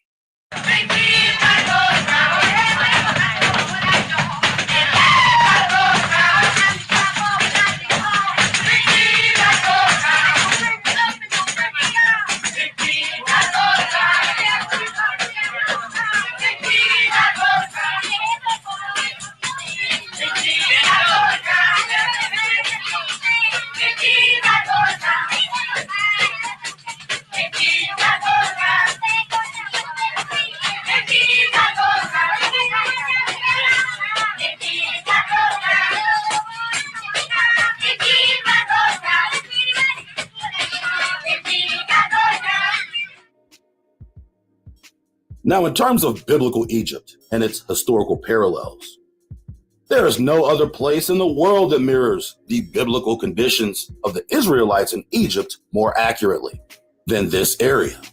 There are several biblical parallels, most notably the conditions before the Exodus. After the death of Joseph, there arose a new king of Egypt who did not know Joseph and was afraid that there were more Israelites than Egyptians in the land, and was also afraid that the Israelites would use their numbers to revolt against him. In a sense, this became a self-fulfilling prophecy. This new king then sets over them evil taskmasters to afflict them with their burdens, demanding they build him treasury cities, Pithom and Ramses. They were put into hard bondage under the new king of Egypt. In a parallel sense, the Indians faced a similar fate, although in contrast, they fell into bondage as captives of war. But like in the narrative, in the cities of Pithom and Ramses, bonded captives built most of the old cities in America under slave-like circumstances. If there was any place during this narrative of the Bible that the Mississippi Delta would match, it would be Goshen, Egypt. Goshen was considered the best of the land, and it was stated that La Salle acquired for France the most fertile half of the North American continent. So in this case, Goshen would be synonymous with the Mississippi Valley. However, I think a closer biblical parallel comes from the book of Jeremiah, chapter 44, following the siege of Jerusalem. Some Israelites who were worshiping along with their wives, the Queen of Heaven, had escaped to Egypt to avoid their destruction. This passage describes the conditions of the South even more accurately. The word came to Jeremiah concerning all the Jews which dwell in the land of Egypt, which dwell at Migdol, and at Tapanis, and at Noph, and in the country of Pathros, saying, I want to stop here because Noph is synonymous with Memphis, Egypt. Noph and Memphis are synonyms. So similarly, plenty of certain folk live in Memphis. And I'm not going to read the entire chapter. I'm just going to read the part where the prophecy comes. Here is the prophecy. I will take the remnant of Judah that have set their face to go to the land of Egypt to sojourn there, and they shall be consumed and fall in the land of Egypt. They shall even be consumed by the sword and by the famine. They shall die, from the least even unto the greatest, by the sword, and die by the famine. And they shall be in execration and in astonishment, and a curse, and a reproach. For I will punish them that dwell in the land of Egypt, as I have punished Jerusalem by the sword, by the famine, and by the pestilence. Again, this is an accurate parallel. By the sword, by the famine, by the disease, aka pestilence.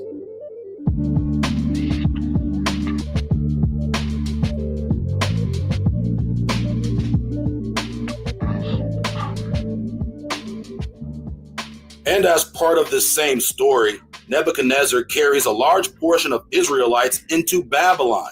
So not only is there a forced exile, similar to the Indian Removal Act or the Trail of Tears,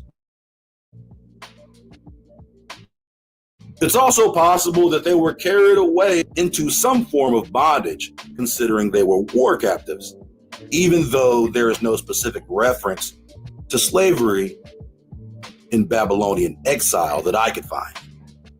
But one would ask, why would Nebuchadnezzar carry away thousands of enemy captives if it wasn't for the purposes of exploitation? Jeremiah 44 relates that they were worshiping and burning incense to the Queen of Heaven. The Queen of Heaven goes by many names. The Assyrians and Babylonians called her Ishtar, among many other names. The Egyptians called her Isis, and the Catholics call her Mary. The Virgin Mary is the Queen of Heaven, aka Ishtar or Isis. And unto this day, she is the most venerated icon in the world. It has been statistically analyzed that more people set up statues, figurines, and burn candles and incense to worship Mary than any other religious icon in the world, including Jesus. Catholics are not Christians, which is why King Louis of France ceded millions of acres of land in Louisiana territory to assure the safety of Catholics. That's why several parishes in Louisiana are named after saints. The oldest, largest, and most ornate structures in Louisiana are Catholic churches, aka temples of worship to the Queen of Heaven.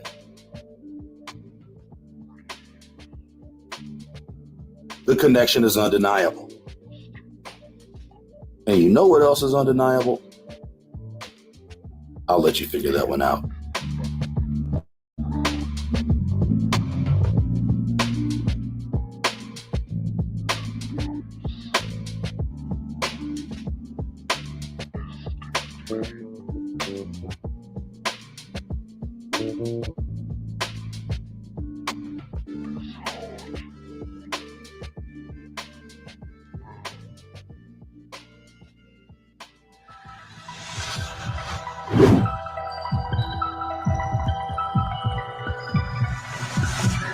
And you deal with it.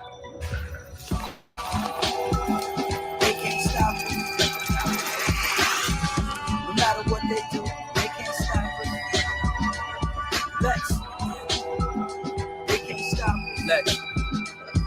Lex. Nah. They can't stop us. Yeah.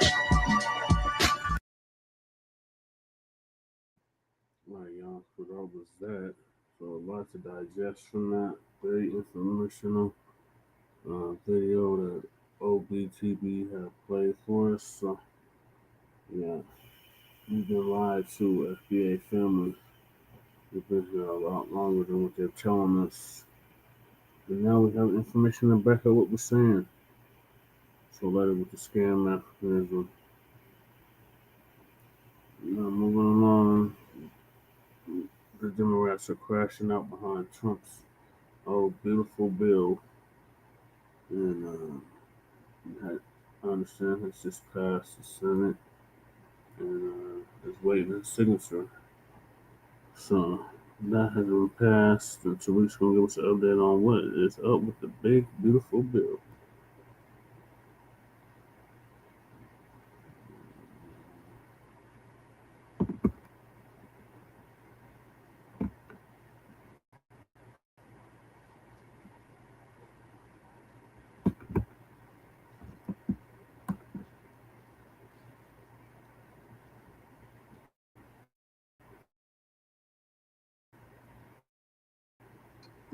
But yeah, some of these East Indian. What I want to talk about today. What's up, Stephanie? The lovely Stephanie is there. I see you, dear. I want to talk about. People are talking about Trump's big, beautiful bill, the one big, beautiful bill that has passed. It passed the House. I think it passed the Senate, the House and the Senate. And a lot of people are talking about Trump's big, beautiful bill. And the Democrats, boy, they're yelling out, "Oh, we told you Project 2025." And now, what are some of the things they're upset about as far as the one big, beautiful bill? Well, one thing they're talking about the Medicaid cuts and work requirements. The bill basically imposes significant cuts to Medicaid, talking about reducing funding from $800 billion over 10 years. So they're saying that a lot of people will probably lose coverage. It's going to have a reduction to SNAP benefits, food stamps. The legislation, it includes a lot of cuts to the stamps and EBT and all of that. So the Democrats are saying this is going to undermine food security for working class families. It's talking about it's going to defund Planned Parenthood, and they're talking about how it's going to increase border security and deportation funding. There's going to be restrictions on gender affirming care. That means, transgenders, you won't, I don't know if you're going to get your hormone pills. The TS Giselles might have to rock a beard for a little bit. It's some interesting things in here. And they're really, really pointing the finger. Oh, look. Oh, y'all FBAs. Oh, y'all should have voted for Kamala. They're starting with that. We should have voted for Kamala. Now TS Giselle's balls is going to grow back. Yeah, okay, whatever. Listen. This thing, man, this big, beautiful bill, it's the scare tactic is still not going to work. It's not going to work. They always trying to drag us in. Black folks always going to disproportionately harm black folks. Always going to disproportionately harm you guys. Well, listen, we've already been targeted under the Democrats. They've consistently undermined us. Of the Biden and Obamas and all of their records, they were very harmful to us too. So it's nothing new. They were extremely harmful. There's never been a safe era for us. We've survived Jim Crow, COINTELPRO, crack, redlining, mass surveillance under liberal and conservative. So I just don't, them playing the whole hot potato, look, his policies is going to be racist. No, his policies is going to be racist. Look, both parties, they fund institutions that exploit us, whether it's private prisons, abusive shelters, child protective services, or whatever. Both Democrats and Republicans, they both support industries that profit off the suffering of foundational Black Americans. The Democrats, they try to use fear of Republicans as like an emotional blackmail for us. And here's the thing with the big, beautiful bill and Project 2025, that stuff don't really create targeting. It just makes shit honest. It's like, yeah, we're going to cut this, we're going to cut that. So ain't nobody going to get this, ain't nobody going to get that. They just are, they're just more honest about it. See, they just outlined plans that, we've already experienced covertly under the damn Democrats. But let's be real. We talk about the medical stuff. Most of the Medicaid and all that helps a lot of these illegals that come over. They get prioritized for medical benefits. When you're talking about SNAP and food stamps and all that, again, a lot of that shit, a lot of our tax dollars were going to non-citizens anyway. We were already being affected by that because we were the last in line to get the damn benefits. And so to me, this shit is a nothing burger. I ain't afraid of none of that shit. It's a nothing burger. Y'all chime in. How do y'all feel about this stuff? To me, it's a damn nothing burger. Let's get Soaking Wet. Didn't I have you on before, Soaking Wet? I remember your name. Soaking Wet, what's happening? You were on the other day. My brother, what's up? What's going on, Soaking Wet? So the illegal immigrants are getting all the benefits and you're mad. I'm not mad at all because they're getting up out of here. So I ain't really mad at all. Why should I be mad? Well, yeah, we can agree on that. Get those shit skins out of here. I ain't gonna say that now. You're talking about somebody with a shit skin. They're getting some of the pale skinned ones too, like you, right? They're getting the pale skins out of the country? Mm-hmm. Where? Who? Some of your white Latino brethren, they're getting them out of here. Some of the Asians, they're getting some of them up out of here too. I've seen some of them get hemmed up, right? We don't claim them. Oh, yes, you do. Y'all claim them when it's convenient. Exactly. Right. There you go. Yeah, you do claim them. You claim them when it's convenient. When it's convenient, yes. Right. So what's on your mind, Soaking Wet, besides not being witty and corny? What's up? What's on your mind? I'm just listening. Oh, okay. I'm loving it. Right, but you wanted to come up with what did we talk about the last time? I remember you, but I forgot what we talked about last How time. black people have always been oppressed by the white men. Okay. Yeah, Has that changed? Has it gotten better? in the last 500 years, not really. Non-white people are oppressed globally by the white supremacists. We're under a system of white supremacy. So what about it? It hasn't gotten any better in the week that we talked. No, we're still under global white supremacy, right? And how are you gonna fix that? Well, nature is kind of fixing it because those struggle birth rates you got, yeah, those are going to shit. So yeah, nature is kind of correcting it. So I'm just gonna sit back and let Mother Nature get them trail of genes up out of here, right? What about if all the white people get their own country, their own land, like a state?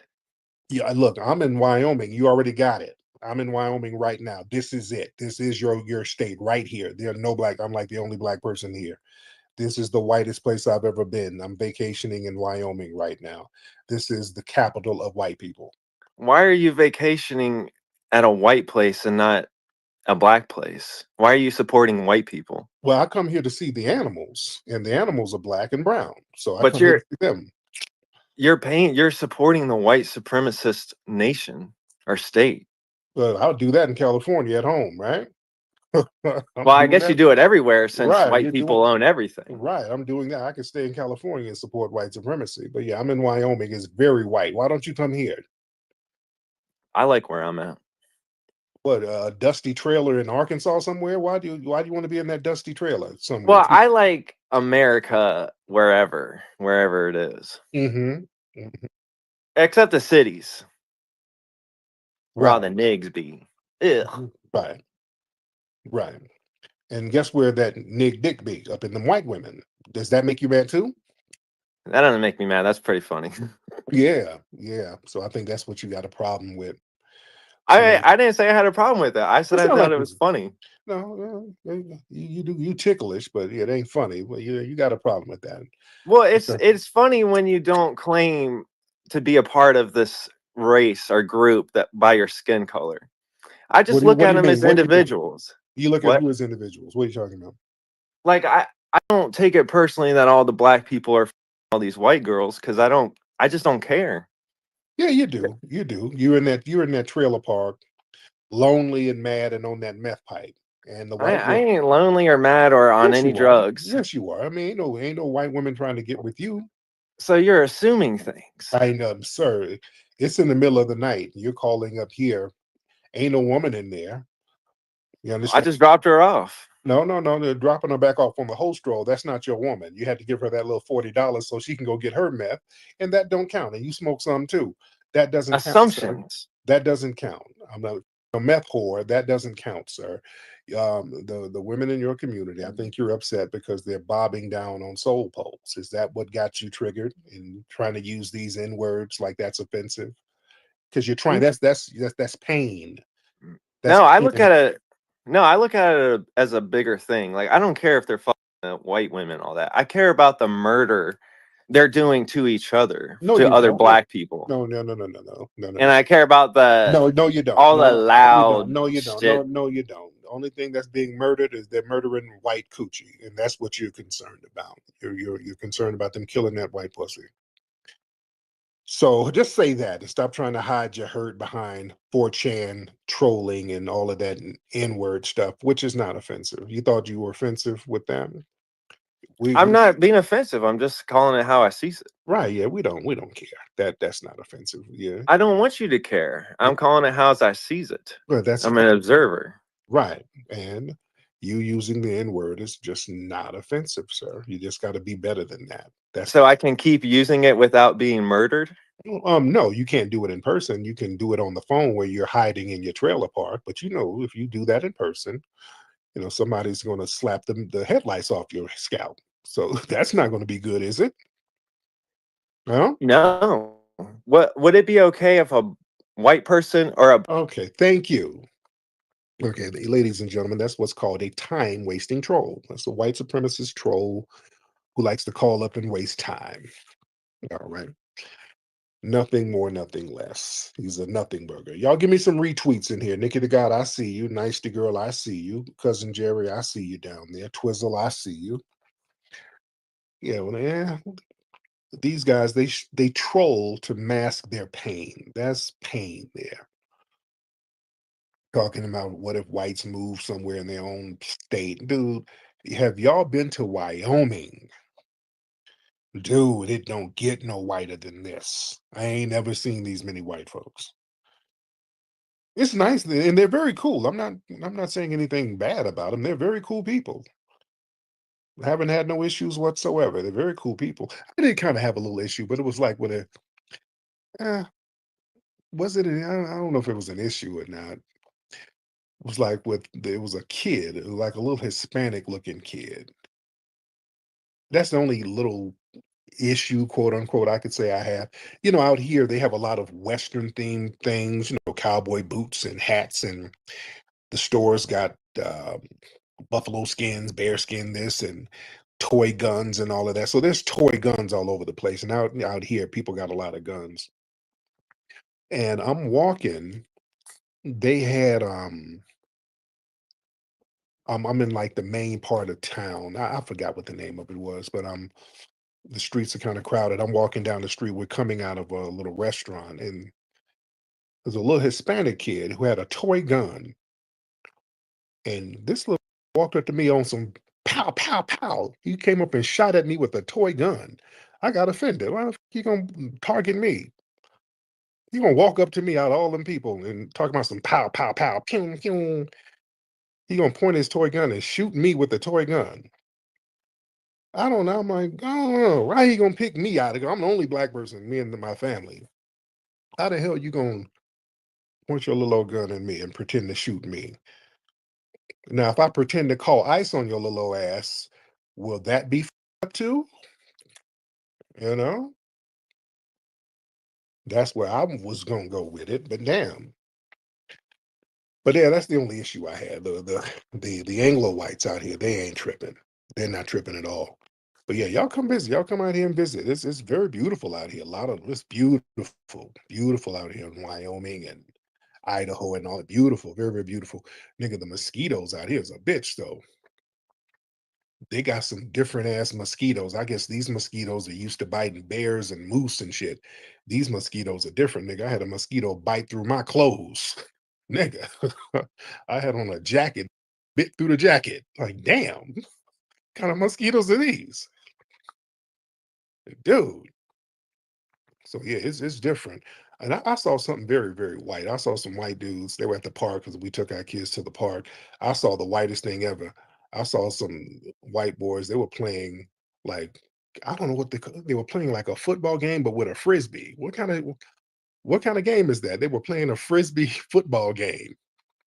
I've never seen that before. That's the whitest thing I've ever seen. And they were into it too. They were hard body in it. Go long, Connor. And they were throwing the frisbee. I'm like, what the hell? Stick and move, Dylan. And they're throwing the frisbee all over. I'm like, boy, they are going hard body with this frisbee. They were dead to serious about this frisbee game. That was unique. I'm experiencing different cultures, but shout out to the white people who like to play frisbee. I don't know what you call it. What do you call that? Frisbee ball? I don't know what we're playing frisbee and running and tackling each other. I've never seen that shit before. So, shout out to Wyoming. Things you see in Wyoming. Let me get some folks in here. Sensei or Sense? Yeah, thank you. Yeah, I just wanted to talk about this Zohran Mamdani claiming to be Black African American in his college application form. I heard about that. Tell me what happened with that exactly. Crazy. So this is before he had citizenship, is my understanding. On his application form, he put in that he was Black, African American. I think his father was working. This is Columbia University. His father was a professor there at the time. He wasn't accepted, but clearly he did it to try and get the privileges reserved for FBAs. But the point that I wanted to raise is just how insulting this is, bearing in mind the legacy of Indians in Uganda, right? Mhm. I mean, they were brought over by the British, right? And they had colonial privileges over the blacks. You know, they had a monopoly over commerce. They were granted all of the land. You know, they had access to better healthcare, better education than the blacks. And so for him to then come to America and then claim to be black, whereas he enjoyed all of these colonial privileges over real black people, I mean, that's a real slap in the face. That is crazy. Yeah, man, that's heavy. But yeah, I'm gonna look more into that. But thank you. Yeah, man, I heard dude put like he was black on his application. I'm like, good Lord, man, these people. And about these Indians, man, these East Indians, boy, they're really ramping up a lot of their anti-blackness, by the way. I saw a video. Did y'all see the video of the mother? It was a black lady with her kids at like a Burger King. I think they undercooked the food or something, and the sister was like, "Hey, man, y'all need to give me a refund. Y'all, the food is like on some bullshit." And it was an East Indian cashier. This cashier threw a drink on the children's face. She got a cup of Sprite and threw the damn Sprite on the face of the kids. So shout out to that mom, because she went behind that counter and started mollywhopping her ass. She knocked the biryani chicken out of her damn mouth, as you should. So shout out to that FBA sister for standing on business. But yeah, some of these East Indians, they are really, really on the bullshit. Media right. What's up, brother? Hey, you probably don't know this, but I'm actually out here in Idaho. So. Oh wow, wow. If you swing through, hope you like it. Yeah, man. Yeah, well, I'm gonna be at Yellowstone in a couple of days. I'll be in Yellowstone. Oh, nice. Yes, indeed. Yeah, and funny thing, I have an FBA buddy back from Virginia, where I'm from, who ran for Congress, and he came out here to visit, and he liked it so much he moved into my neighborhood. So it's funny that we talked about neighborhoods and black and white and all this and that, and my black friend actually moved into my neighborhood, and he's got one of the nicest yards in the neighborhood. Yeah. Now what's with everybody eating all this huckleberry out here? What's that about? Oh, I don't know. It's just kind of a gimmick, really. It's no different than blueberries or whatever. It's not that big a deal. Oh, okay, because they got huckleberry in every damn. I mean, I like it. I buy the stuff sometimes, but I mean, it's not really that special. Okay, just like a little marketing thing for the area.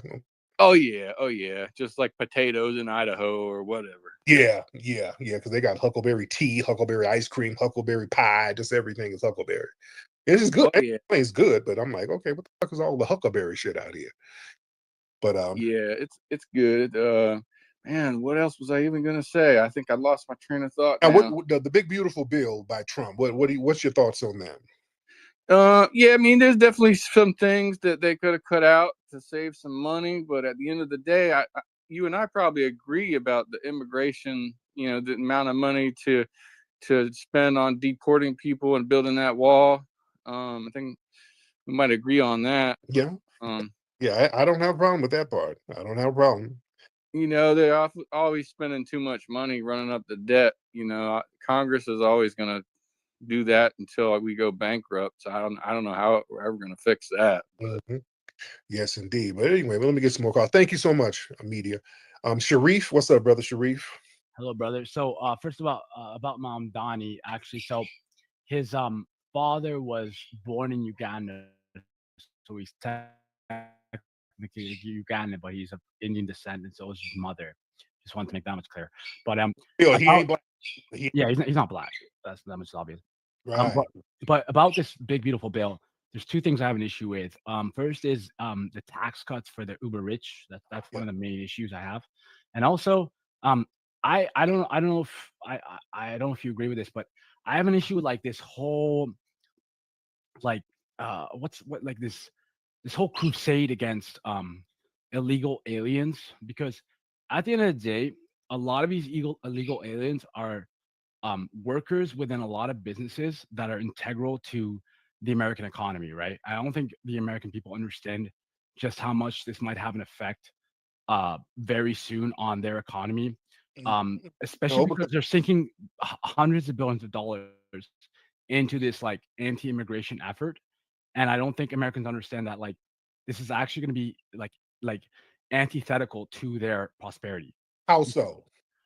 Because so you think about like where do most illegal immigrant workers work at? Like Home Depot, right? Every They work at like every hotels, right? You think about so restaurant, hotels, fast food, everywhere. yes, right. So they when you really think about it, they're actually integral to the economy of America, and you get rid I of all agree. of them, you're gonna have to replace them with workers. But who's gonna replace them?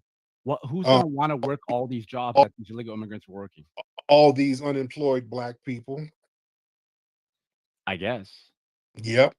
All these unemployed black people who are getting etched out of these jobs by nepotism. These folks get up here, these illegal immigrants get these jobs and become supervisors, and then phase the black folks out and then bring in their fellow immigrants. And we're going to get these black folks back to working. That's what we're going to get. That's what we're going to get back is a lot of black folks out here who need jobs. And there's poor white Americans too. There's some white American citizens out here too.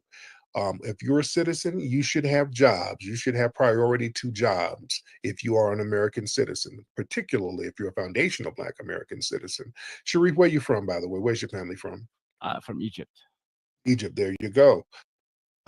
So the issue is, man, you got a lot of folks out here who are from immigrant backgrounds who are extremely hostile to foundational Black Americans.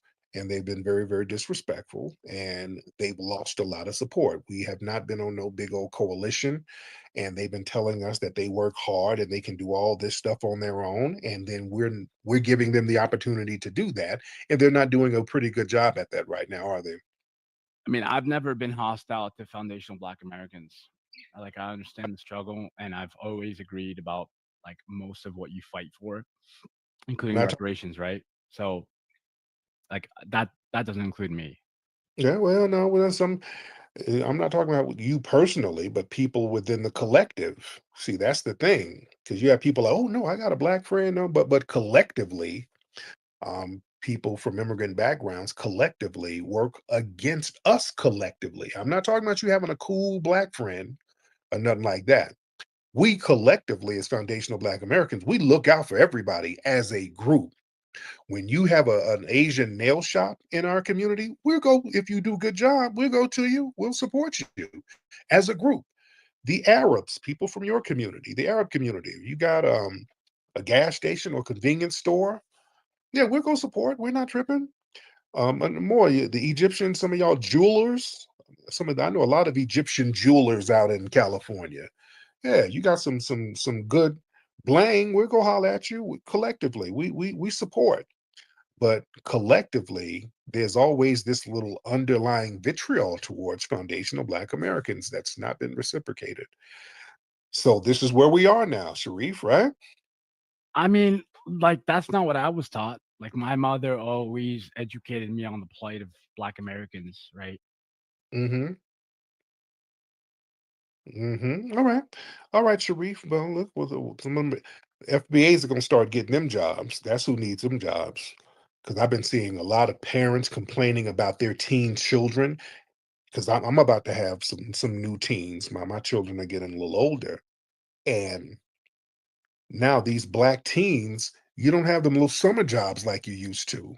A lot of Black parents are complaining that they're trying to get their kids little fast food jobs for the summer or whatever, and they're getting etched out by these immigrant adults. These immigrant adults come in and just hire their own folks and phase our kids out. So yeah, y'all ain't getting no sympathy from me.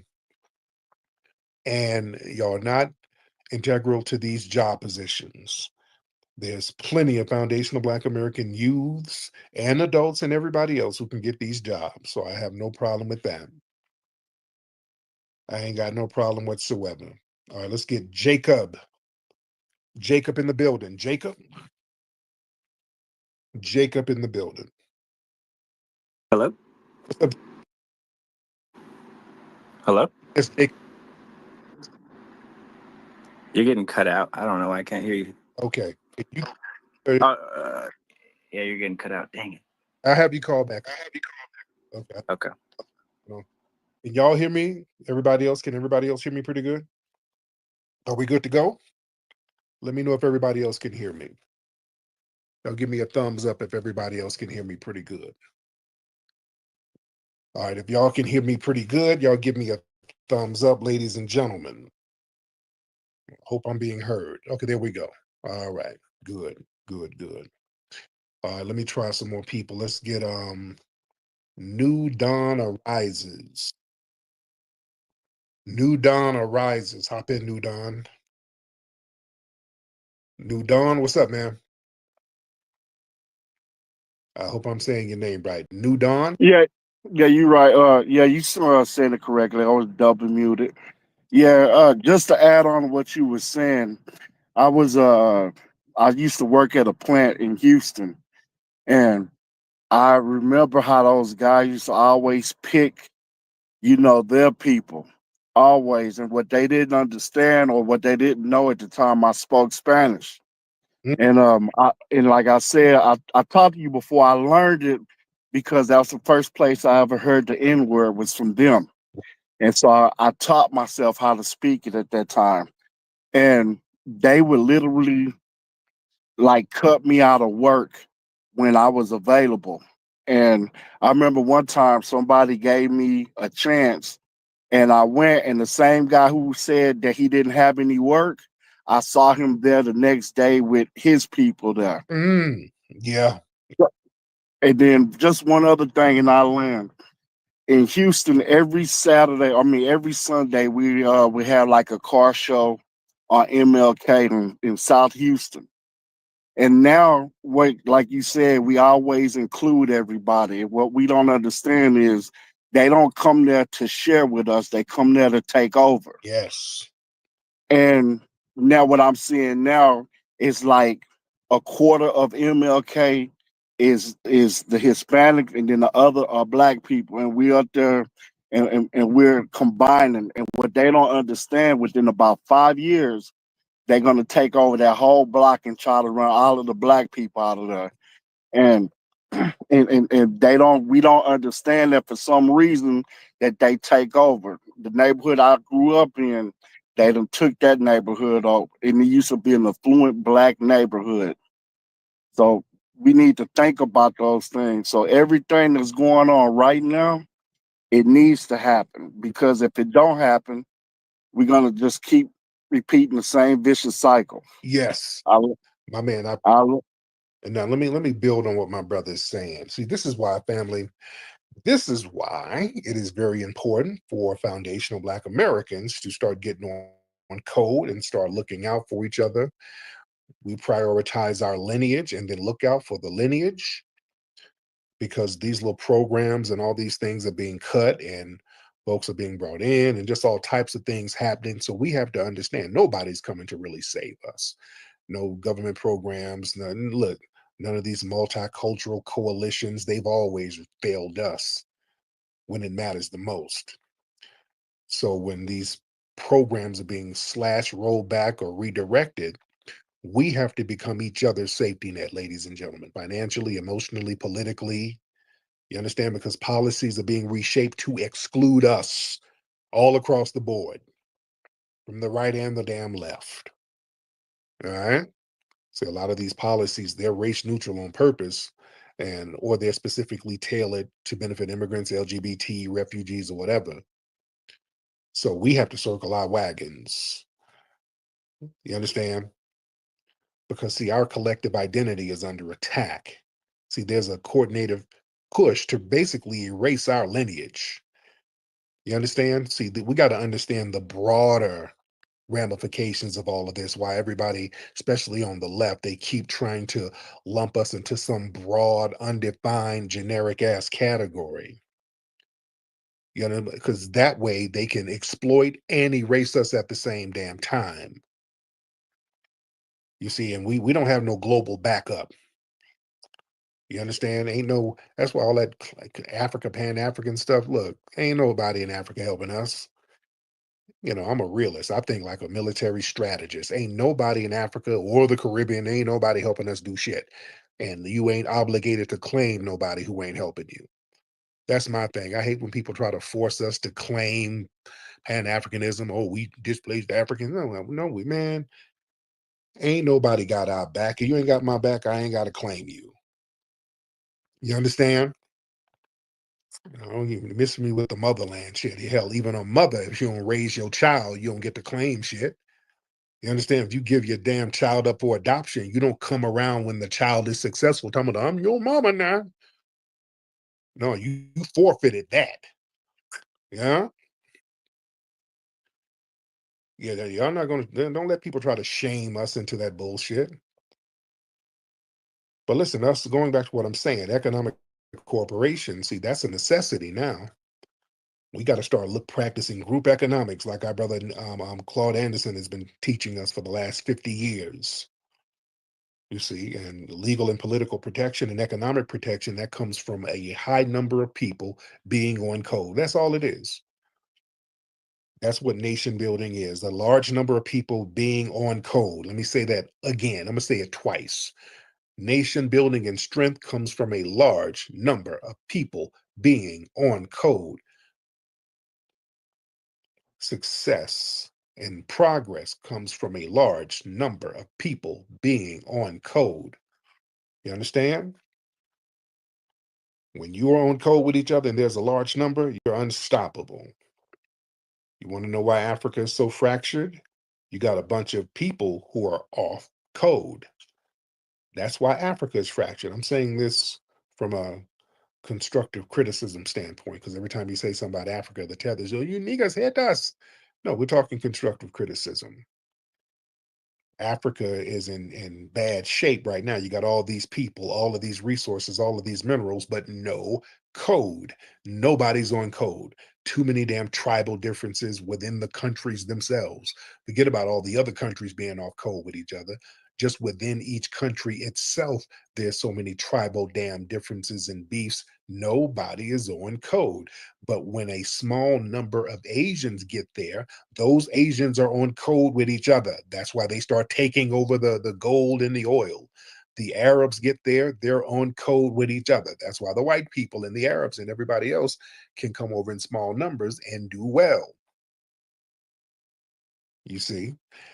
And Foundation of Black Americans, we are globally the most successful group of Black people. Why? Because enough of us are on code. We need more on code, but enough of us are on code. The great thing about us, we don't have all of those tribal differences like that.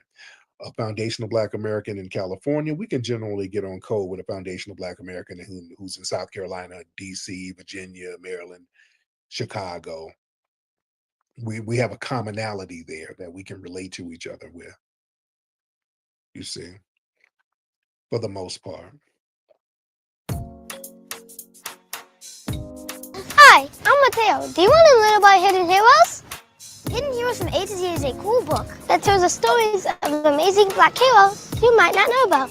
You'll meet inventors, you'll meet explorers, and leaders who change the world.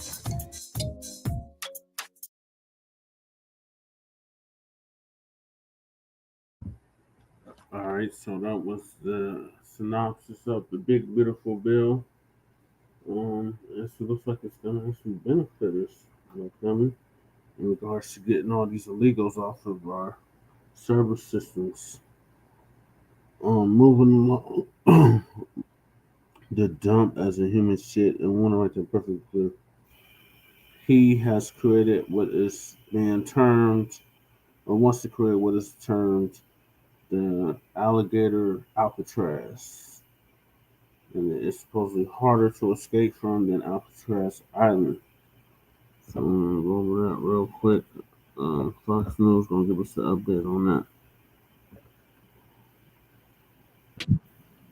All right, welcome back in here to Live Now from Fox. I'm Andy Mack. Earlier on today, President Trump facility in the Florida Everglades. He was flanked by DHS Secretary Kristi Noem, the Florida Governor Ron DeSantis, amongst others. Let's take you right now out to Caroline Shively with this report of the tour there in South Florida. President Trump touring Alligator Alcatraz Tuesday, a new migrant detention center near the Florida Everglades. We're surrounded by miles of treacherous swampland, and the only way out is really deportation. The 3,000-bed state facility will be the largest in the country, right next to an airstrip, with Florida National Guard members deputized as immigration judges. They come here, say they already or been ordered to be deported. You drive them 2,000 feet to the runway, and then they're gone. It's a one-stop shop. The detention center is in the Big Cypress National Preserve, home to alligators, water moccasins, and Burmese pythons. The president has suggested the local wildlife will discourage any escapes. Not so, say some protesters trying to protect the Everglades. This is not a scary place. The alligators and the pythons will not be security guards. They are absolutely terrified of people. It's not good for the water. It's not good for the wildlife and the habitats. Illegal border crossings have plummeted under the Trump administration, and Homeland Security Secretary Kristi Noem says the tough federal stance is leading to an increase in self-deportations. We believe it's over 1 million, possibly more than that. A Fox News poll released Monday finds that 67% of Americans are concerned about illegal immigration, but a separate Fox survey says 53% think the administration has gone too far in its enforcement. In Washington, Caroline Shively, Fox News. All right, thank you so much. And it is a new concept expected to open this month into July, and you can look right now live there at the Everglades in South Florida, courtesy of our Earth Cam partners. As you can see the sun setting on this region after President Trump visiting this, talking about immigration and much more. And we also saw more from the DHS, from Homeland Security on social media, as well as they posted this AI-generated image of those alligators, talking about Alligator Alcatraz wearing the immigration and customs enforcement hats. Let's take you out to a conversation I had, a very interesting one, talking about the wildlife, exactly talking about that and what it means for this area, what's it all about, what might be lurking there in the swamps. Let's listen into this. In here too, live now from Fox, I'm Andy Mack. Casually called Alligator Alcatraz, the controversial temporary migrant detention facility will open this month in July in the Florida Everglades, and it's surrounded by those natural barriers, surrounded by swamps filled with alligators, pythons, and other dangerous creatures. As they made this announcement, President Trump was on the ground in the Florida Everglades in this remote region. You can see some of that terrain there is very dangerous. And much like the Alcatraz in San Francisco, this facility also has a natural barrier around it. Let's continue this conversation and dive into some of the wildlife. We're going to be joined right now by global wildlife expert, TV host, conservationist, Forrest Galante. Thank you so much for joining us here on Live Now from Fox. And it's called Alligator Alcatraz. What kind of dangers, what kind of wildlife is out there in the Florida Everglades? Is that Everglades ecosystem, but it's not an area to be taken lightly. I mean, in addition to alligators, there are much scarier American crocodiles, the invasive Burmese pythons, there's diamondback rattlesnakes, cottonmouths, mountain lions, blackberries, snapping turtles. Believe it or not, there's even bull sharks that will roam into the Everglades. So there is a plethora of wild predators that actually will sort of protect and insulate or keep people at least from escaping from this Alcatraz. And that's before you talk about the crazy heat and the inclement weather that Florida has. I mean, it really is a sort of an island over there. And can we talk about it? Can you listed off all of those predators out there? How do they all fit? How do they coexist in this environment? Well, because the Everglades is such an incredible wetland and vibrant ecosystem, it's able to support an amazing abundance of life. And so that includes small prey animals, mesopredators like raccoons and possums. And then that feeds the entire foundation for all of these larger predators. Now, a lot of those are native, like the alligators and the rattlesnakes, but then you add in things like the Burmese pythons, recent evidence that more and more bull sharks have been moving into the Everglades, and you just have this sort of perfect storm of American predators all in one location that makes it unbelievable. And all those things are hungry because they're all competing for food. So it's not a great place to go wandering around. No, it is not. And so many teeth, so much venom is in there. Can we talk about the alligators first? Because there are obviously the American alligator, different kind of parts of the alligator. Can you talk specifically about what the alligator brings? Because we know it's been around for millions of years growing. How big can they be? How long have they been around? And how have they really adapted to be this predator that they are? Yeah, I mean, there are reports of alligators getting up to 20 feet. More realistically, they get up to about 13 or 14 feet. They can weigh upwards of nearly 1,000 pounds, so they can be big, heavy predators. They have an incredible jaw pressure of around 2,000 psi. And when they bite, like most crocodilians, they latch down and they go into a death roll. And so if you're bitten by one, the way that they actually kill you is not with that size. It's not with that force or those incredible teeth. It's from that roll, which actually rips limb from body. And so it's a very brutal way to go. So if you ever are bitten by an alligator, make sure you roll with it, because that is the sort of finishing move that they have to take out any prey species. And that includes an unlucky human being. Yeah, and of course, you can see some of them in the water on land. How can they adapt to be in both places? Because I know they get on the land because they have to, they're cold-blooded, they do these sorts of things. How do they work both in water and on land? Yeah, well, as ectothermic reptiles, they require moving out on land in order to use the sun for energy. However, they're aquatic by nature. They're an ambush predator that lives in the water and will ambush things by being incredibly stealthy and silent and moving under the water. So they've really filled this incredible ecological niche of a predator that is very well suited to being in water and on land. And that is what has made them the apex predator of the Everglades for millions of years, as you pointed out. Yeah, and talking about reptiles, let's move over to snakes, because we know, talking about pythons and different venomous snakes on the ground, what types exist in the Everglades? How big can they get? Yeah, I mean, there are the native species like your cottonmouth, your eastern diamondback rattlesnake, your pygmy rattlesnake, and then the one that everybody's talking about is the invasive Burmese python, which was brought in for the pet trade. A storm broke down, at least as the common belief, and released those animals. Now they've gone rampant in the Everglades. There's estimated to be somewhere upwards of 500,000, 300,000 or so Burmese pythons living in the Florida Everglades. Now, that's a nice one that you're seeing on screen there, but they can get to nearly 20 feet long and weigh hundreds of pounds. So, you know, they're a big snake, 250 pounds or so they can weigh up to. So they are a pretty deadly predator. And in certain parts of the world, like the Philippines, there actually have been documented killing and eating people. So they just add to this whole thing. And that's before we even talk about the mammals, right? Then we've got bears, we've got mountain lions, the weather, as we mentioned, bull sharks that have been moving in. There are just so many incredible creatures in the Everglades.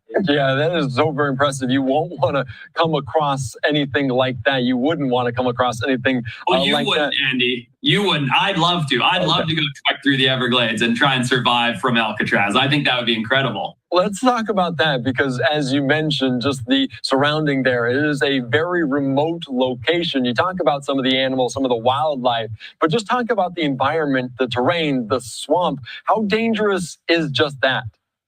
Extremely. You know, first of all, getting lost is incredibly likely. You cannot drink that water. So dehydration in that hot Florida sun is a high risk. The weather is very unpredictable across the Everglades. That's what makes it a wetland, right? Thunderstorms, heat and humidity, potential hurricanes, lightning storms, flooding, there's fires.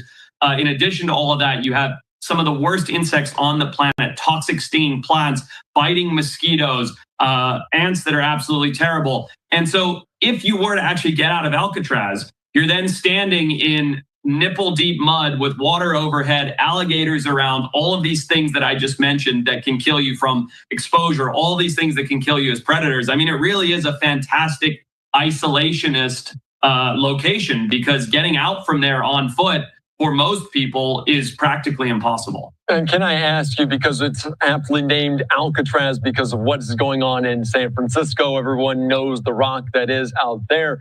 Which one is more difficult to try to get out from? Would it be the Alcatraz of San Francisco or the Alcatraz of Florida? in today's modern world with white shark populations where they are, which is the inhibitor in the San Francisco and Alcatraz, I would say that your likelihood of surviving the swim from Alcatraz and San Francisco to the mainland is greater than surviving escaping Alligator Alcatraz. All right, very good. I just wanted to get you about that. We talk about alligators, different animals like this. Is it the smaller creatures, kind of like you mentioned with some of the mosquitoes, some of the bugs? Could that really be the most dangerous part? Is that fair?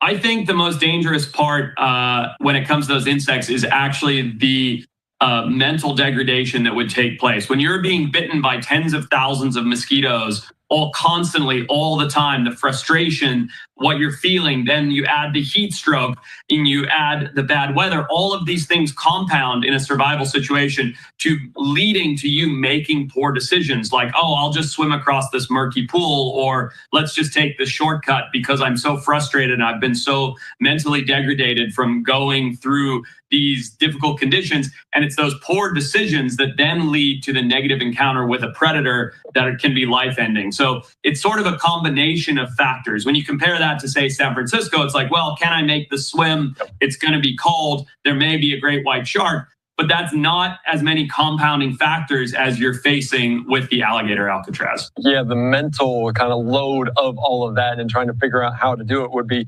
very taxing. You've traveled around the world. You've seen different environments, and the Florida Everglades are certainly unique. Does it compare to anywhere else, and how similar would it be to an Australia in terms of the predators, in terms of Africa with different types of predators? What would you compare it to? It's a great question. I mean, there are some incredible wetlands across the planet, you know, the Okavango Delta, the Pantanal in South America. But when you look at all of them, they're all ecologically very different based on the megafauna and the creatures around. Candidly and honestly, if you built this in the middle of the Okavango in Africa, you'd never ever survive it. Whereas Alligator Alcatraz, with the right amount of knowledge, you may be able to survive it. So Africa is the most dangerous. I would say this comes second. And after that, you know, is everything else. But this ecosystem, this Florida ecosystem, has the extremity of the weather that adds to it more so than any of those other locations. And to kind of continue with that theme, you've been known to kind of get out there in the wild, discovering the yellow caiman, searching for the Tasmanian tiger. Is there anything in the Florida Everglades that we don't know about? Is there an unknown creature potentially lurking? I wouldn't be surprised if there were a handful of undescribed species in the Everglades. Now, they're not going to be large predators. They're going to be small things like snakes and frogs that we haven't identified to date. And there are lost species like the South Florida rainbow snake, which has been missing for over 100 years, that I believe is still extant in that ecosystem. And it's because the ecosystem is so vast, it's so protected by all these factors that we've discussed here today, that things are able to hide in these swamps going undetected by people, because frankly, people can't spend a lot of time in this environment. Yeah, and I would give you the floor because I know you are searching for all these different animals, extinct or not extinct, new, recently discovered. Anything else for you that's really you're looking forward to in your explorations? You know, I actually find this Alligator Alcatraz so intriguing because I don't know that anybody has tried to survive with nothing from the heart of the Everglades like that. And of everything that's coming up, I found this from an ecological standpoint to be very, very interesting. I'd actually love to get down there and try and make that escape route and see what actually happens to someone who has extensive survival and wildlife knowledge in that environment, because I candidly don't know the answer as to whether or not it's actually possible. Yeah, that's so very true. And we know there are swims from Alcatraz in San Francisco. This one is going to be a little bit different and obviously a little bit more dangerous, but it would be interesting to see. Maybe a theme for a next TV show. We'll see what's up in terms of that, Forrest. All right, thank you so much. I appreciate your.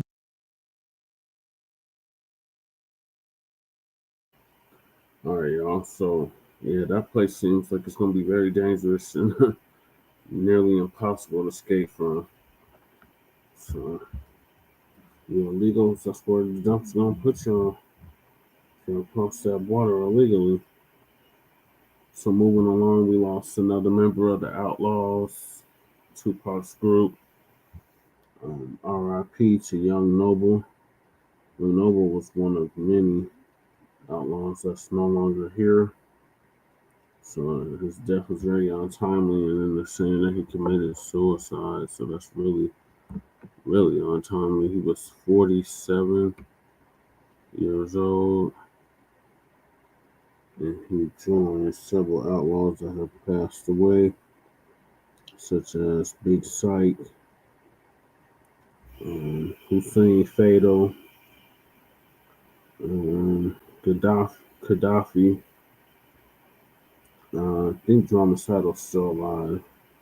Napoleon's still alive. Idi Amin is still alive. He's working with that Agent Blacc. And Mopin Shakur, I think she's still alive. Yeah.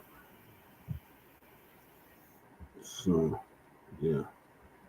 Who is it? Both of these are from.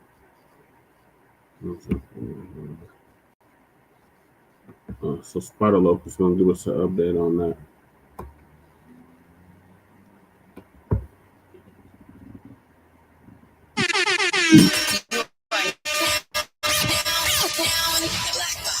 With Spider Lope, Most Easty, aka BJ Keyway, and the Google Gang. Let's go! Listen. Gratitude is the attitude. Show is a blessing. To be back in the Black Box. Black Box. Relax, roll up as we randomly react to content in these YouTube streets. Yeah. It's time for R&R. Nice little net hustle. Big shout out to my SPR, Spotter Low. You know, I'm in the Black Box. Had to come through, tap in, show love one time. Yeah, y'all make sure y'all subscribe. Stay tuned. All that. Damn. Yeah, I'm gonna skip all the little rambling and ranting. The usual chant. Rest in peace to a real one, man. A young noble. I always say, not that he doesn't have a legacy of his own, but I never got a chance to work with the late great Tupac.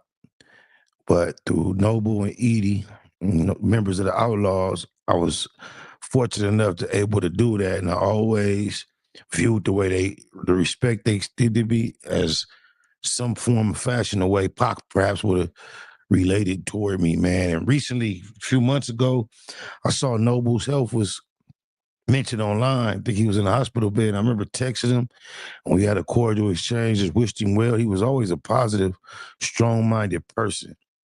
So to see the headlines as to how he lost his life is shocking. It's hurting. It's devastating. He was younger than me, I see, by 2 years. Who would have known? Bless his heart. Rest in peace. I ain't going to make this a long one. Shout out Ticket TV. I just took a clip of him reporting on it. I've yet to hear it. I waited to even listen to it, to load it up. But with no further ado, Young Noble, this for you. Rest in peace, Brody. Yeah. I do not own the rest. So, can y'all hear me? All right, man. So the word is, man, that Outlaw Immortal, Tupac Outlaw Immortal member, Young Noble, has reportedly passed away, man, at a very, you know what I'm saying, and not even a real old age, man. But he's apparently passed away, man. You know what I'm saying? And it's just sad news coming out. You know, I heard it happen this morning. They found him this morning, from what the reports are saying, that I'm hearing. And it's just sad news, man. You know what I'm saying? It's sad news, man. You know, very sad news, man. From what I'm hearing about, Noble. There was some things that was going on before he passed away, issues that he had that was going on that I'm not gonna really speak about in this video, but he's no longer here. You know what I'm saying? And I'm just gonna say that, he did an interview with my homie, the Art of Dialogue, not too long ago. You guys can go check out that interview he did with my boy Art of Dialogue. I don't know if that was the last interview he ever did with Art of Dialogue. But that interview would tell you a lot. You know what I'm saying? Just about him, period. You know what I'm saying? And so, you know, my condolences go out to his family, his friends, and his loved ones. And you know, you just hate to see that, man. Real talk. You hate to see that, man. You know. But yeah, man, Outlaw Immortal, Young Noble, has passed away, lost his life. So you guys let me know what y'all think, man. Salute to everybody. Y'all share this video, like the video. Let me know what y'all feel in the comment section, man. Again, condolences, the prayers up for his family and his loved ones. If he had any kids, I don't know if he had children or not. You know, condolences up to his whole family.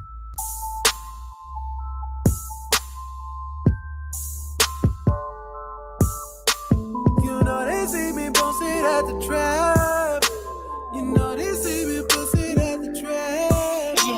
From day to dark, you see my bucket park, spark and bark like fuck the narcs. Eating, but my pockets ain't full enough. Hear me beating when I'm pulling up. Bitch look good, but I ain't trying to hit. Like what you need, what you trying to get. Titties perky, perfect set. When she here to purchase Percocets, prescription pills, addiction deals.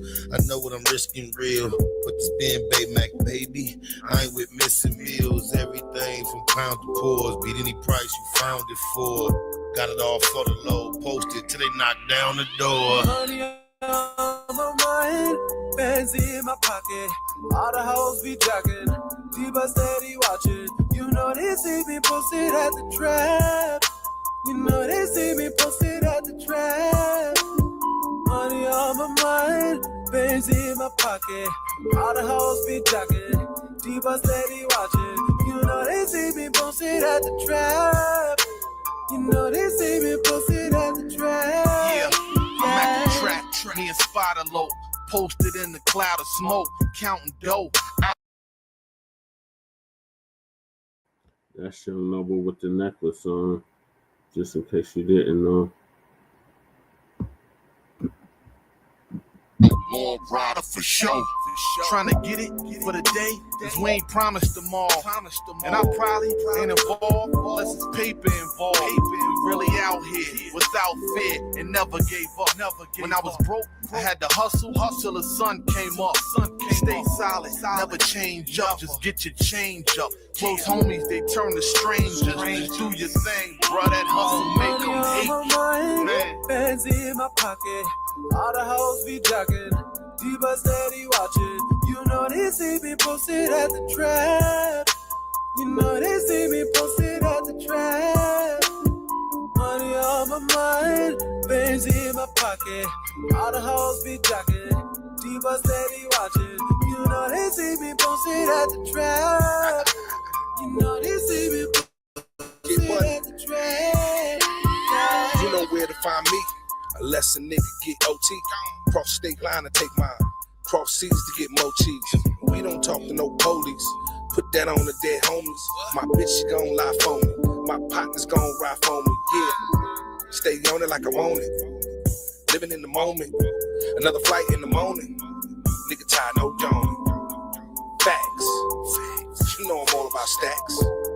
Track, so you find me at. Money on my mind, bands in my pocket. All the hoes be jocking, Diva steady watching. You know they see me posted at the trap. You know they see me posted at the trap. Money on my mind, bands in my pocket. All the hoes be jocking, Diva steady watching. You know they see me posted at the trap. You know they see me posted at the trap. Yeah. Now they see me posted. Now they see me posted at the. I know they see me posted. Know they see me posted at the. I know they see me posted. I know they see me posted at the.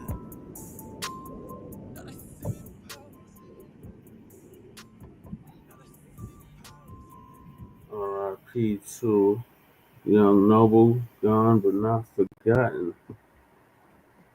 It's just a shame he had to go out like that to a suicide.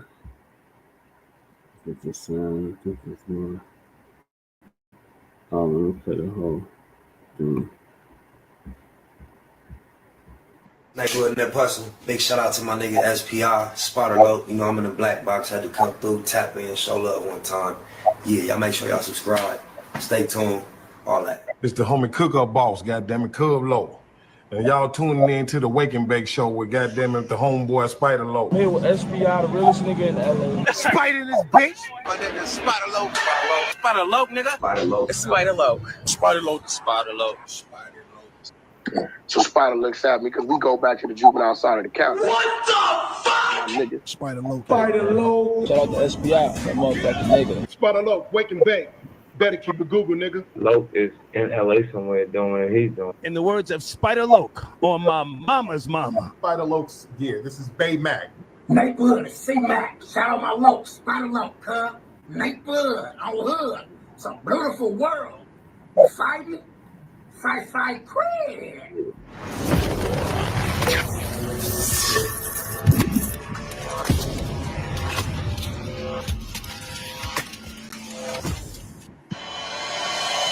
Point blank, with no subliminal dissing. When I listen, I can tell you never been on no mission. Sticking to the script, don't care if I offend you. Neighborhood crib, the marathon overlook my competition, never seeing it. I train my mind, and I'm going. You can tell by how I walk, talk, I'm a boss. A east side millionaire, homie, what you got? My life is a movie. They can't get close to me. They mad cause they can't be. I'm everything that they wanna be, yeah. Shout out to Spider Loke for that update. So moving along, we got the last few topics of the night, and that is Faux Extra. Blowing off his hand, popping fireworks in LA. Punk ass Agent 22 had a reaction to it. And if we have time, young brother smacked by LA gang members on camera. So this is from Urban Politicians TV. First, I'm gonna play the first one. What punk ass Agent 22 had to say about it. No. Dead homie. For those that don't know, Agent 22 got a show called No Jumper. Faux Extra as usual on the show, and they basically set up gang members to get harmed in a nutshell. So Faux Extra was talking all this mess, talking about how he could whoop everybody and all this, and now he done blew his damn hand off playing with fireworks, and he done supposedly blinded himself as well. So I don't think he's gonna be catching any fades anytime soon. And if he does, he's going to lose because you can't see, and his hand got to be reattached. So Urban Politicians TV is going to give us an update on that. These nigga, it's the fourth. I'm about to blow a nigga up. You want to get blown up today, nigga? Fuck wrong with a nigga off the back? I'm blowing a nigga up. Stop playing CDs, nigga. I'm throwing them in your house. I'm throwing them at you, nigga. Vernon Avenue, nigga, off the back. I'm blowing your ass. I'm blowing somebody up today off the back. You know. On Vernon Avenue, if you know, then you know. On Vernon Ave, if you know, then you know.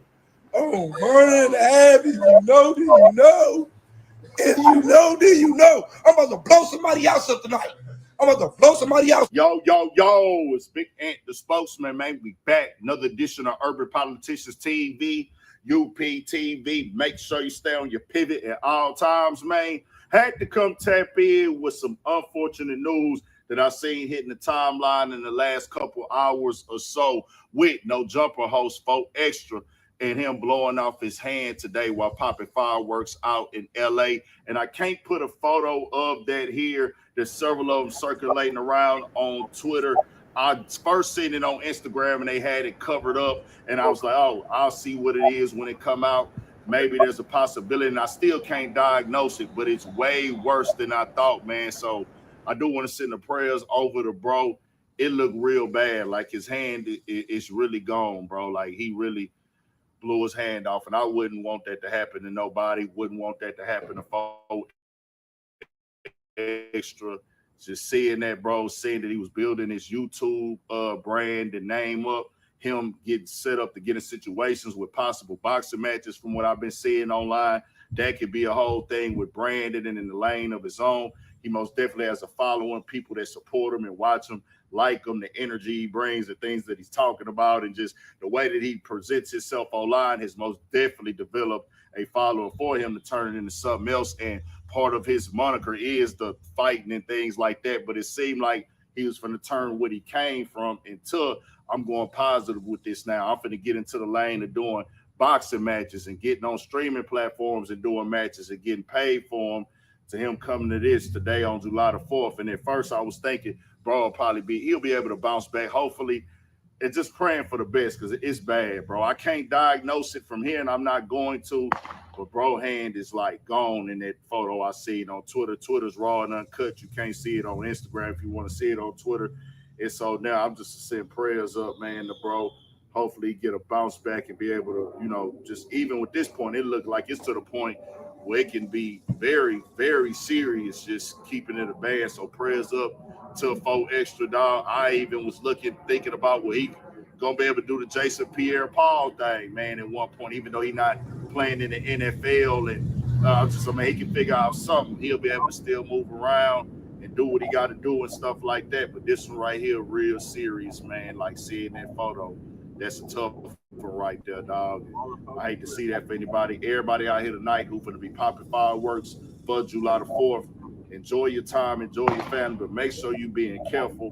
Bro was not serious about blowing up nobody's house. He was just entertaining, being charismatic, being hyped up off the energy and stuff. But just anybody else, man, out here popping fireworks tonight, make sure y'all watch after y'all kids. Make sure they safe. Make sure you ain't throwing no fireworks at nobody, because I think at times people do forget that these things will cause major harm to you, bro. They can blow something off of you, blow your finger off, blow your hand off, mess up, take an eye out, any of that. So just start fires, whatever. Make sure y'all out there being careful tonight playing with these fireworks, man. Prayers up for 4 Extra. Hopefully, bro, able to bounce back, stay strong with this one right here. 1,000 for shit show. Stay on your pivot. I'm throwing them at you, nigga. Vernon Avenue, nigga, off the back. I'm blowing you. No, this one is Asian 22 reacting to what happened on the 4th of their lives of July, when Forrest decided that he was gonna pop fireworks in his hand and blew his damn hand off. I'm blowing somebody up today off the back. You know. On Vernon Avenue, if you know, then you know. On Vernon Ave, if you know, then you know. Oh, Vernon Ave, if you know, then you know. Basically, 4 Extra, 4th of July, he was hanging out with a bunch of his friends in front of like a shopping center where they're all hanging out. It was like a short that I posted yesterday, him doing some high kick thing. And he basically had a handful of fireworks and he was about to let one off. Didn't actually get out of his hand. Apparently, those fuses burn a lot faster than you would think. And it blew his hand off. And there's more bad news, which is that the true extent of his injuries, I don't think has really 100% been revealed yet. I'm not really at liberty to say exactly what, but definitely there's more to come in terms of like all the stuff that has happened to him as a result of this. But also, I'm not sure 100% who the friend was, but he was with one of his friends, and his friend allegedly like blew half his face off, which I haven't seen any evidence of this or whatever, but yeah, that's all we know right now. He's in surgery right now, off pain meds for like the first time in his entire life. And I'll keep you guys updated, but that's all we know right now.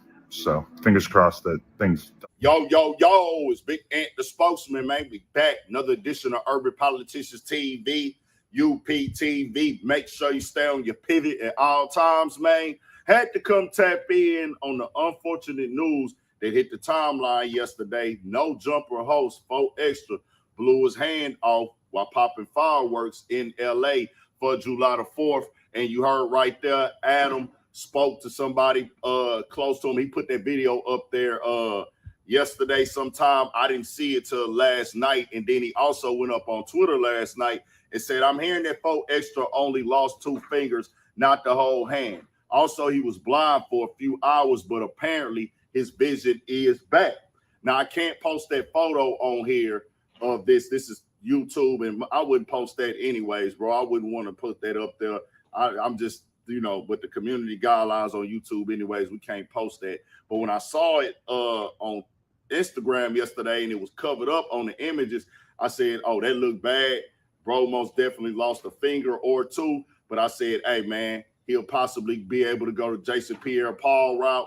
Remember that? New York Giants, he had blew a couple fingers off popping fireworks back in the game, but was able to still have a successful career. He was wearing the boot, the cast, and everything like that. Still was able to do what he do. But then when I saw on Twitter the full image, I was like, oh, this is way deeper than that. This looks like it could be life-threatening, bro. And I think a lot of people don't realize that, like, bro, you can hit a main artery, vein, or whatever, and they can't stop the bleed, not get you there in time, and nerves get damaged. It can really be something, bro, that can come from this. So I was thinking not only just that, then instantly like, hey, the recovery process, his mental mind state, this is going to be very damaging for bro. But I said, hey, he a soldier. Prayers up to him. Hey, wishing him the best. Bounce back, come back, and everything like that with this situation. Different reports coming out. You heard what Adam said. He's just not freestyling it. But I don't want to say it's confirmed or all the way fact, because you know how these things go when incidents happen. It'd be a lot of people spreading a bunch of rumors and a bunch of theories anytime an incident happens in the game. That's just how it always go. But the dust will settle and bro will come out and speak on it and things. And I just hope that he do get his vision back and everything. 2 fingers most definitely better than a hand, most deaf. And that's just a tough situation to see, bro. And I really hate that for bro. I wouldn't want to see that happen to him, dog. And, you know, that's part of his moniker is his hands was going to be able to turn that lifestyle that he come from into something positive. He been doing content and skits and then was going to turn into some boxing matches and stuff, get a check for that. But now is the main thing is, hey, life, recovery, adjustments and things of that nature. But I did also want to say this, bro. I want the people to know who was be in the comments and people that just speak on, bro, or anybody I cover on here, dog. I am not no heartless nigga. Y'all can get on here and crack jokes, make fun of people, talk this, talk that. That ain't never been my lane, and it's never gonna be my lane, bro. I hope y'all know that I'm not confining to this internet stuff and this mentality of making fun of people going through their worst. And y'all don't only do that to people like Fo Extra. I understand he got some way he come from, things he do online. I've seen y'all do that to people and clown people and make fun of people who didn't even give off a, you know, a gang background or a street background and things like that. Is Fo Extra perfect? Probably not. You know what I'm saying? But when I see somebody going through something, it's not my thing to go laugh at them or mock them or like, bro, that man life could possibly be on the line. I'm never going to be that nigga. I don't care how nobody else act. I don't care how he act, my nigga. I'm up under God, my nigga. I ain't never grew up thinking that type of stuff was cool. And I don't care how many niggas play a character on the internet. I don't care how many niggas get to disrespecting on the internet. I don't care how much the viewers like that stuff on the internet and are entertained by it and let other niggas tell them that it's cool. I wasn't raised like that, my nigga. Keeping it all the way 1,000. I'm not finna conform my thought process and how I take things seriously according to the internet comment section, nigga. I don't care what nobody say, nigga. I was raised in the church, nigga. I got partners who got real life altering functions through gunshot wounds, my nigga. All this stuff. Now, yeah, this is self-done if that's what really happened with the fireworks. And bro got to wear that's that. But it's at the same time, bro, this stuff happens, bro. It's people who wasn't doing what bro did that then did these type of things. Now, can negative lifestyles and negative things you're doing bring a certain vibe and energy back to you? True. But that ain't for me to get on the internet and mock it and clown it and joke about it. Y'all do what y'all do, though. And make this be known. I'm going to say this again. I wasn't raised like that. Tell y'all niggas something. My mama and my daddy watch all my YouTube videos, nigga. My mama and my daddy. I'm a nigga. When I tell y'all I'm a nigga, I'm a nigga. It's a black American nigga. I grew up in this, my nigga. My parents watch me. My parents is part of this culture, nigga. I'm raised in this, nigga. Bloodline, lineage based. We ain't never did no stuff like that, bro. So I'm not living like that. He ain't did nothing to me. I don't agree with everything that everybody do, whatever lifestyle, whatever. But I'm not finna get on this internet and mock no nigga who going through something that's damaging and traumatic like that. Y'all do what y'all do though, but I'm not finna conform to how y'all move and think that everything is a game on the internet. Oh, this is real life. This is really a dude that's going through something. But it ain't even just about with him. Like, yeah, he got going on what he got going on in his life, and you can have your critiques of where he come from, the lifestyle he grew up in, the environment he grew up in. But at the same time, my nigga, I see y'all do that to people who don't even come from that. Y'all think everything is a game. Like everything on this internet is all fun and jokes. Do I joke? Of course. Do I make fun of situations that can be serious? Of course, bro. I do it for entertainment. I do it all the time. But when it comes to stuff like this, I know where to draw the line at. And y'all can say, well, Ant, you can't tell nobody else where to draw the line at. But I think we got a clear understanding of the differences, bro.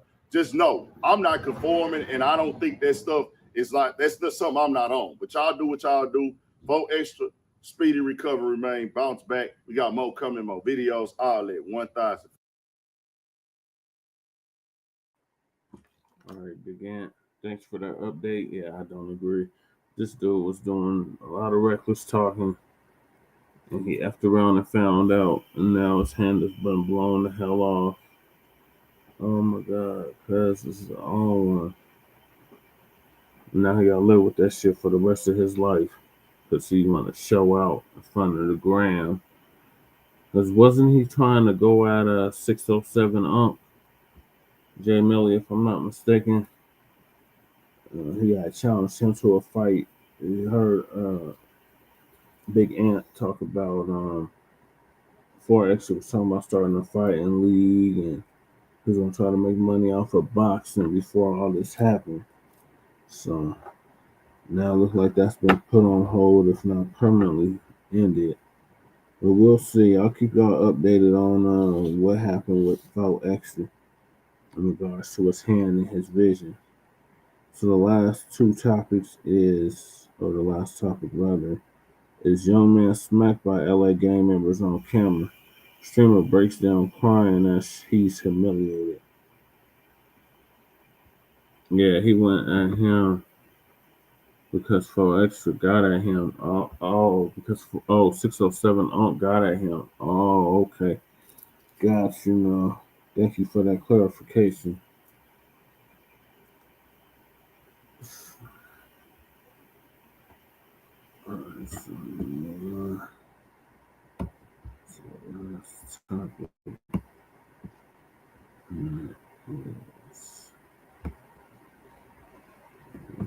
Smack on camera. So Uncle Phil's gonna give us an update on that. There's a video that's kind of going viral out here, at least I saw on TikTok, of this young man in Los Angeles, California. Now, you know, in LA, we've been hearing a lot of stories about how the Hispanic gangs have been, you know, running black people out of certain neighborhoods, how they kind of took over. Black folks can't get jobs. Black folks can't do a whole lot of things, right? And so black folks' numbers are very small in Los Angeles. So you would think that, you know what, as black people, we should stick together, work together, do what we got to do, right? Well, this video that's going around of this, what happens to this young man, they get pressed by these so-called gang members, YNs. I want you to see this video, because this video got on my last good nerve, because these so-called gang members don't do nothing for the community whatsoever. Let's go ahead and check that out. No, I don't gang bang, bro. No, I don't gang bang, bro. No, I thought you was that one J-Lo that I seen on I don't gang Instagram. bang. You got orange on I don't gang bang. I don't gang bang. They got seen you on LA Hood page. Wrong nigga. You're not from Snowbud. I don't gang bang. You're not from Snowbud. You sure? I don't gang bang. You're not from Snowbud. You're not from Snowbud. No, you're not from Snowbud. Okay. Yeah, we on all niggas. Now, for the purpose of YouTube, I had to cut it. Basically, they slapped him in the face. They slapped the young brother in the face, and then they running off. Like you went over there and did all that for nothing, right? But let's continue to play this. Who slapped you? Did you just get slapped? I did. You just got slapped? Yeah. Are you okay? Yeah, I'm good. I'm so good. Sorry. Yeah, this is LA. I'm gonna make it out there. I'm gonna be a millionaire. Oh my God, I'm so sorry. What the? It's all good. I'm gonna catch you though. I'm really sorry. I feel like he hit it on me too. Wait, do you want to get my Instagram? I thought you already gave it. All right, bye. I don't know. I feel so bad. Now this dude got a page online, and I went to his page. I checked it out. He do things definitely on the internet. Now he wasn't on no hood page, but he definitely does stuff on the internet. I'm gonna go to my car. Wait, I'm actually gonna cry. I can't believe it just happened.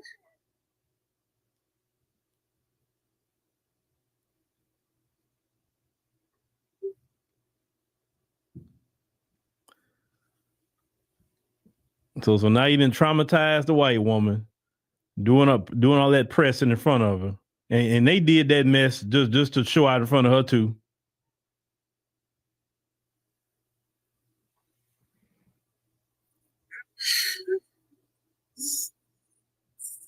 No, he was really nice though, and they just ganged up on him for nothing.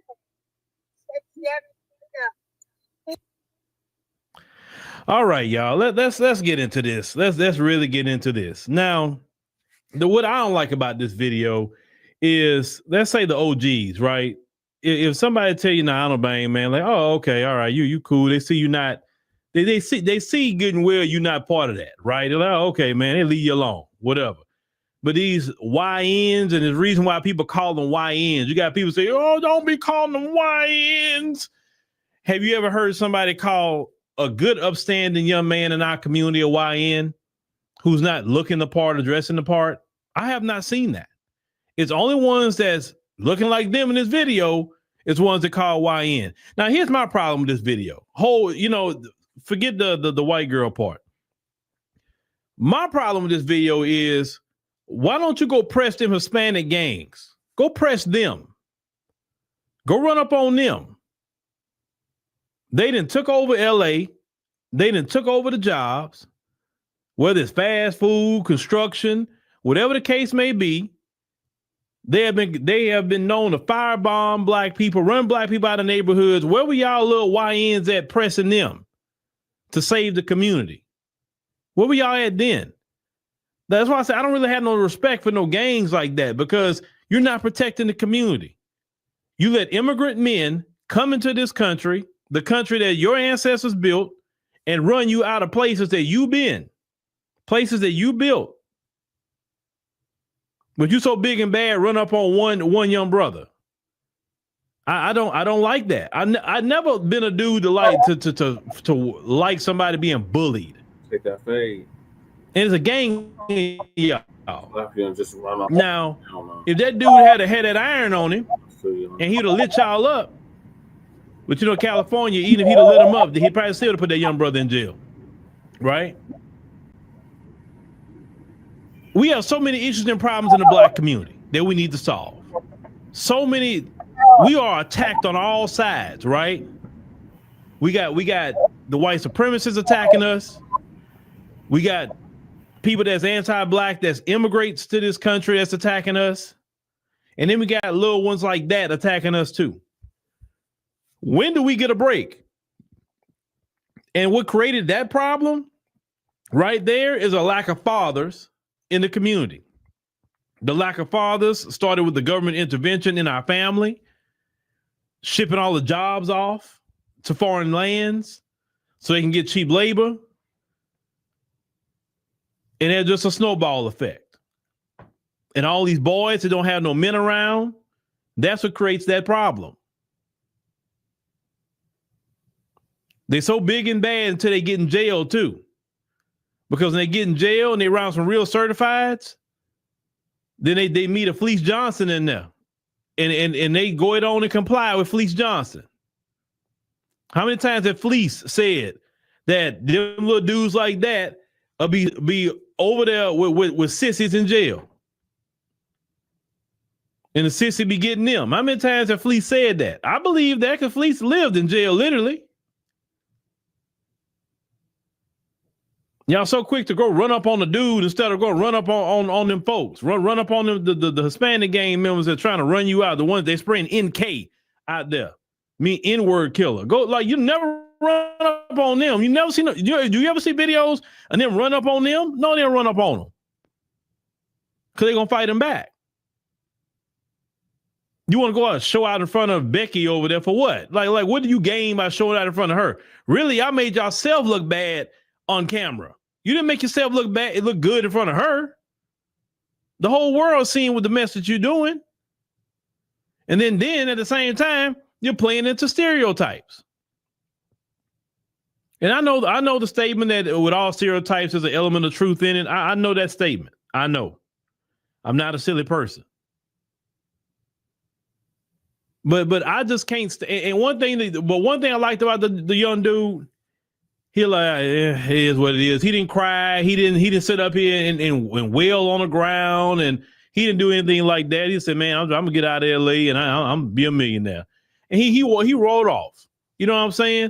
So he took it like a G. I like that part of it. He was a man about it, or whatever. I mean, what are he gonna do? He was outnumbered. What are he gonna do? And it ran off like some little cowards anyway. So what really are he gonna do? So I can't even say it's something against him.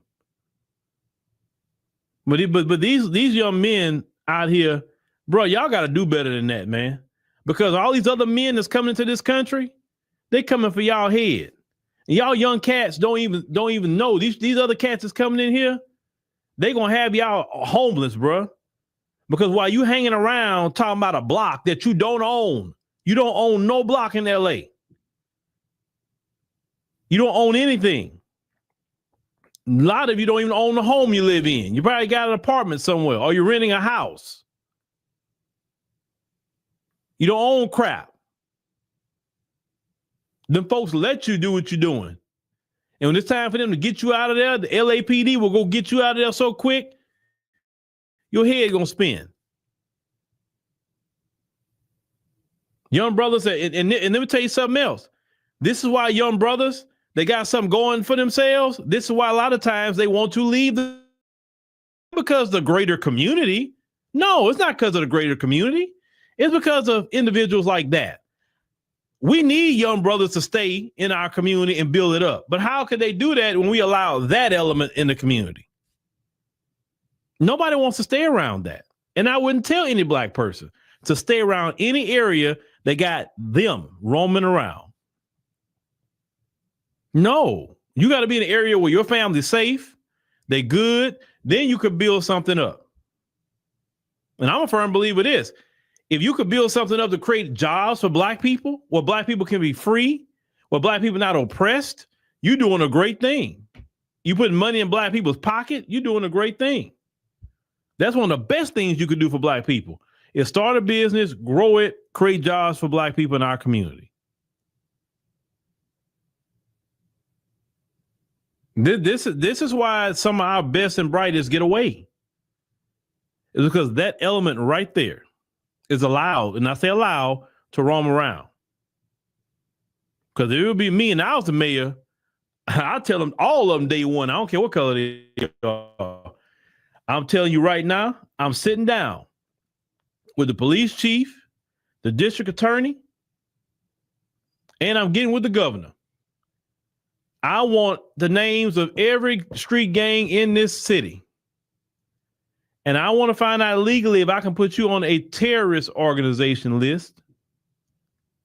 And I'm going to work with the federal government, with the FBI, and we're going to get you out of here because we don't need no gang members running around. You want to go do something? Go do it outside of LA. You're not doing it here. For the mere fact you in a gang, we want you locked up. You don't need no freedom to hang out. You want to go do it, go to work. Men's supposed to be at work anyway, all that hanging out. I always say any man hanging out on the street all day, he ain't up to no good because real men got stuff to do. They get up in the morning, they go to work, they go to the gym, come back, do their business. Everything with a man starts early in the morning. No man that's productive I know hang out on a corner. None.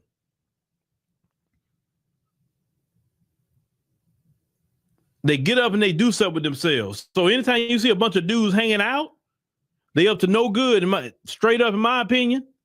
And I've seen it so many times. It's not that they outside walking, exercising, running, running. Okay, we all exercising together as a group of guys. No, they're not doing that. That's why I'm a firm believer. No man need to be out there just loitering. Go find you something to do. But shout out to young brother. Like I say, he took that like a G. He went on by his business. I hate that for him. But I can't stand people just picking on somebody. I hate that, bro. I hate that with a passion. Whether it's a man doing it to a man or doing it to a woman. Because I've seen videos of females that done the same thing. They were messing with a young woman for nothing. God, I can't stand that. I've always been the one that stood up for people like that. Man, leave that dude alone. Leave that female alone, man. What are you doing? You know what I'm saying? Now, I'm not the one to get on here weak. Ain't no we got to do better, nothing. Ain't no we. They got to do better. Because now all black people are responsible for them. Okay?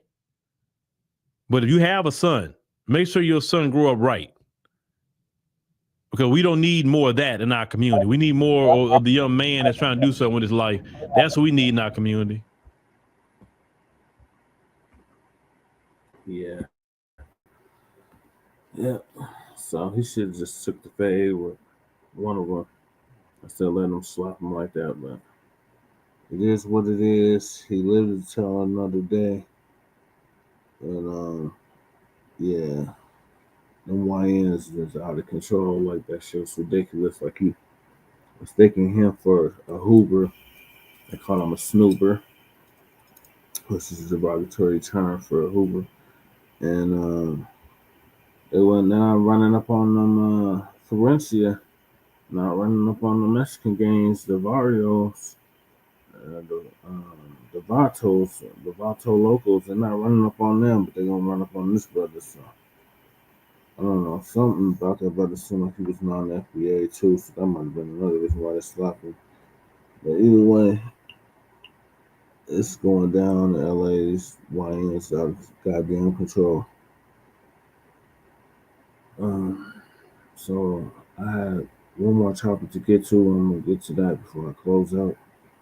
And that is Lake Lanier, which is formerly known as Oscarville in Georgia, has claimed another victim.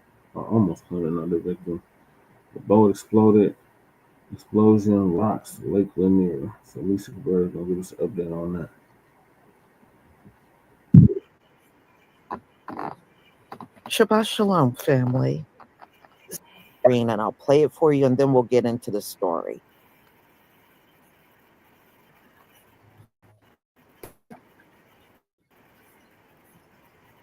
Okay, y'all, give me a 1 if you can see my screen. Give me a 1 if you can see my screen.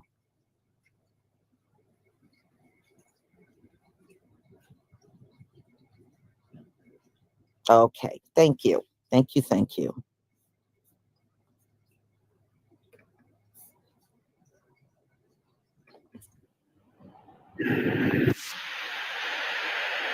We don't walk like them, we don't talk like them, we don't chase the trends, we don't blend in. Marked by the word, sealed by the flame, set apart in Yah's holy name. We were chosen at night. So it.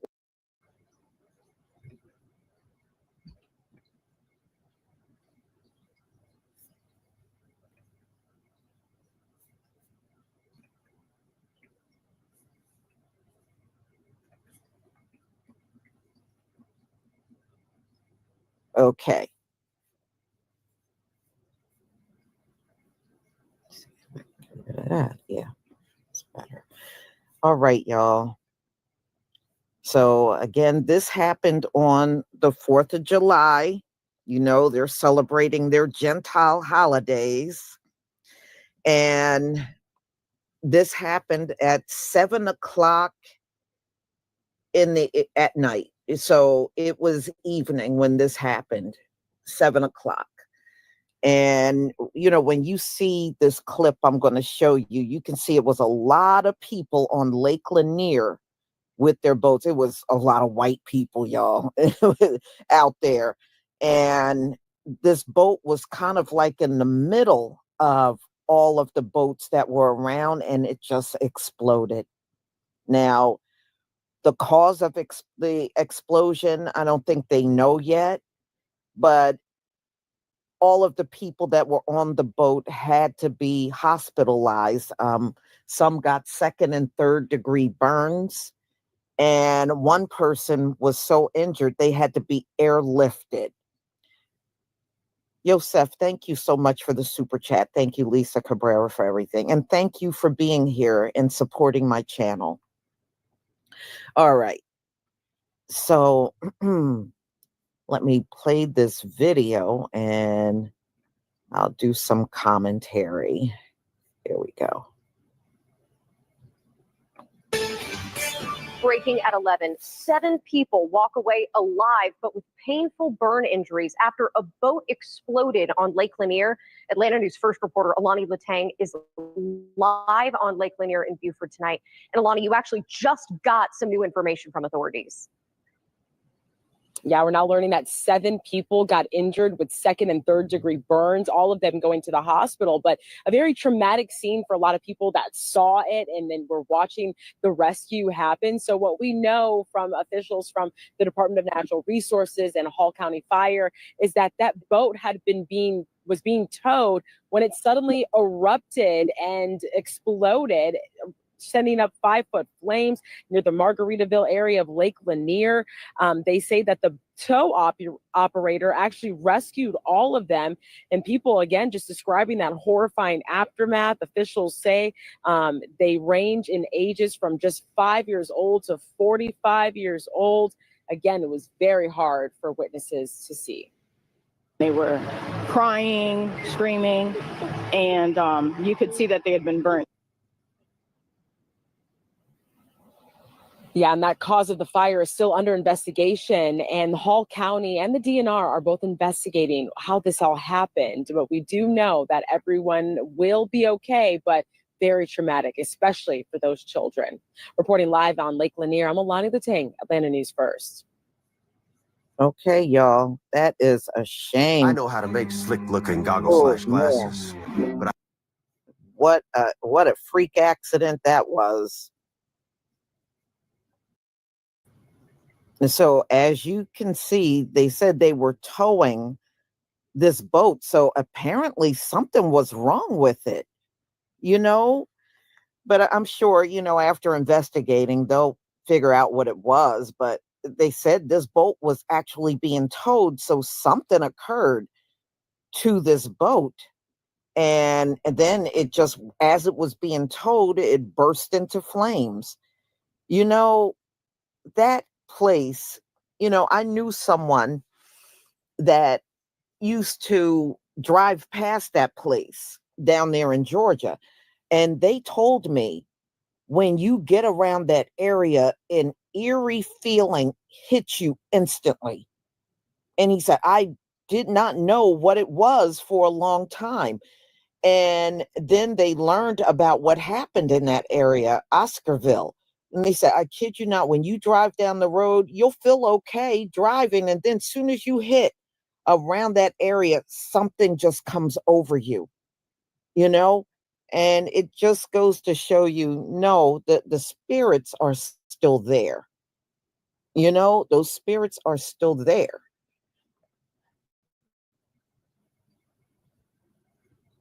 And like I said, there has not been any justice for all of those lives that were lost.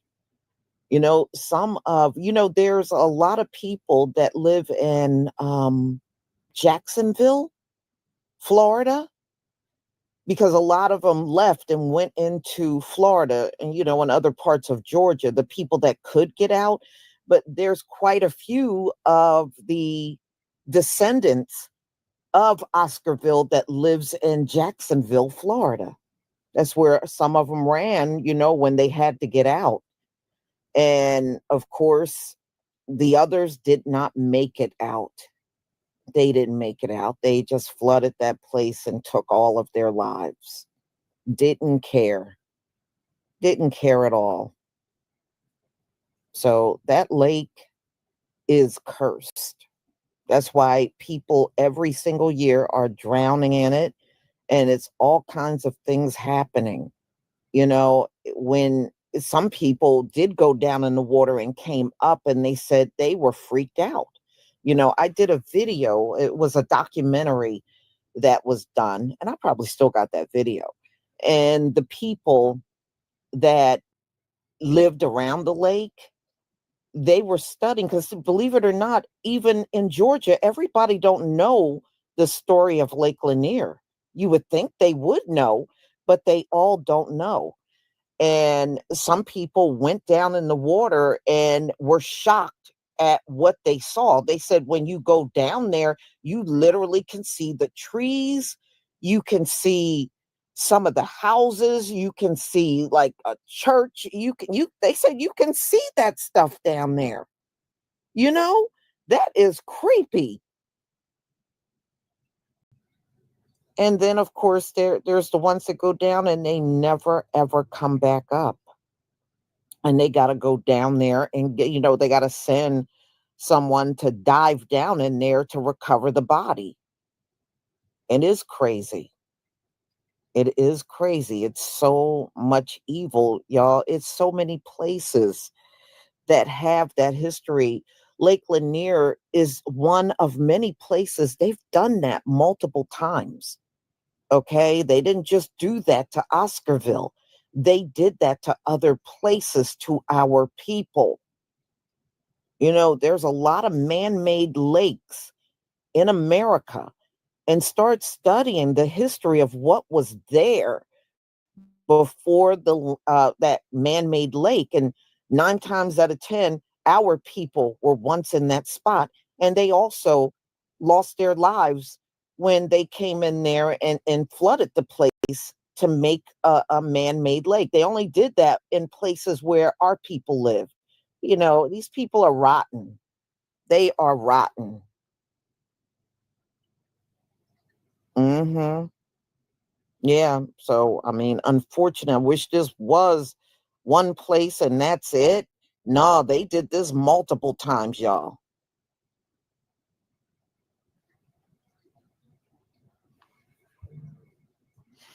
Yeah, I heard Takar, I did hear about the 24 people in Texas, the flooding down there. Yeah, I mean, look, you notice how catastrophic the weather has become? Oh, yeah, the weather has actually become more deadly. And we know, our Heavenly Father is going to weaponize the weather. And he's been doing that all along. You know, we haven't even seen the hurricanes yet. We're just getting into the season, but they are coming. And one thing I do know, because we got hit by Hurricane Sandy, we took a direct hit. The more intense a hurricane is towards the end of the season. So when you start getting into fall, those hurricanes are the strongest. They are the absolute strongest. The ones that you see now, they're not quite as strong, but they still dump a lot of rain. I know a lot of people think a category 1 is nothing. No, even a category 1 can kill you because it dumps so much rain. It can literally dump like 10 inches of rain within hours. So even a category 1 is dangerous. I know some people think it's not because it's just a 1. No, that's not necessarily true. All of those hurricanes come with a lot of things. It comes with, of course, thunder, lightning, wind. It comes with tornadoes, and it comes with a hell of a lot of water. And it's nothing for a hurricane to dump anything like 7 to 10 inches in a location and just flood it out. Mm-hmm.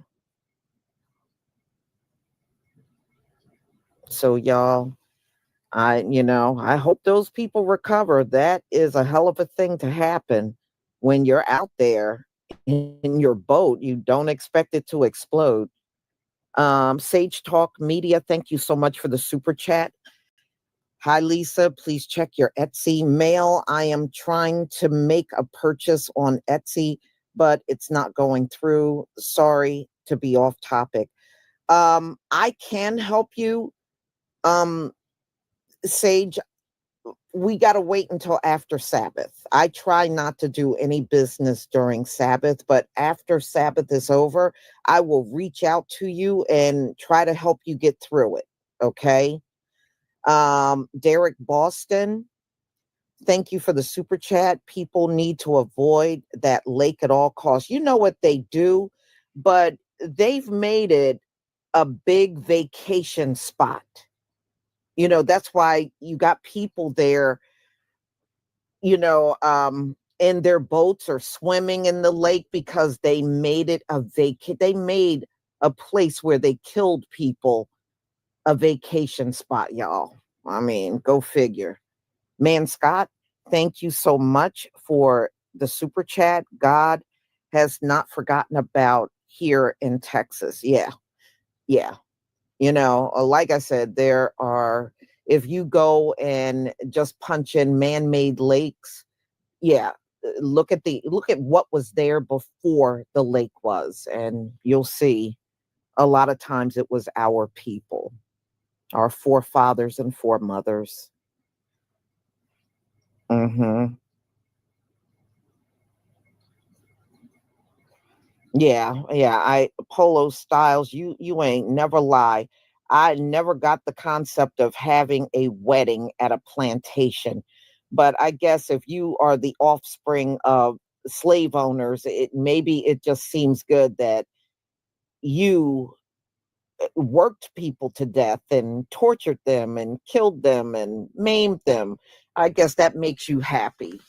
So you want to go to that place and you want to have your wedding. But that was not the only thing. They had parties, and some people actually stayed in them on vacation. Yeah, I mean, it is demonic. You know, that place is a vacation spot. Nah, but you know, these folks are not us.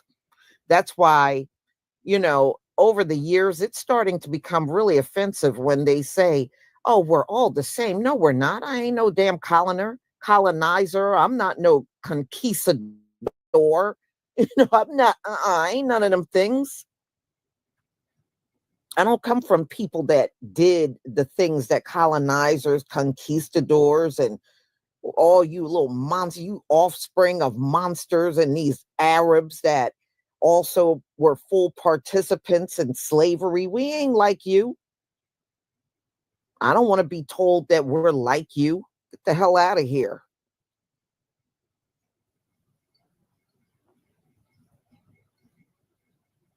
Yeah, so y'all, I'm going to conclude, and I will be getting the Bible study up soon within the hour. You know, so some of you I will see later, and some of you that don't come, you have a wonderful day. Shabbat Shalom, fam.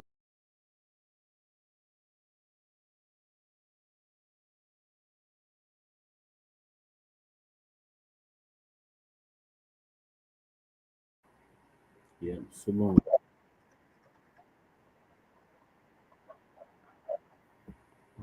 Appreciate y'all tapping in, staying on late with me. I'm going to end the show now. Appreciate y'all. Let's see, like and subscribe to Frontline Black News on YouTube and Facebook. And Revolutionary Agenda on YouTube and Facebook. We'll see y'all tomorrow and later on today, this evening, for part 3 of season 5, episode 15.